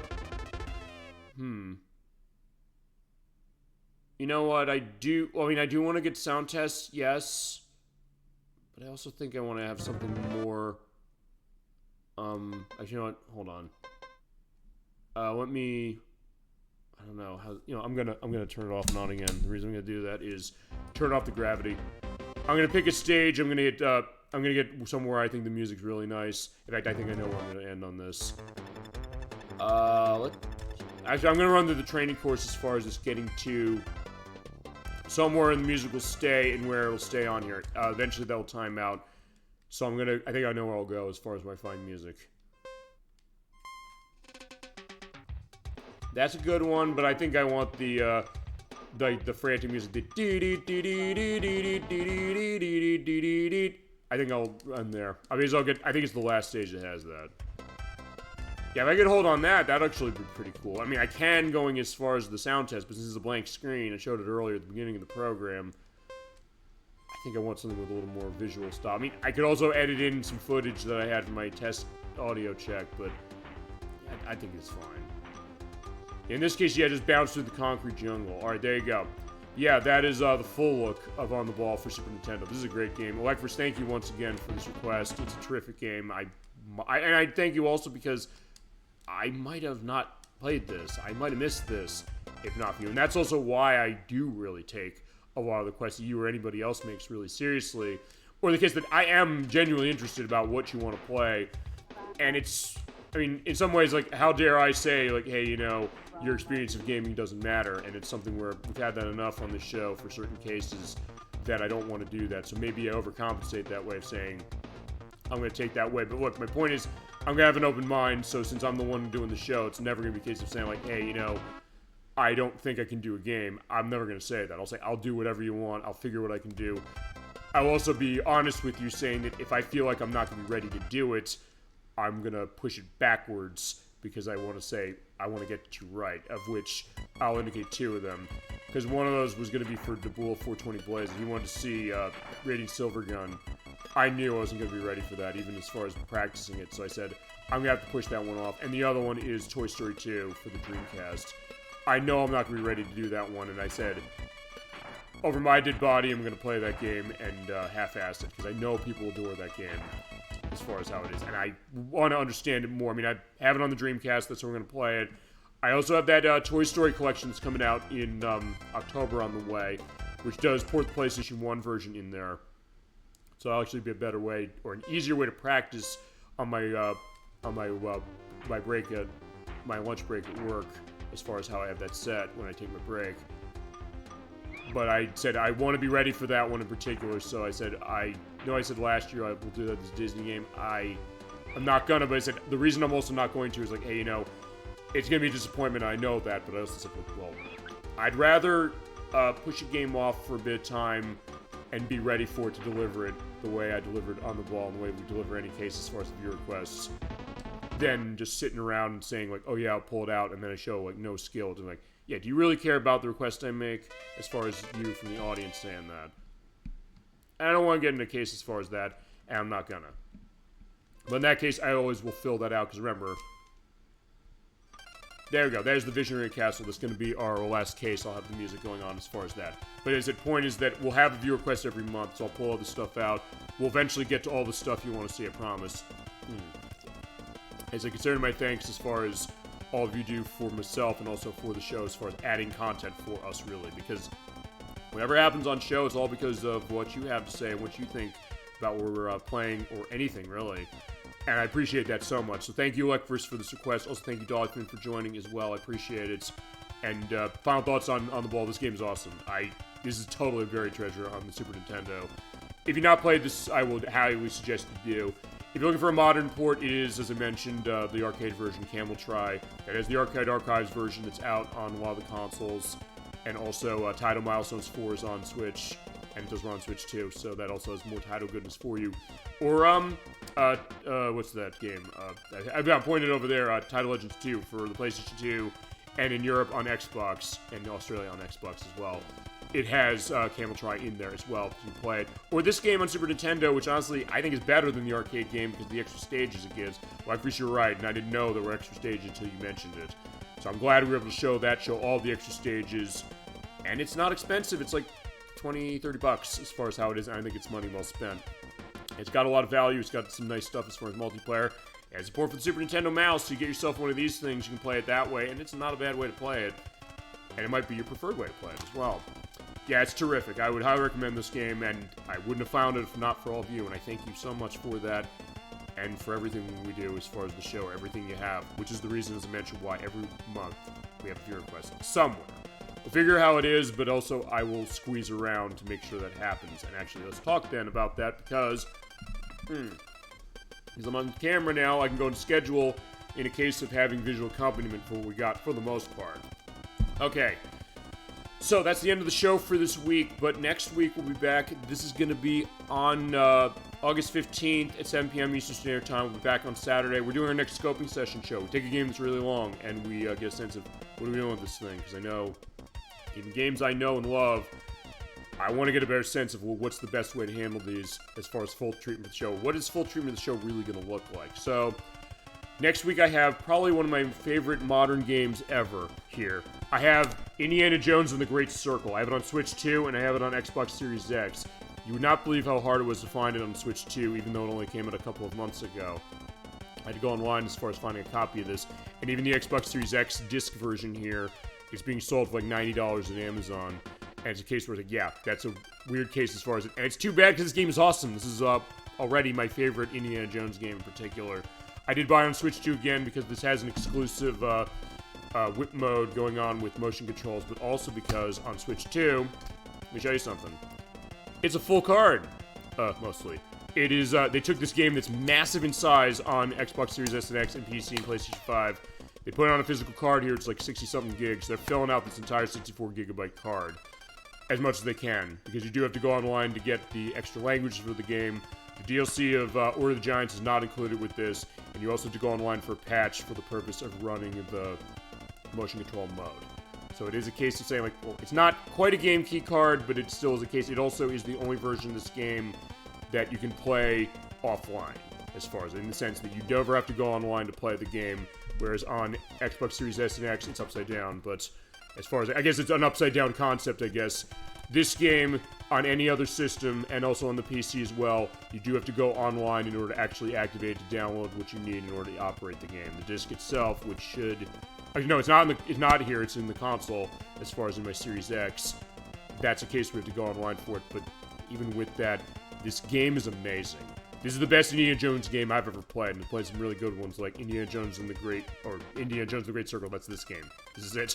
It's like, no other ones matter, but I was going to say Indiana Jones' Greatest Adventures for Super Nintendo is another really good one. Indiana Jones: The Fate of Atlantis for the PC, and also Indiana Jones and the Emperor's Tomb for PlayStation 2 and Xbox. But yeah, we're going to give a scoping session on this one. The way we're doing it and why do I have two versions, to show the aspect of full game card case going on the console, but also because I want to show off this version a little bit, sort of. I'm going to show the intro because it's a retelling of Raiders of the Lost Ark. I'm going to show it running on Switch 2. It runs at 30 frames per second opposed to the 60 of this one. But from what I understood, this is a miracle port on this console. I said on the show like a year ago when I had an off-screen show saying no way they could put this on anything but a game key card. I was wrong. I was glad I was wrong. I'm willing to toss $70 to this game as far as it. I was willing to toss $70 to this game too. Because this game is a masterpiece. If you've never played this game, you gotta play it. I want to show you next week why. I'm going to show you the first mission with the Switch 2 version here, and then for the rest of it, we're going to scope it looking at the Xbox Series X version, which is the one we're going to run for the full show, as far as all the graphical power, but yeah, not a slouch on this console from what I've seen. Actually, I haven't even put this in yet because I want to get a sense of it, sort of fresh, a little, and show my coworkers this, because, yeah, I love this game so much. But it's there's a lot to this, even though it's a game that's, I've understood, like 20 hours, I've already put 20 hours into it. I don't think I'm going to have halfway through it, because I play this game like I play a lot of Bethesda games, because they published this one. And it's a case where I basically play it and go around pretty much doing everything. And you want to, because it's so much fun, and the way the puzzles go, you feel like you're Indiana Jones, for sure. Or you call him Dr. Jones doll. And we'll definitely be doing that next week at 7 p.m. Eastern Standard Time. I cannot wait to show you this one. It's a wonderful game. Then the week after that, at 3 p.m. Eastern Standard Time, Crusader 64 is coming back for Krudelka for PlayStation. I don't have it on my hands because he does. It's a $500 game. It is the predecessor to Shadow Hearts. We did part 1 last time, about a few weeks ago. He's coming back for the next part of it to see what's going on with that strategy RPG. It's a really interesting game, and I'm already loving the atmosphere and the storytelling of it. So he's going to continue that adventure going on as far as how it is. Then we get to the end of August, and the end of August is going to be a case where it'll be our last live show for a couple of weeks. Now, for this one, I want to celebrate another 30th anniversary. There's some I've mentioned I haven't been able to get to this year, and I don't know if I'm going to be able to. Like Nights into Dreams, I want to do that one, I wanted to, but given how the schedules are going, I said I don't think I can do it. But I want to come with another one, so I'm going to show off Sonic 3D Blast. I'm going to show this off actually a little different. We have played this game before, because I have it on the Sega Genesis. But when we last played it, we played it on the Sega Saturn.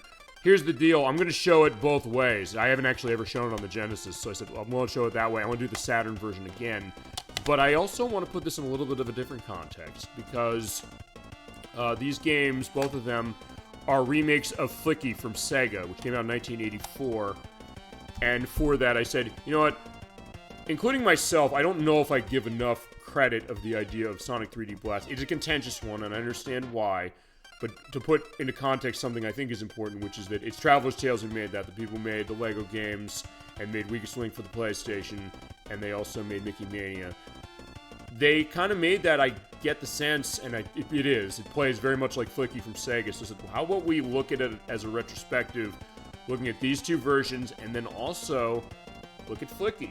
And that means that I get to show off something I've had for 5 years, and I have not really had a good indication to show off.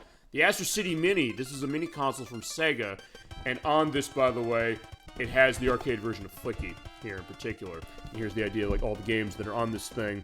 I finally get to demo this thing, and I've been looking forward to doing that. I said, what's going to be the good reason to do it? I said, either that, maybe we do Shadow Dancer, the arcade version, because it's different from the Genesis one, or Golden Axe Revenge of Death Adder, which is like one of its only ports. This is also the only port of Flicky from the arcade. because the Genesis version is the one that's ported more, but I'm going to show that through this. I'm going to show the Genesis version and Sonic 3D Blast with Sonic's Ultimate Genesis Collection for Xbox 360. It's also PS3. This is another case of a collection I have not shown, so I'll give a little bit of a brief, very brief case of this, because there's like 50-something games in this one.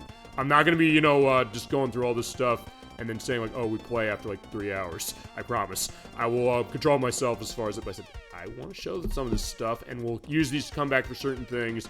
So I'll play Flicky for Genesis on this, and Sonic 3D Blast for Genesis as well through this, even though I have the Genesis cartridge for the other one. And then with the other one, we're going to pull the Sega Saturn out. We're going to run Sonic 3D Blast for Saturn again. And also, in a way, going to be a bit of a tech upgrade in the sense that we have modern tech, and then the way the audio is going to go, so you can enjoy the wonderful music of the Saturn version, but also of the Genesis version. I think it's worth getting a sense of that. And that's going to be, I got to figure on a day on this one. This might be on the Friday at the end of the month. That would be, let me think about that. That would be August 28th at 7 p.m. Eastern Standard Time. I'll update you in a couple weeks just to confirm that that's what I'm thinking. Then we're going to be off for a couple weeks. We're going to not be on.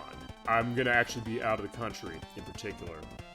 I mentioned my brother in Harrogate, he's getting married, so in that case, I'm going to be off for 2 weeks. I'm going to have some off-screen content for September 5th. I have content I'm recording for Final Fantasy XIV. It's actually, speaking of shows on our YouTube site that people want to see, they want to see that. They really did, as far as the one we recorded back in April and uploaded 2 months ago. I'm going to come back with more. I've already recorded a little bit of it. I'm going to record more of it probably tomorrow. I'll stitch that together to give more of a sense as far as my adventures with that massively multiplayer online RPG, which is now on Switch 2. We're looking at Series X as far as it, and I guess Chasm22 will probably tell his experiences with the Switch 2 version, because he's saying, I'm going to buy it on the Switch 2 as well. He's a player of it on the PC, but he said, I want to see it on the Switch 2, as it is, and get that insight. I'll figure if that's going to be something he discusses for it, because he is involved with part of this recording, I'll say that.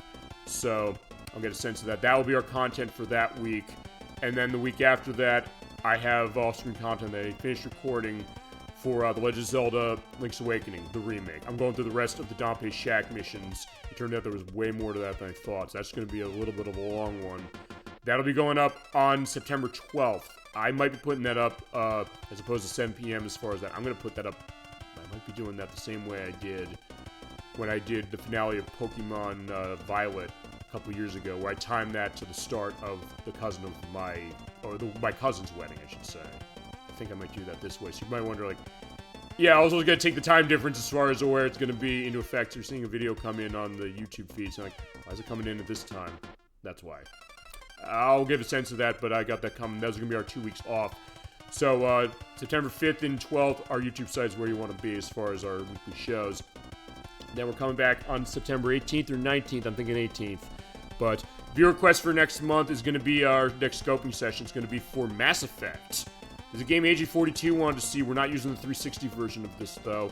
We'll be using the Mass Effect Legendary Edition, which I'm going to run the Series X version of. He loves this game. He said, this game is so long, I want you to do the whole game. He's like, and you, maybe you're saying that as a little bit of a jest, but saying that I don't want to say to him, no, you don't get this. I don't want to say to him, we shouldn't play it because it's too long. I want to figure something about it. And it's a great game, and it's our first look at BioWare. We've not played anything by them yet.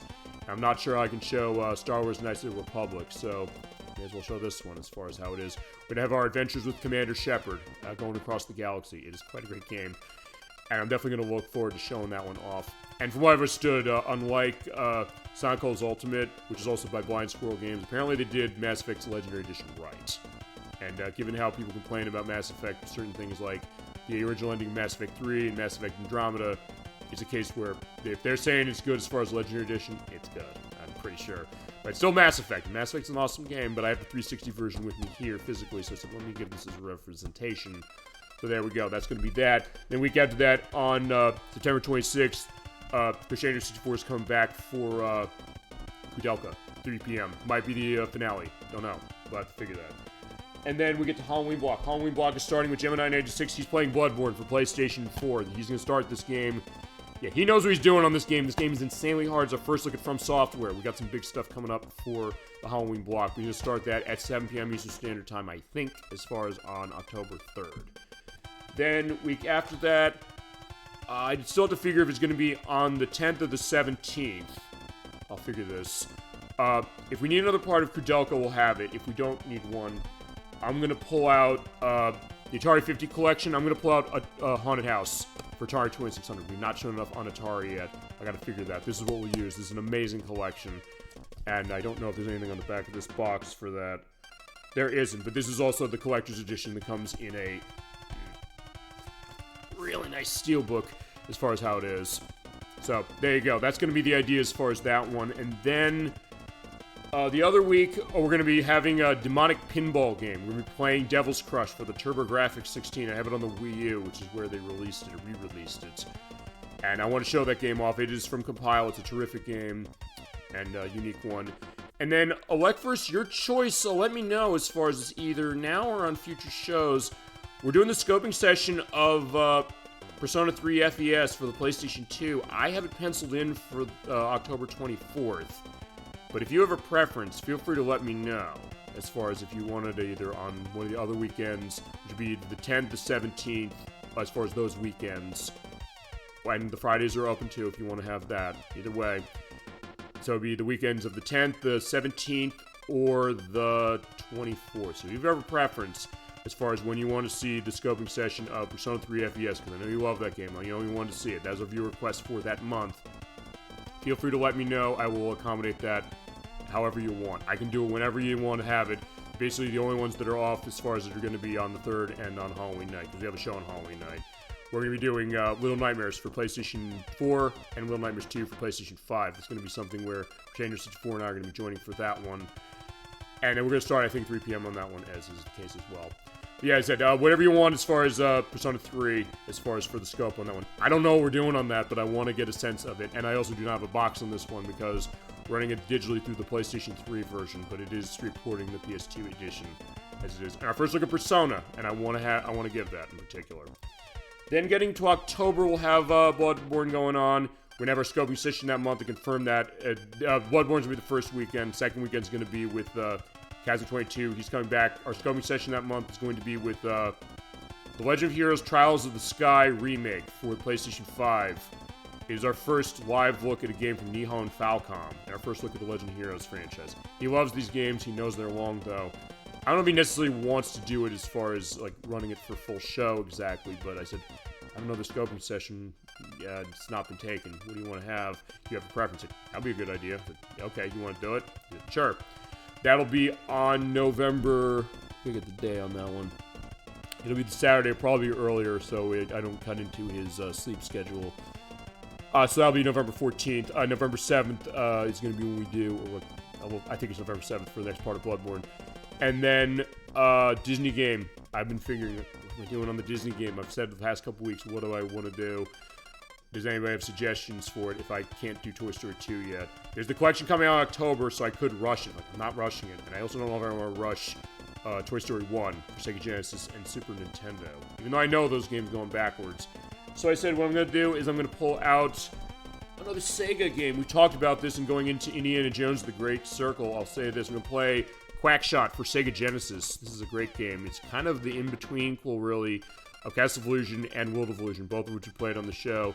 This is a game that I actually did not play this for years later. And you'd think growing up with those Illusion games, I'd play this right away. I want to, but I just never got around.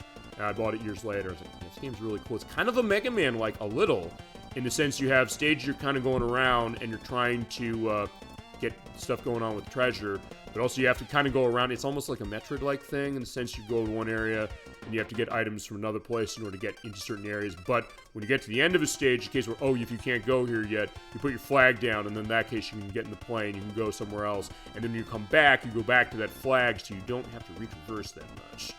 It's really interesting. It has a great style and a great atmosphere, and it is Sega developed Disney game goodness. And yeah, when Sega developed these things, usually they were gold. There's no exception to the rule, for sure.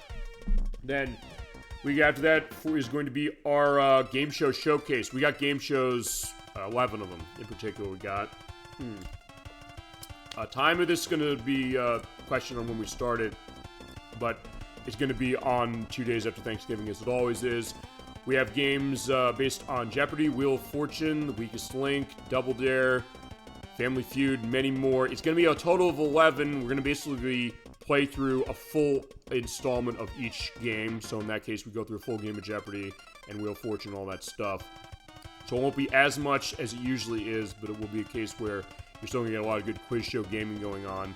I also have stuff on Wii. I have Jeopardy for the Wii, where I have the Wii Speak accessory, so we're going to be able to answer in the form of a question, but the game does not require it to, but we're going to do it still, as far as how it goes. I'll figure out what guests are going to look like on that one. I got some potential people who might want to be involved, so I'm going to get a sense of that. I'll give you an update on that one. And then getting into December, dates to be questioned on this as far as when there's going to be. Next part of Bloodborne, because it's going to be going on for some time. We will have my gift to myself. I got to start practicing this game because I want to get ready for this. Parappa the Rapper for the PlayStation. This is a game that actually is really expensive now, like $150-something. And it's a wonderful and very inspirational music rhythm game from Nana Osha. That is from Sony, who published. It's a terrific game, and I want to get to its sequel, Jammer Lammy, but in this case, I said I was going to do this years ago. I changed my plans at the last minute, sort of, kind of, but I'm not going to change it this time. This is another 30th anniversary. I'm not going to miss this 30th anniversary as well. It's a wonderful game, even though it's a hard game, and you have to be dead on as far as your button presses. I'm going to be running this through my PlayStation 2, running the component cables, because if I run this thing through my PS3, this is going to be unplayable, so I'm not doing that way, but we're going to go our whole way with our homie Parappa. Even if you don't like rap music, you're going to like this music, and you're going to love this game. You've never seen it or played it. And then we get to end of the month. I have an open show as far as one of those weekends. I got to figure when that's going to be and what it's going to be. And then our last two shows of the year are going to be for our annual Tetris game. We're coming back to Tetris Attack for Super Nintendo, a game that actually people do want to see on our YouTube site. It's past like 1,000 views as far as how it was. Just going as far as what the numbers are looking like on that. In case that Dolly Finn in chat, she wants to play this again. I want to play it again. I want to celebrate 30 years. So does she. Like, first, I know you love this game.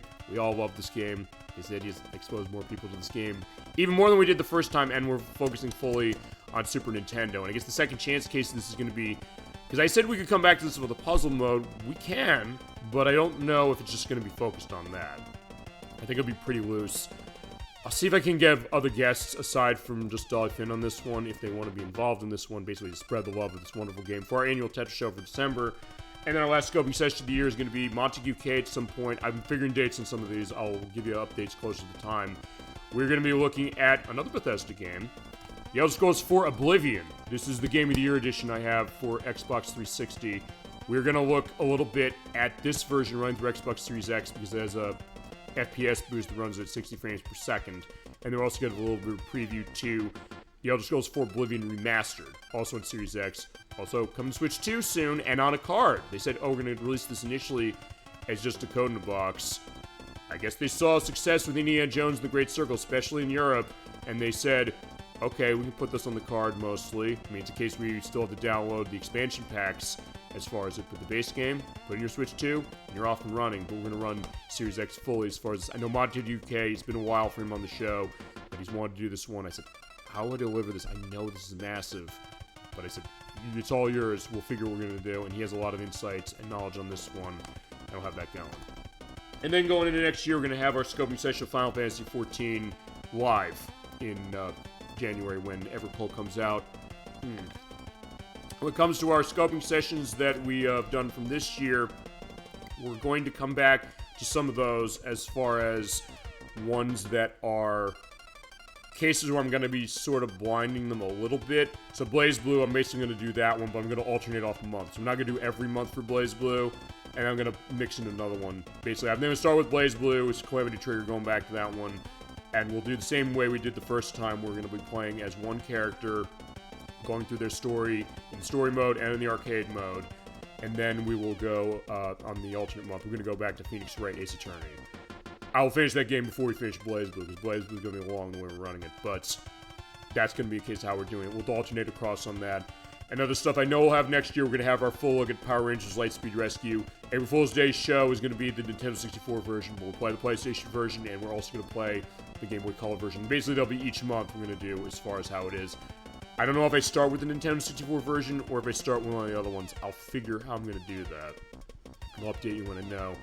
And then the Namco Museum stuff, I'm doing that as a full Let's Play. We're going to cover 6 months of that, going through Namco Museum 1, 2, 3, 4, 5 as far as one a month. And then for Namco Museum Encore, I'm going to show off the... I don't have it, and I don't want to emulate it in particular. So what I'm going to do is I'm going to download the Arcade Archives versions of the games that are in it that I don't have on Switch, and then I'm also going to use Namco Museum Arcade Pack for Switch to show the ones that are there. So we're going to have our full coverage of the PlayStation 1 line of Namco Museum, although different as far as Namco Museum Encore, the 6th one. Although I will also point out, I don't think I'm going to have that as the compilation program we do in May. I think I want to have something else. And I'll figure other stuff going on and other review requests, so feel free to keep those review requests coming. We'll get to them, and I'm looking forward to it, especially when it comes to games like On the Ball. I had a wonderful time with On the Ball. And I guess also Life vs. Go, this, I guess, as I said, I'll look into Turn and Burn No Fly Zone. I definitely will do that. And other stuff you have as far as this. Thank you so much for, all of your requests. Keep them coming. We'll get to them, I promise. And thank you so much for joining us for Super Bowl Game Saturday and for On the Ball for Super Nintendo. I had a great time playing this. It's a great game, a great discovery. Like first year, the man of the hour with this one, delivering it to us as far as saying this game is great and we should do it for a show. You were right. Made for a great show, great game that I'm glad I found growing up as far as how it is now in my older years, some of my older years at least. And I can't thank you enough. I can't thank all of you enough as far as everybody in our best John Twitch. This is why I call you the best John Twitch and why we do these viewer requests in particular. Alright, so with that, thank you so much for watching the show. Thank you for joining us for our journey of On the Ball. We'll come back to Taito with something at some point, don't you worry. Feel free to let me know what other things you want to see of Taito. Their Taito will return, I promise, for sure. And if I can figure out getting stuff as far as DS, I'd like to show Labyrinth. I really would, in particular. But other stuff as well, we'll get to that as it is. But thank you so much again for all your support and for joining us as far as it's. So have a great rest of your night, a great rest of your weekend, and a great week coming forward. I will see you on Saturday, August 15th at 7 p.m. Eastern Standard Time for our scoping session of Indiana Jones, The Great Circle for Switch 2 and for Xbox Series X. Until then, keeping awesome. Have a wonderful night. Thank you so much for everything. Take care, everybody.